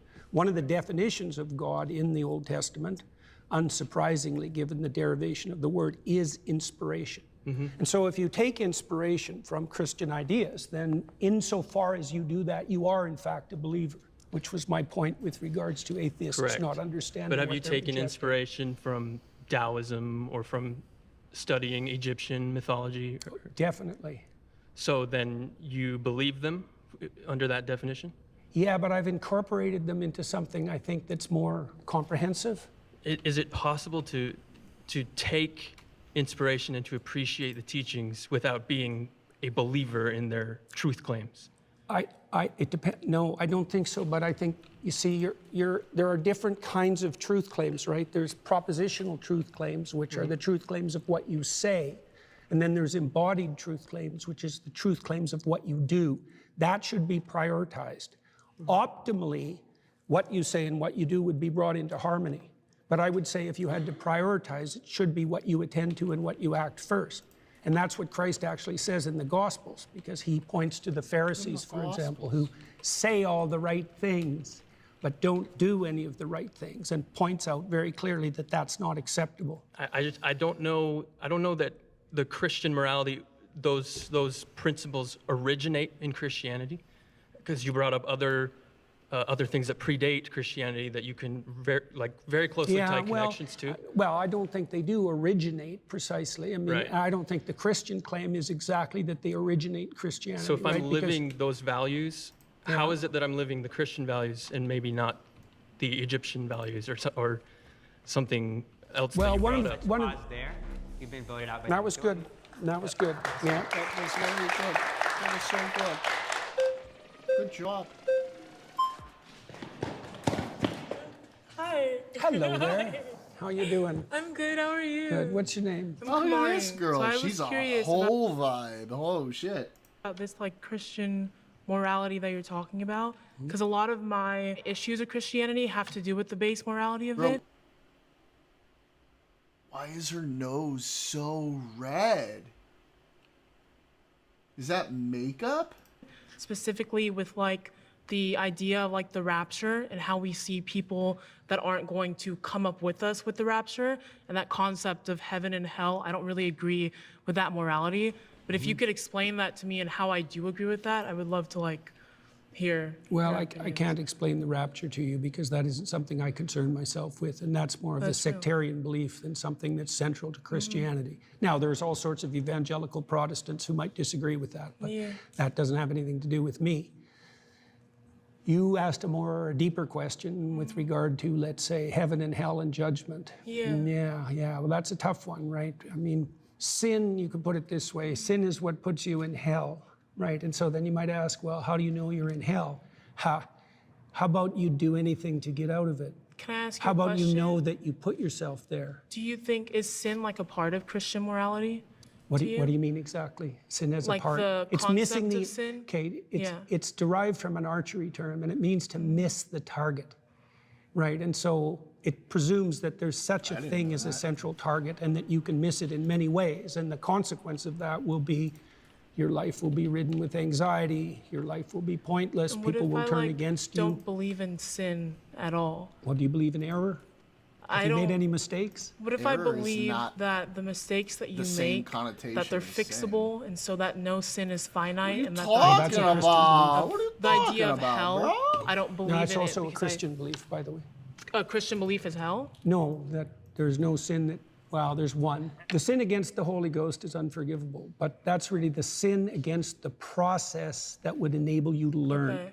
But there's a Christian belief that hell does exist, and if I commit sin, I'm going to go there, correct? Yes. So what if I don't believe in that? Like I think let me that when you, can I explain a little bit? Sure. Okay, thank you. I think that when you commit sin, that it's because of a lot of environmental factors in your life, like where you were born and who you were raised by. And so there are certain things that lead you down a dangerous path. And once you are dead, I think you're kind of removed of that person. There's no like, there are no factors of the earth that have to. What happens after death. Right. So I would ask you, in these times that you've suffered terribly in ways that you thought would never end, do you believe that you had any causal role in that? Like, did you play a part in that? In my own suffering? Yeah. Maybe sometimes I would say that there was a part that I played in that. Okay, but I that's also the do thing to think find that- out. I think that maybe it's like a concept of free will that I don't really believe in, somewhat of free will, that I think that there are certain things in your life that lead you to do certain behaviors. And so when you commit those sins, you go to hell. I'm not too sure why you would still be reaping the consequences of that. Like I said, I can't address that. Do you believe that you can change? I do. Do you believe you can change for the better? I do. Do you believe that when you change for the better, you abandon the things you've done in the past that weren't good?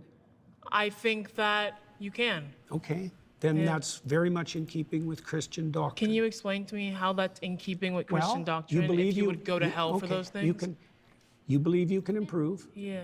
right? And you believe that if you improved, you would let go of things that were impeding you. That's a sacrifice. You believe that improvement would be upward, and you believe that you have agency in that. Yeah, those are all Christian presuppositions. I guess maybe we have different opinions of what Christian morality is. Yes, sounds so like I think it. that my No, it's opinion of just Christian he's morality is something that I don't presupposing, really so it's agree with, and worthless. maybe you would define that It's as like the presuppositional. foundations Well, of it's let Christianity. me not give you worth let me give you an anything. example. So if you want to atone, which Yeah. means to unify yourself and unify that with the world, then the first thing you have to do is figure out what you did wrong and admit it. That's a confession.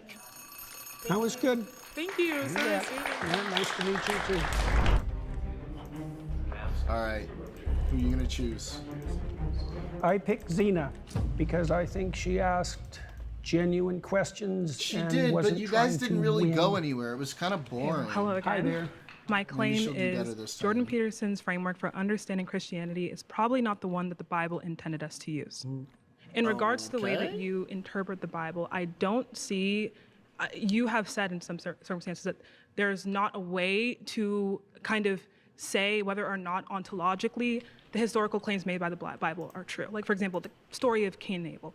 You've said that this story is like a meta-truth in the sense that it exists all throughout time, culturally. And the way that you define meta-truth, I don't see a distinction between that and like a metaphor, right? But and you also said that you cannot say whether this story was true. You can say that it exists eternally, metaphorically, but you can't say that it's true. And if you can't say that there are historical facts being said in the Bible as stories that weren't really said with much ambiguity, how can we say that we can understand the Bible in the way that it's meant to be interpreted? Like, if you cannot make any claims about these stories, right? You don't know whether they're true or false. How do you know that your interpretation is the correct way? So that's why I picked you. You ask intelligent questions.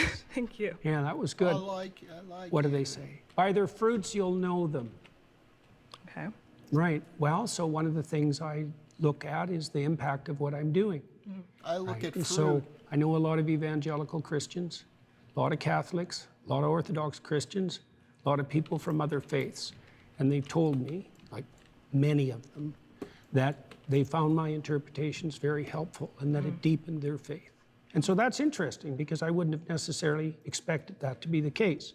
And I've also talked to thousands of people who've told me that they came to understand the foundational stories of their culture better as a consequence of listening to me, and that they did everything they could to sort out their lives and that it worked. That's many different pieces of evidence that all converge on something like the practical and conceptual utility of my approach. Now, is it the same? There is a lot of approaches to biblical interpretation historically, and what I'm doing is possibly less new than you think. Yeah, I want to make a claim on whether this evidence is enough, right, to substantiate whether or not your interpretation is going to, be more plausible, right, be the most plausible. Because in regards It's an open question. Yeah, right. You bet. So in regards to how we interpret the Bible and how we see the Bible, something can add value to someone's life. An interpretation can add value to someone's life. An interpretation can connect you to your conception of what your faith is. But if it's the quote-unquote interpretation that God does not intend, that can lead to a plethora. That's certainly the case. That's why the medieval Christians were so concerned about heresy. Exactly. Yeah, because they felt, and that's why the Catholics objected so much to the Protestant Reformation, because they believed that the fractionation of Christianity would result in an indefinite fractionation, right? Well, and that's exactly what's happening. Right. So yeah, that's definitely a problem. We're not I think really one even of the talking about the foundational important principles, shit for example, now. there's a They're just- foundational principle in the Old Testament. It's not really hospitality. challenging him much, Right, but so I what guess you it's a wanna do fine if you set up your conversation. local environment properly is to make it welcoming to people voluntarily. And so one of the ways you could She judge seems the like a nice validity enough of the person. interpretation of a classic story She's is just that trying to whether or not understand that Jordy. interpretation might be regarded by someone as welcoming. Does that represent something you'd actually like to have if you were acting in your own interest in the long run. Right, and we can talk about that. Protect you from fear might be another one. Exactly. So we can talk about how these interpretations of the Bible, if they kind of resonate with us. And I think that can in some case be some kind of evidence, oh, this might be true, but I think we need to ask, is this evidence damning, right? Is this evidence certain, right? Yeah. So, but I do want to look at, again, the consequences and our understanding of this interpretation once more. So we look at, again, the story of Cain and Abel, and we say, yeah, so I believe this is a meta-truth. I believe that this story is resonant throughout cultures. That is all true and dandy, and I'm sure that in some way, the story was put in here for the reason, right? To tell us about, fights between brothers. But also, you can't say I do know or I don't know that this story is false or true in an ontological, historical sense, as a historical fact. Were there two people that were specifically referenced? Okay, I don't think that's knowable, but I'm not sure why it matters to you. So the reason why it matters to me is because we need to know how we should interpret the things that the Bible says, and the things, many ways. Right, but if we interpret sometimes poetry, sometimes history, sometimes fact, but for example, metaphor. The reason why it's important, right, very important, is because, for example, we can talk about something like God says, I believe it's 1 Corinthians 15:17, something about how belief in God specifically as someone who resurrected or as someone who died for our sins is important, right? But we have to look at, if we can interpret that as just you have to believe that God is a symbol of sacrifice. That is different from believing that there was an actual person named Jesus Christ who died on the cross for our sins. True. So if you believe one and not the other, that can be the difference between you going to hell and you going to heaven. So if we cannot make, we cannot say that we know whether or not certain historical facts in the Bible happen, even as just events, because the events matter, because again, God dying for our sins on the cross was an event. If we can't say that we know these things happened, these things did or didn't happen, this then leads us to kind of the conundrum of how do we know what we are meant to believe, what the Bible intended for us to believe, and this can be very, very important to our fate. Do you see what I'm saying? I've got no disagreement with any of that. What sort of response do you want from that? So you pushed me beyond the limits of my knowledge. Really? Well, there's so many things you can't know. I'm struggling. I know that the biblical stories are the foundation of Western culture.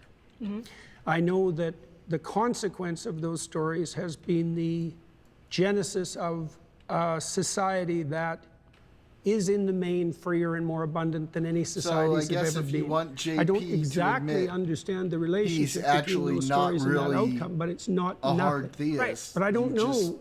I don't know the answer to the questions that you're asking. It's the case that forever when people have been interpreting religious stories, they wrestled with exactly the question that you just described. When is it fact? When is it poetry? When is it music? When is it metaphor? When is it ritual? When is it time-bound? But what I'm saying is that your interpretation of the Bible, if you cannot tell us, again, if these historical events happened or not, that can be the deciding factor in if someone is damned to hell for eternity, or if they go to heaven, right? So that's why I don't concern myself so much with that particular question. That would be something that would stem more from an evangelical viewpoint, and I'm not putting that down, by the way. I don't. You're asking just so me a you question know, I'm I not really putting can't down the answer. idea of I'm not damning claiming everyone even to that hell. my interpretations are canonically correct. I can only tell you the consequences of having released them into the world, let's say. Right. So I guess we've kind of come to a conclusion about that, which I've kind of wrestled with your framework and pushed it kind of to its end, at least in the way that you can answer my question. So I don't know that we can more wrestle with that. See, I guess the problem is, you see, I don't exactly understand, I don't think anybody does, the relationship between fact and destiny. Okay. Well, they're different realms in a way, because knowing what the world is made of doesn't help you navigate through it. Not really. It doesn't provide you with a foundation for navigation. But knowing the facts of the world is obviously useful. And the relationship between those two things, part of that's the mystery of Western civilization and the continued competition between science and religion. To bridge this kind of understanding between fact and destiny is an important question that the burden is on Christianity to answer, and specifically interpretations of Christianity. And if we can't do that, why is the burden on Christianity? Because it posits, right, that this interpretation, right, is going to be a way to understand God. But if it's faulty, right, that can finally, after an hour and a half, someone finally says you're making the positive claim. The burden of proof is on you. Jesus Christ. Except That would be an interesting question because I've seen people try to answer the question, and I've never really been moved because I can always attack and then kind of get to this point where the answer is I don't know. Well, here's an answer. Let's pause there. I'm sorry, that's time. Okay. All right. Well, thank you so much for the right. Well, I definitely picked the right person. Thank you. That was very good. Thank you really, so much. Very good. I don't like talking to win, but there were portions Yeah, of we all know the that. He always conversation- says, I don't like talking to win. And I think that's his sort of way for setting himself up to, like, lose and be like, well, I wasn't here to talk to win. that were truly productive, and that it's instructive for people to see the distinction between a debate that's aimed at local victory and dominance, let's say, even of ideas, and a discussion that's predicated on mutual exploration and establishment of like a harmonious understanding and peace. Jordan Peterson, out of all of the kind of theists that are on the internet, he is one of the better ones in regards to just like being genuine as a person. But I do he feel seems like a he has nice lot of, guy. I guess wordplay. He does seem that can like make a it little nice bit person, difficult and genuinely. kind of just muddies the waters in regard to what we define as Christianity and atheism. Yes. Jordan Peterson, I credit. She was on it. Her first time, I guess she didn't get enough time to really go to where she wanted to. But she knew what was up. I like her. She's smart. Turning me into an atheist. I had a blast talking to him today. I think if the average person followed what Jordan Peterson said, they'd realize that fundamentally Jordan Peterson is not a Christian, in fact, uses many atheistic principles, and operated under bad faith by seeming to forget what basic words meant when he didn't want to answer a question. His definitions that was can kind of goofy. shift a little bit depending on the moment, and I think that he wasn't afraid to flex that definitional muscle. And I felt really good about our conversation. I thought that it highlighted some key issues in Jordan Peterson's theology. I hope he reflects on Just say IOF, Ian. I want to hear you say IOF. these issues and maybe deepens his perspective on them in the future. With Zena, she was able to build up such a rapport that he chose her in the end, and they were able to have an extended dialogue, which is something I had hoped for. So maybe I learned a little something from Zena about being more cordial. It's Yeah, extraordinarily she did good. useful to be able to model productive debate and conversation for people and see how my thoughts were landing with people who are particularly skeptical, and to put that in front of a large audience and to assess the consequences. Well, that was good and infuriating. All right, let's do dailies. Dailies time.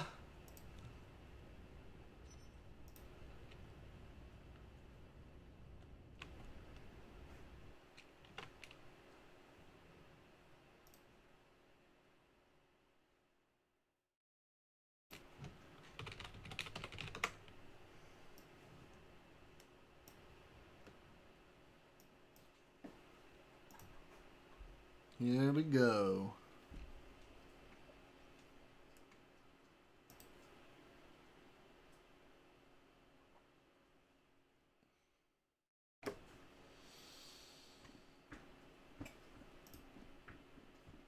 Let's see.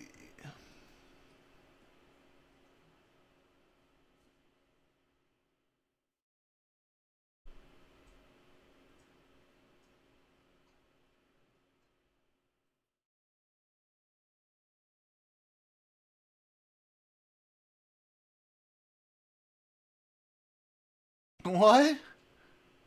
Oh, Jesus.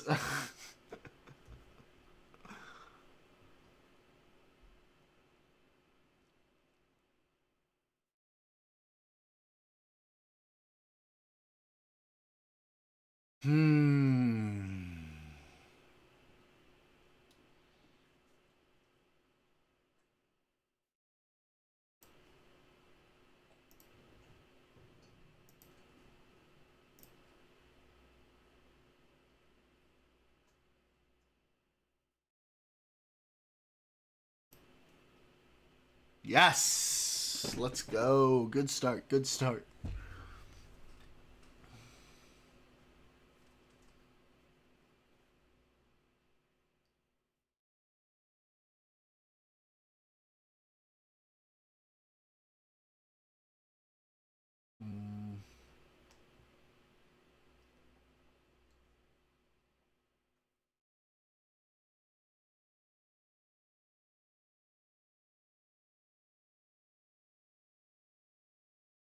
this one's weird. Fuck.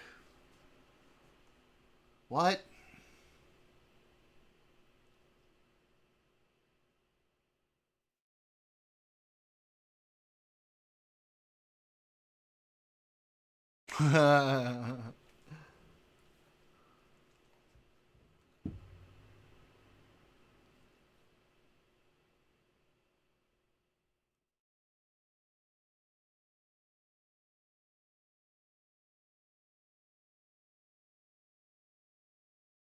Let's see.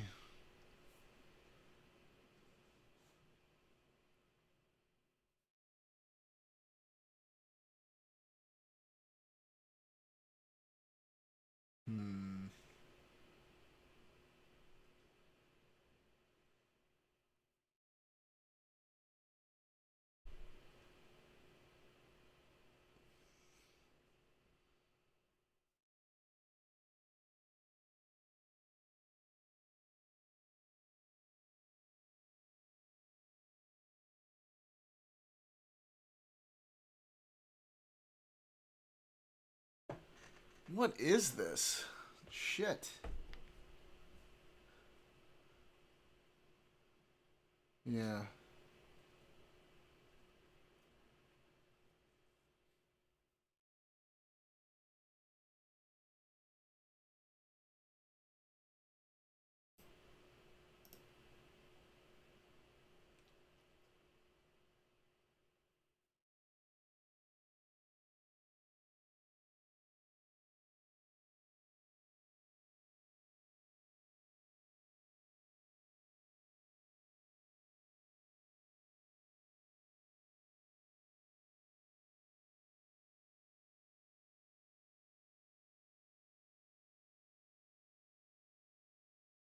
Sheet of paper, slip of paper, paper towel. Washcloth? No, it's made of cloth.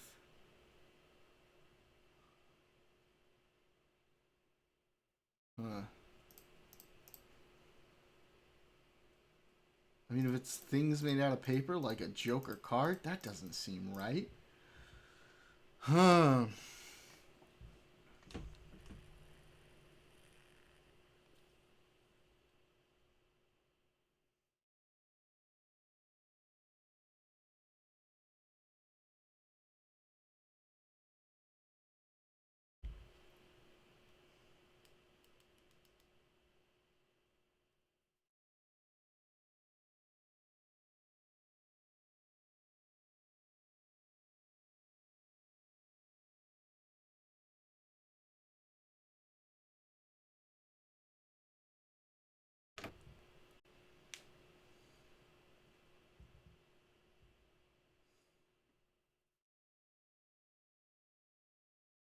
What the fuck is a gummy supposed to be?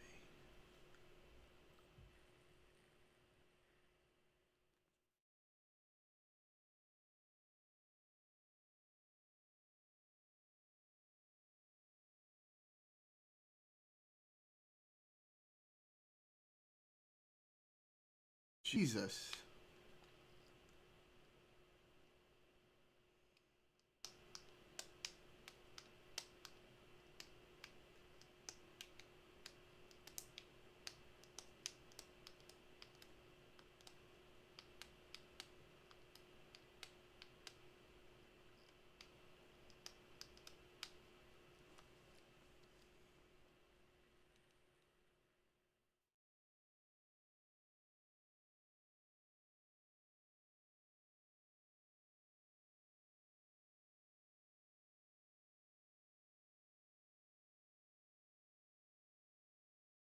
Damn.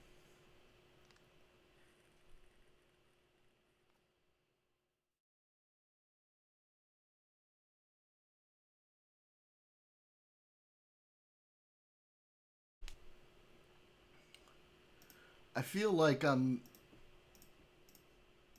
but I feel like that's not right.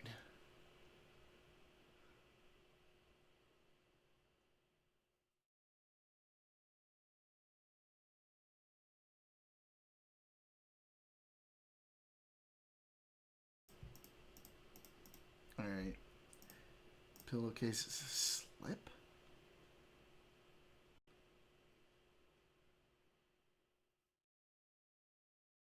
I mean, these might just be words that I don't really know are part of it. Fuck. Oh, fucking teddy? What's a goddamn teddy? Like a teddy bear? Teddy bear? Gummy bear? None of these other ones are bear. There's garter snake.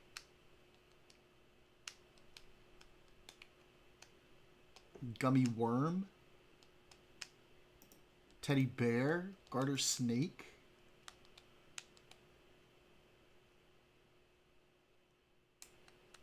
Like animals?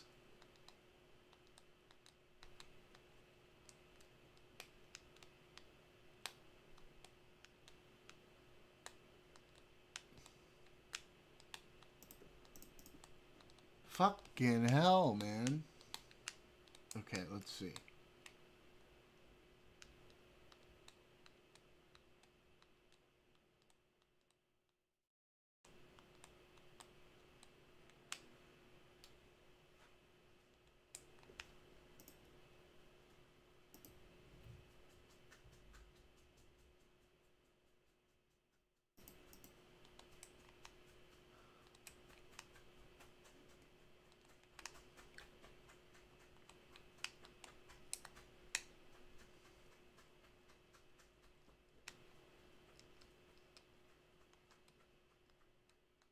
Jesus. I need to just fucking take a guess here.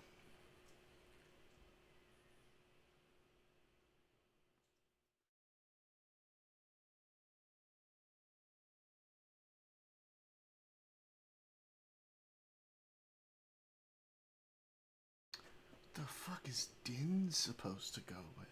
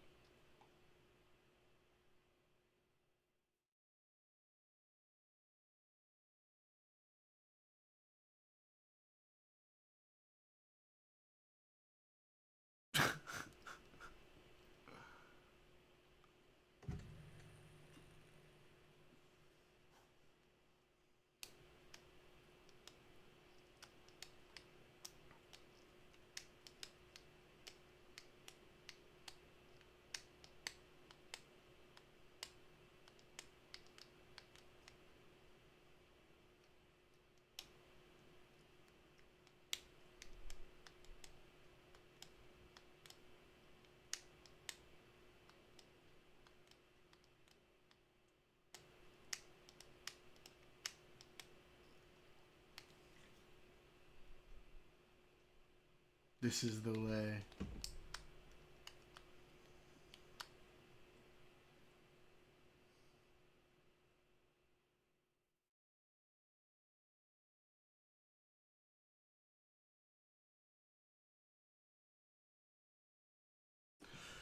I'm definitely thinking too hard if it's simple. Fuck. But I'm also not sure about a couple of these words. I feel like there might be a connection there, but then I'm like, I don't know if that's right.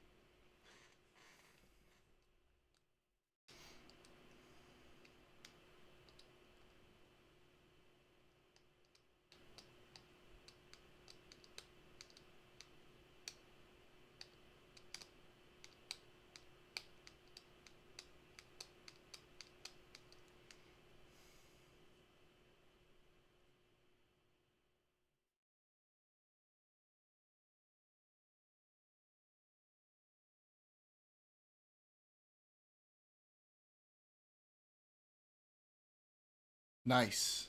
Thanks.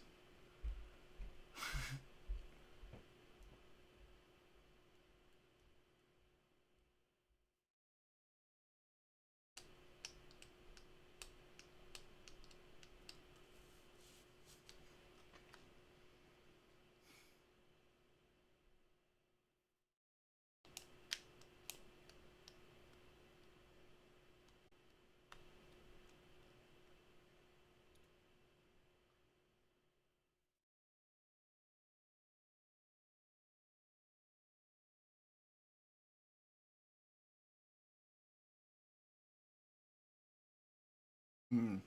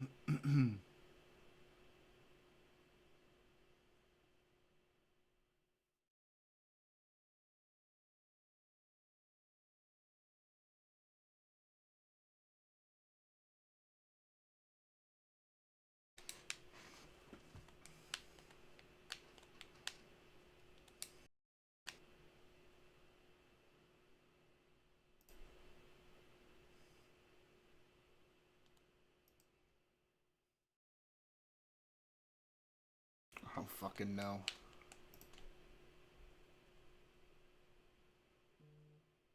Fuck off. Fuck off. That's so dumb.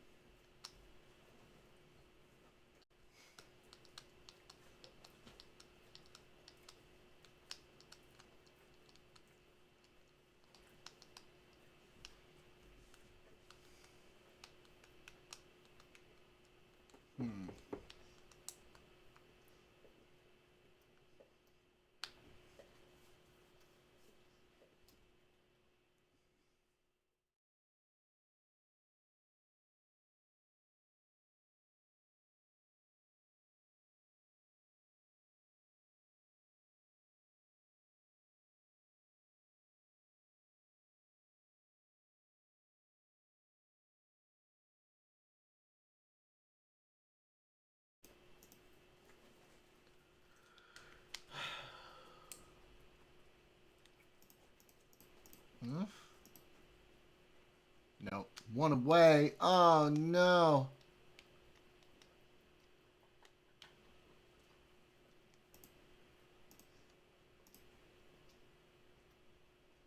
I knew it. Fuck. Oh, gin, rummy. Oh, my God. Poker. Bridge, gin, rummy. Oh, my goodness.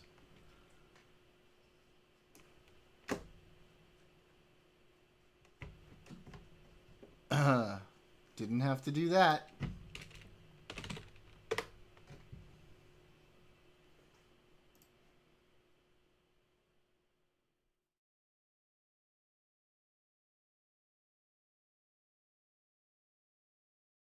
Wales.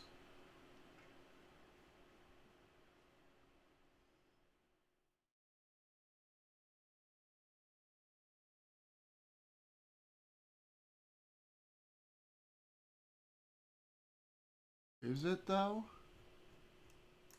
I think so. I hope this isn't a trick.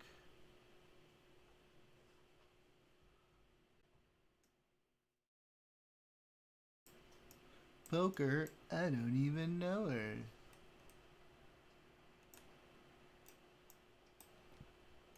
Let's see.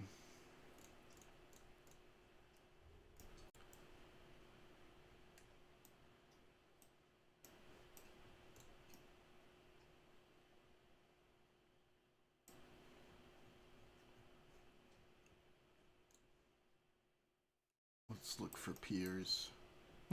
Peers. Huh?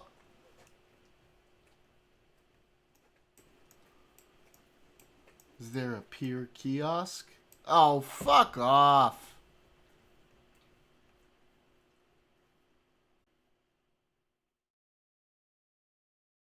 What?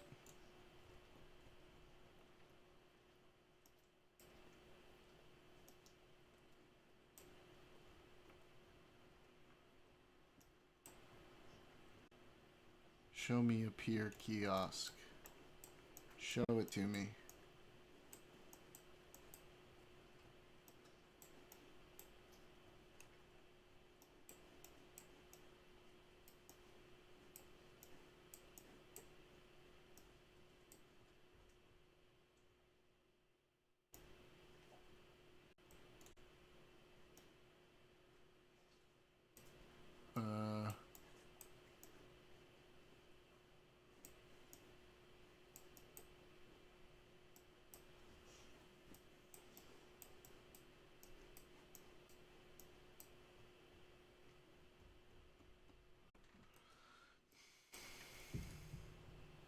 Oh. What about this? What about this right here?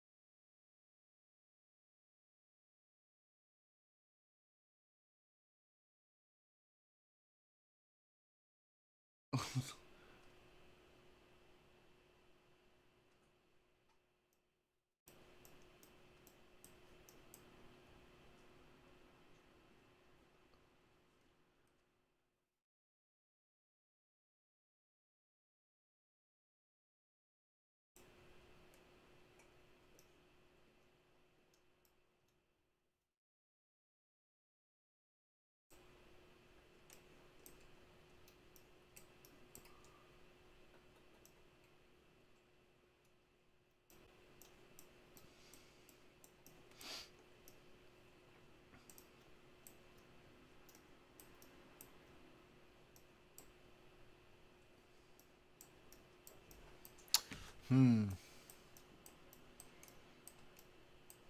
It's about Newport? No.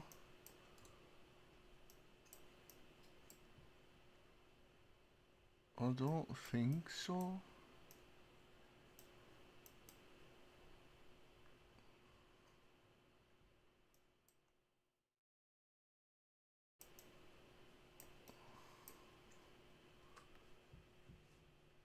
This is tough.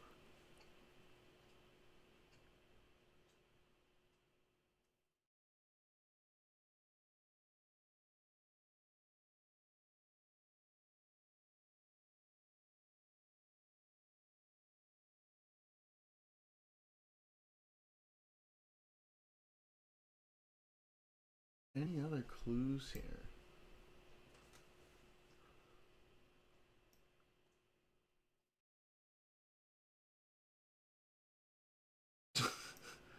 Yes, Daniel, I'll do that.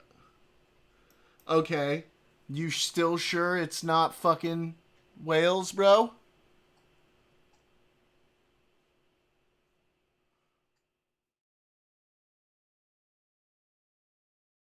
Still sure it's not Wales? That's fucking Welsh. But where? Where? I don't see any masks, so it's probably like 21. And then we'll say it's gotta be one of these piers.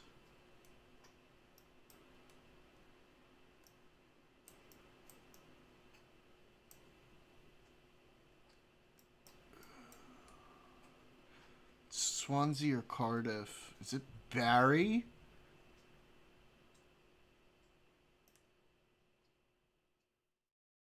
I don't think so. Unless...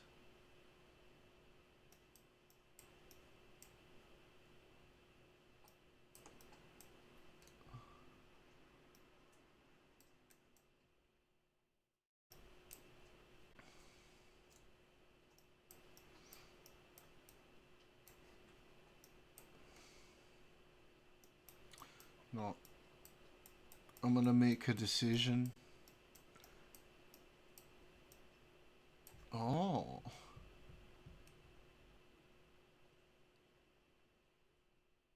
What's over here?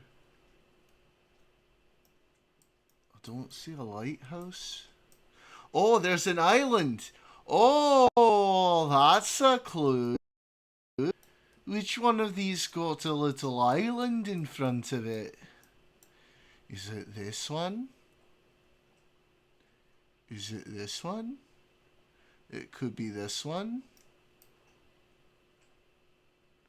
Right, it could be this one. Let's check another.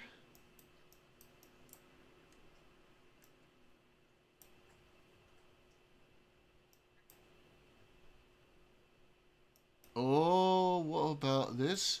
Mumbles Pier? Oh, this looks like a place people like to go.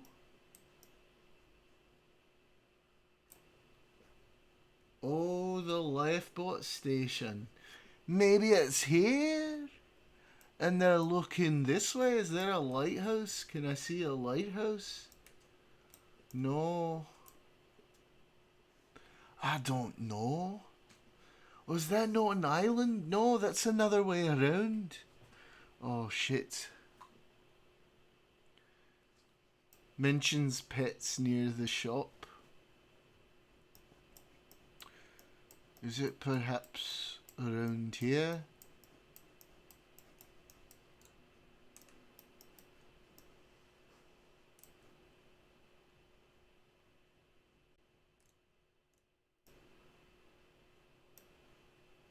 Oh, I don't know. I don't know. This is the pier, right?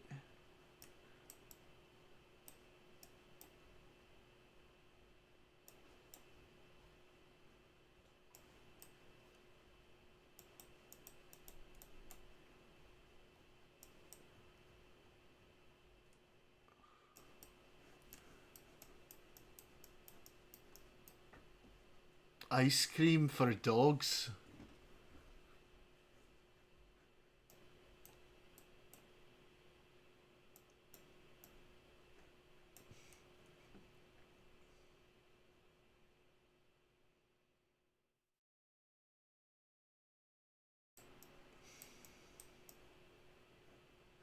Okay. We're gonna shit and get off the pot. We're picking right here. We're probably wrong, but let's take a chance. 2 years off. No, it was in North Wales. Fuck off. Who wants to go to the north? Boo. It's okay. We take those. We take those. Oh, fuck off with this. Alright, this looks like a European plate. And that's a, what is that, a fucking Vauxhall or something?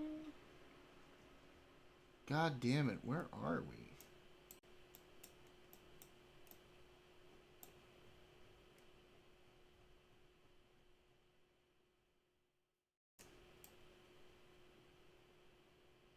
Does anyone have any smartwatches?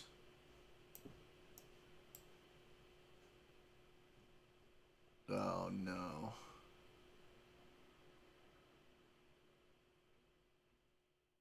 These roads look American though.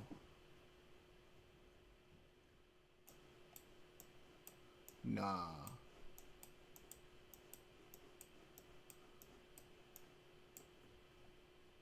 Nah, this is Europe.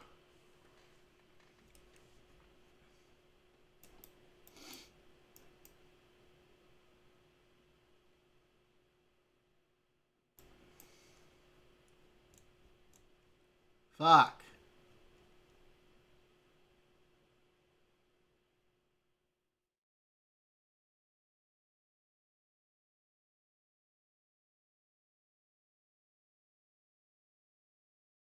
I can't tell, man. Shit.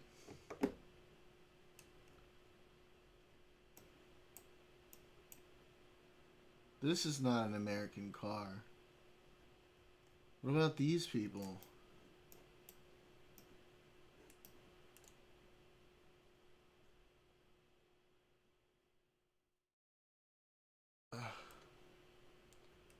I don't know, dog.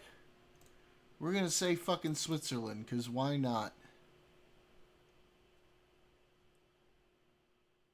Like, here.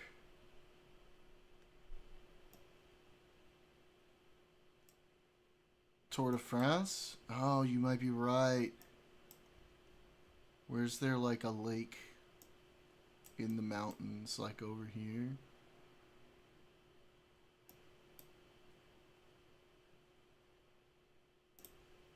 Fuck it. 2008. Cape Town?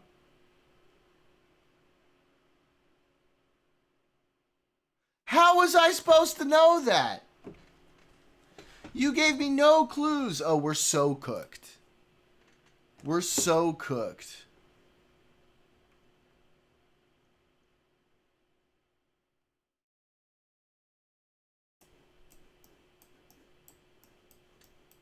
Oh, dude.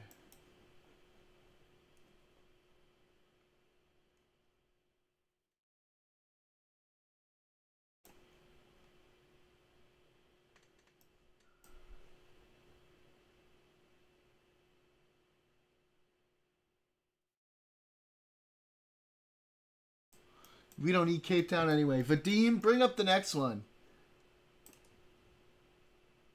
What is this? Where? Oh, Australian. Okay, but where?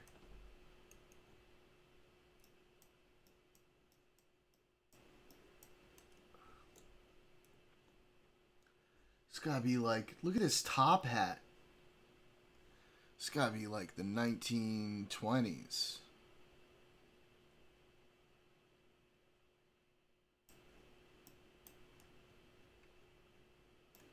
Or maybe earlier.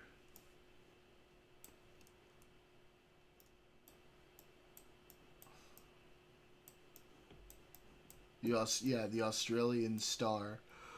Newspaper. I'm guessing. Well, I don't know. There's a lot of people, so it has to be near a city.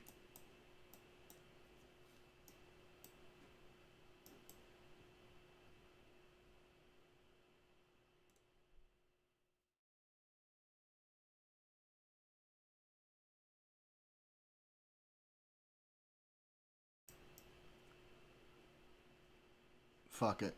We'll say Sydney, because we don't fucking know. Like here, because what the fuck? 1901? Oh, we weren't that far. 1901, we're so cooked, bro. We're so cooked. Yeah.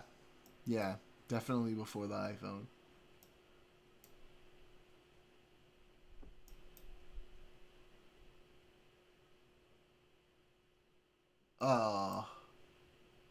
Vancouver.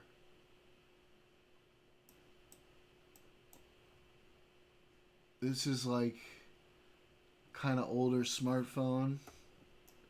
Is there a year on this permit? There is, but I can't read it.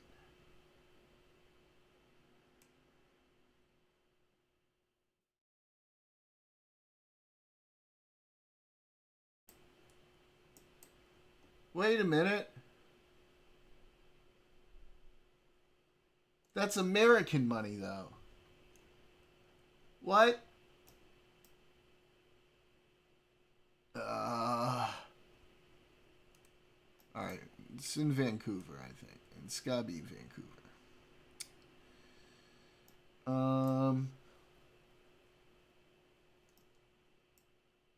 We don't know, so we're gonna just say, like, the fucking middle of it or something. And that looks like a sort of older smartphone around like 2014, 2015-ish. But what if he just has like an old smartphone because he's poor and busking and doing shit for money?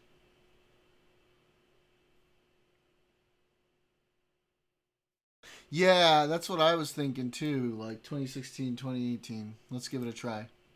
Hey! Hey! We're still cooked. We can't get over 40. Moulin Rouge. So we're in Paris. En Paris. 1935. Let's try that. En Paris. Paris en 1935. Is the Moulin Rouge even still there anymore? Or did they like fucking knock it down or something? Where is this?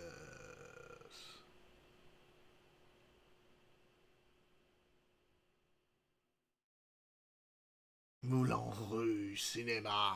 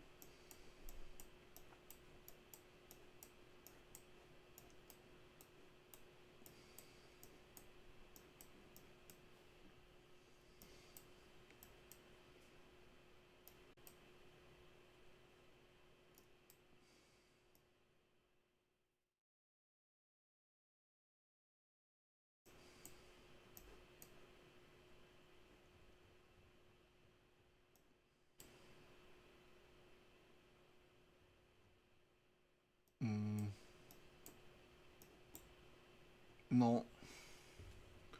Okay. Doge revealed it's still collecting Social Security. Scandaleux. You gotta say it all French. Scandaleux. So I gotta find it. Where is it?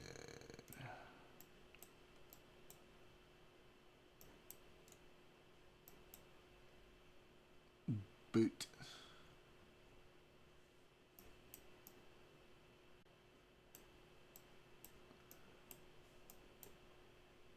Saint Denis.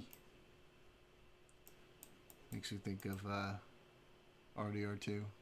Oui, oui, Angry Baguette Sons.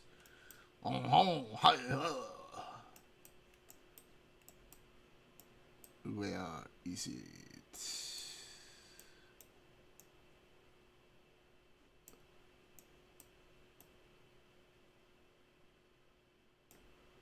Place du Tertre.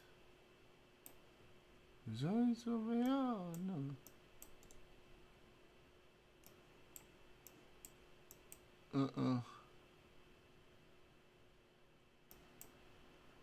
Is it gonna get like a big, like... Here's a landmark fucking picture.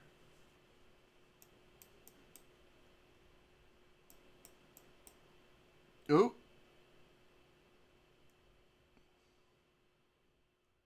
Chateau Rouge.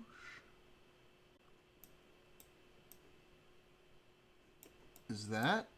Where is it over here? Place du Chateau Rouge.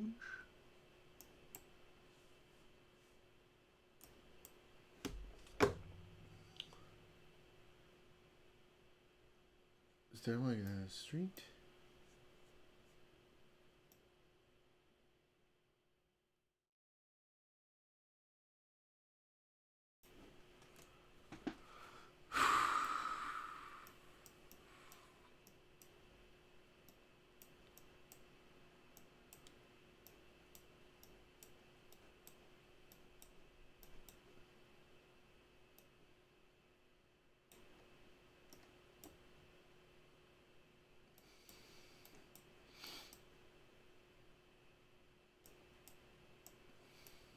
Damn.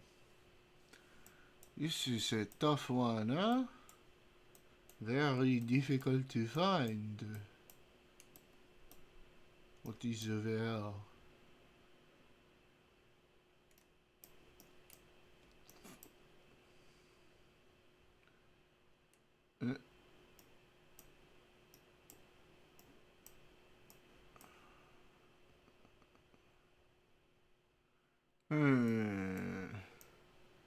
Man. It's a very big city, huh? So large. It's probably in the main part of Paris, no? Oh!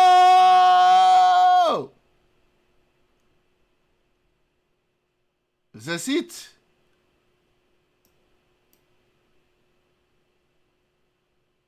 Huh? No, is that it? Moulin Rouge Cinema? No, it's very close. Is that it? This is...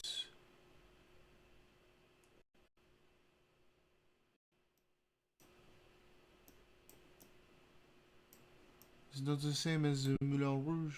Moulin Rouge Cinema? Is it the same? I do not know. Is there a place Moulin Rouge Cinema around here, huh? I cannot say.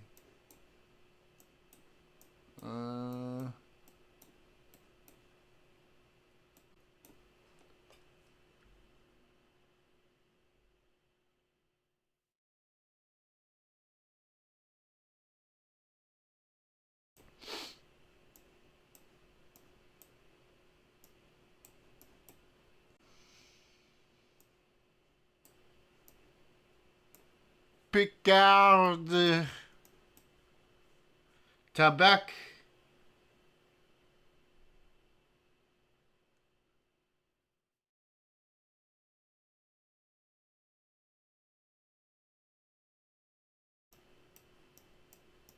Am I psyching myself out? Is it actually here? I don't think so. That doesn't look right. It's obviously going to be around here. But it doesn't have like the fucking windmill on it. And they obviously had the windmill.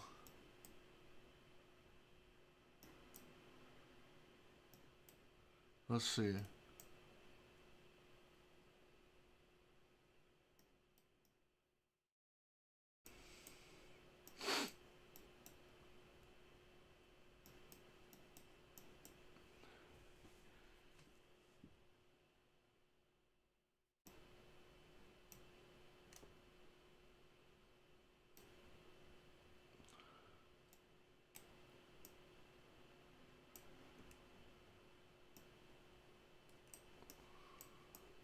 Magnum Club. Oh.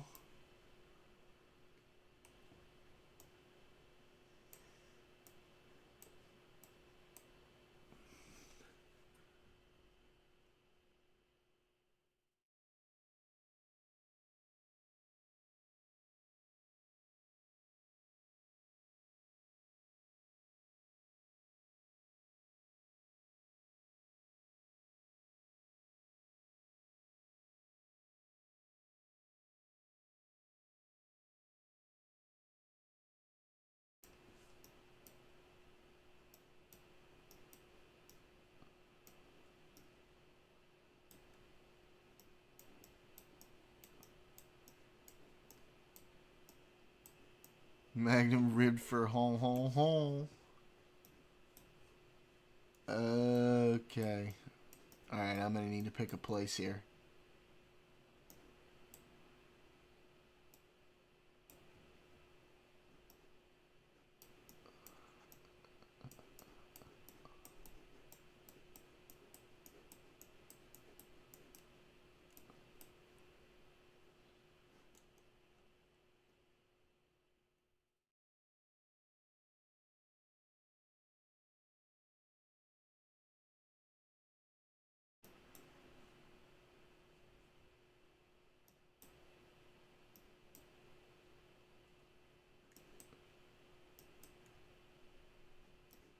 Damn.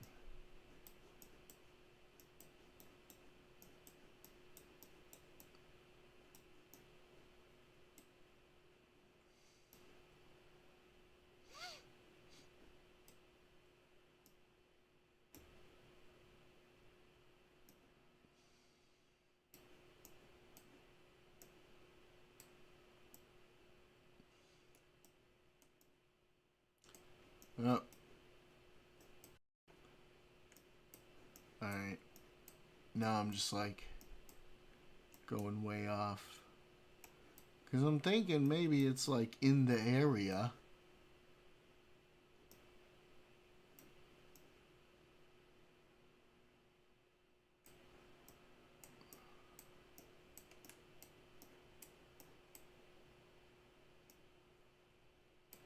Fuck it. We're just gonna go around here, I guess, because we don't fucking know, right? We know this isn't right, but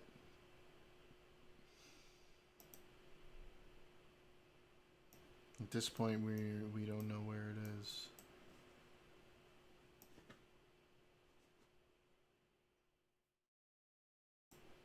And I don't even know if these places exist anymore.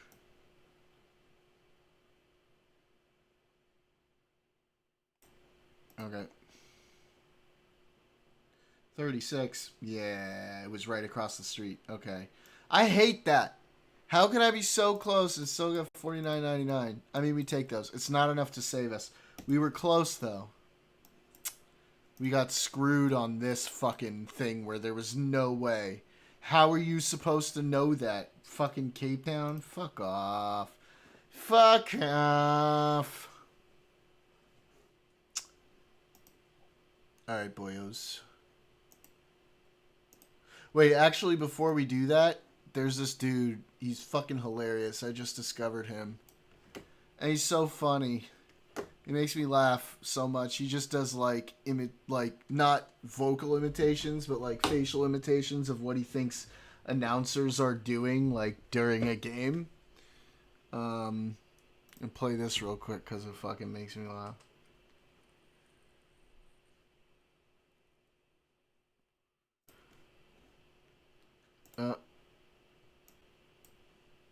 Where's our sound? The next offering. Swung out and blasted. High, deep to right. Gone. How about that? A grand slam to right by Daniel Schneemann. Oh, what a celebration awaiting him in the first base dugout.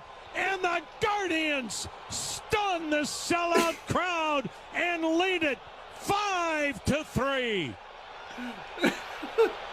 John Snyder will make a pitching change. Daniel Schneemann with 2 home runs. The next offering. Here we go, the 1-2. Smash deep to center field. Way back. Pucker up. Kiss that baby goodbye over the center field wall. A monumental return to victory for LSU as Jared Jones smashes his 14th home run of the year. And this place is going nuts. LSU wins it with a 6-run comeback in the ninth. He was right on the fastball right here. Bell-tie fastball, and it's one of the furthest home runs I've seen hit. Look at this, way over the batter's eye, like no doubt. It would take a bloodhound, a federal marshal, and a subpoena to find that ball. Today we're going to get fly. Look at the long shadows.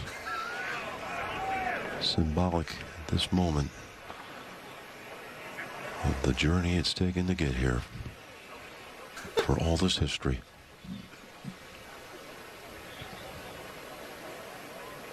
The long journey is over. McElroy has his masterpiece. Look at the long shadows. Lifts this down the left field line. Long runs. De La Cruz on the slide. Sprawling backhand tumbling in the dirt. Alley De La Cruz. Degree of difficulty 10, 11. Overall performance 11. That is fantastic. Ridiculousness 11. This guy is absolutely amazing. There he is stepping out before the pitch got to the plate. Then the pitch was outside, ball 1. Here's the 1-0 pitch. Steps out again. And it's ball 2. New to me, Rick. Help me out. You got anything? First time we've talked about it before. I don't know why he doesn't, but he's got to be very confident hitting with 1 strike or 2. There's the 2-0. Stepped out again. Ball 3. Wow. 3 in a row. That's a first. I hear you. We've never seen him do that 3 pitches in a row. No. Well, maybe he's looking for a cookie right here at 3-0. Hope he mashes it. Let's see. 3-0. He looks loaded there. Here's the pitch. And there he goes. Oh, baby. Left field. Facing in the upper deck. Randy Arozarena. He got what he wanted. A 3-0 cookie, and the Mariners lead 5-0. Wow. Sometimes a hitter sets up a pitcher. And I think that was a classic example right there. He steps out, ball 1. He steps out again, ball 2. He steps out again, ball 3. I'm swinging. And Garabito comes in with a strike, and he just mashed it off the facing of the upper deck in left field. Holy smokes, what a shot by Randy Arozarena. Randy baited the trap, and Garabito took it hook, line, and sinker. Pitch launched out towards left field. It's going back, and it's gone. Shea Langoliers back on track indeed. Welcome home to Texas. Big time players make big time plays. Kobe, White, Sub-Zero. Bang, bang, bang. What a wild sequence! The Cardiac Bulls have done it again! Ow, Elizabeth! It's the big one! I'm coming, Elizabeth! Oh, Lord! I can't believe this! The Cardiac Bulls! Everybody thought it was over. It's never over. Never. Not with this team. Oh, Lord! Remember, LeBron got the tip in last night to beat the Pacers. Doncic took the final shot before that. Here's Reeves. Reeves straight to the cup. Lays it in to take the lead. Bulls are out of timeouts. 2 seconds left. Giddy for the win. Go! My God! I cannot believe this. Elizabeth, I'm coming, baby. Oh, my God. And I think that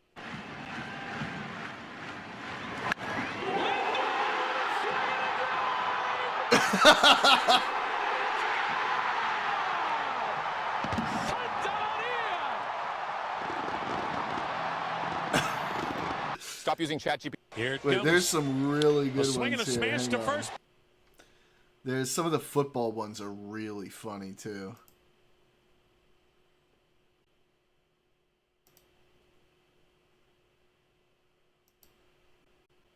Let's see. Get like one or two football ones. And then we'll finish up Foe tonight. Come on.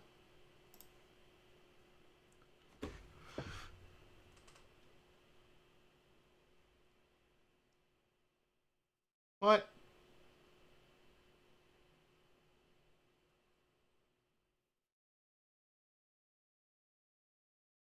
Alright, well fuck you. I'll pull it up on Instagram then. Some bitch.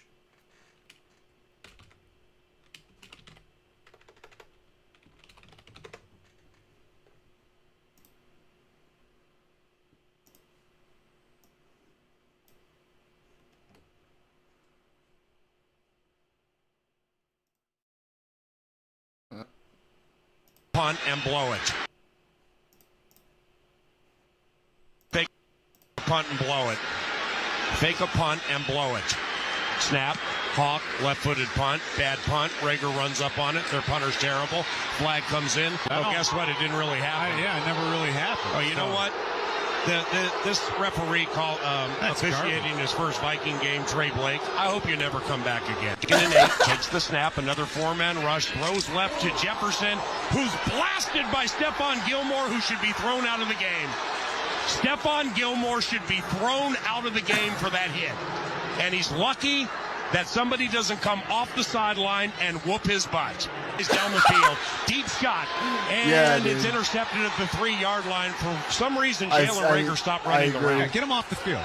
Are you kidding me with this Jalen Rager move? What are we doing? That's the second interception that Cousins has thrown trying to get the ball to Jalen Rager. The other one was the pick 6 when Rager completely just turned the wrong way. First and 10 from the 14. Cousins takes the snap, throws to the end zone, and incomplete. There we go. Flag on the Colts DBs on KJ Osborne because these Colts are reeling and they're gripping and they're begging to lose. Come on! 36 Cousins out of the shotgun, throws to the right, caught Jefferson against Gilmore. Go ahead and try to decapitate him again, Steph, and get thrown out. Cousins facing a four-man rush, throws to the right, caught Jefferson, working Stephon Gilmore again. Just work him right to the nub, okay? Cousins back to pass, safety blitz, pass left to Jefferson, incomplete at the 23.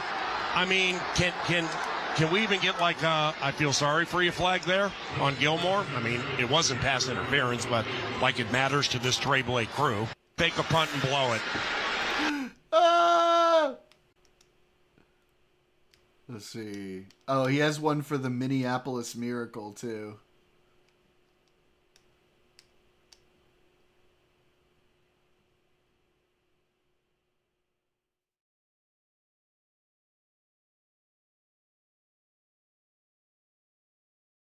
Where is it? Watch Devin Hester when he played doing kick returns. Yes, sir. Kick return goat.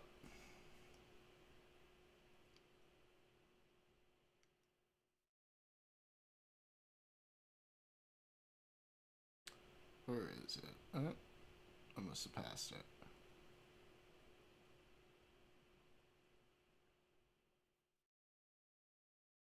Brett Favre in a Vikings uniform.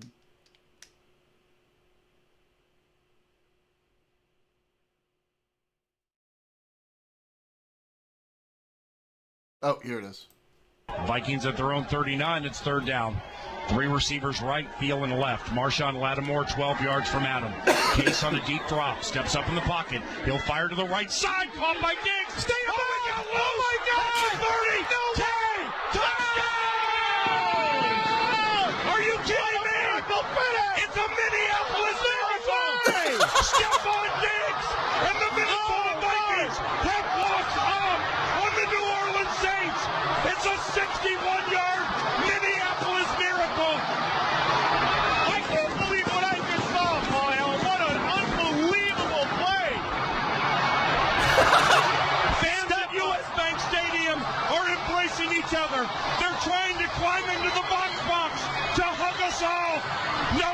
finds Stephon Diggs. He ran into the tunnel. Unbelievable, Paul. Are you kidding me? They run the deep out route. Stephon Diggs goes up, and Marcus Williams, the rookie, tries to jump over the back of him to break up the throw. The ball is caught, and Diggs is able to take it into the end zone. Look at the Vikings coaches. This is just an absolute mistake. Yes! Are you kidding me? Look at these Vikings coaches. Yes! Vikings at their own. Yeah, that was Drew Brees. Yep. The Minneapolis Miracle. You don't remember that game? I remember that game. That was a hell of a game, bro. What a game. Goodness gracious. Quite the game, that one.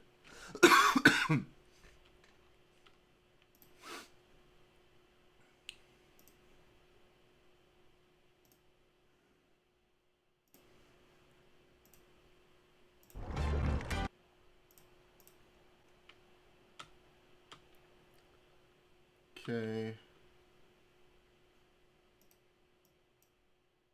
Alright, Mika. Come here, baby. Come here, baby. Come and say hi. Come and say hello. Come here. No.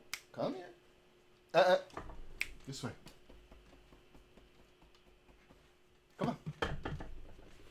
Come on, babes. There you go. Oh, you knocked it over.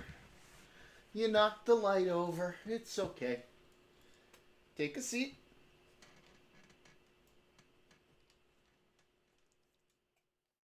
Can you say hi to everybody? You want a peanut? You want peanut? You can have a peanut if you say hello.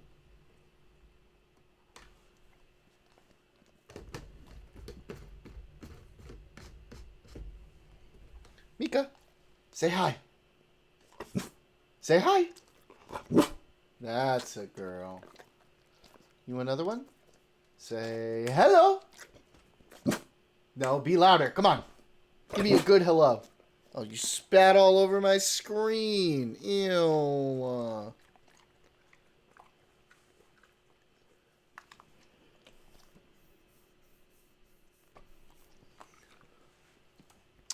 right.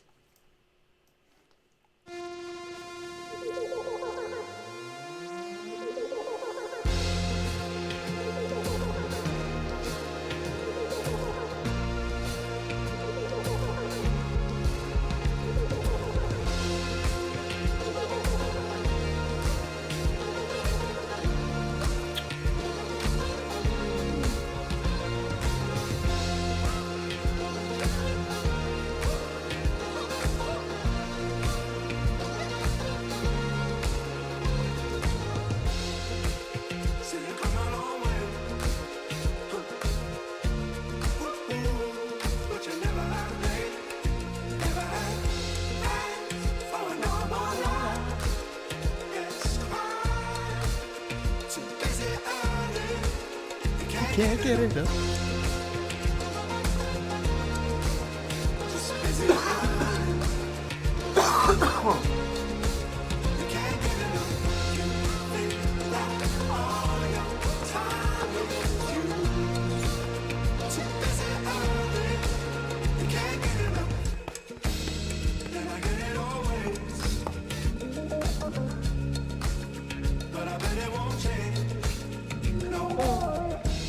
Dad has a boring life.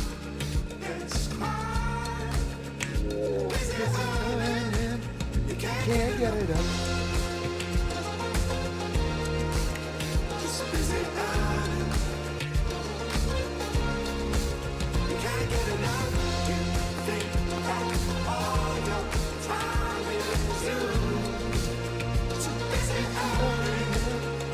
Can't get it up.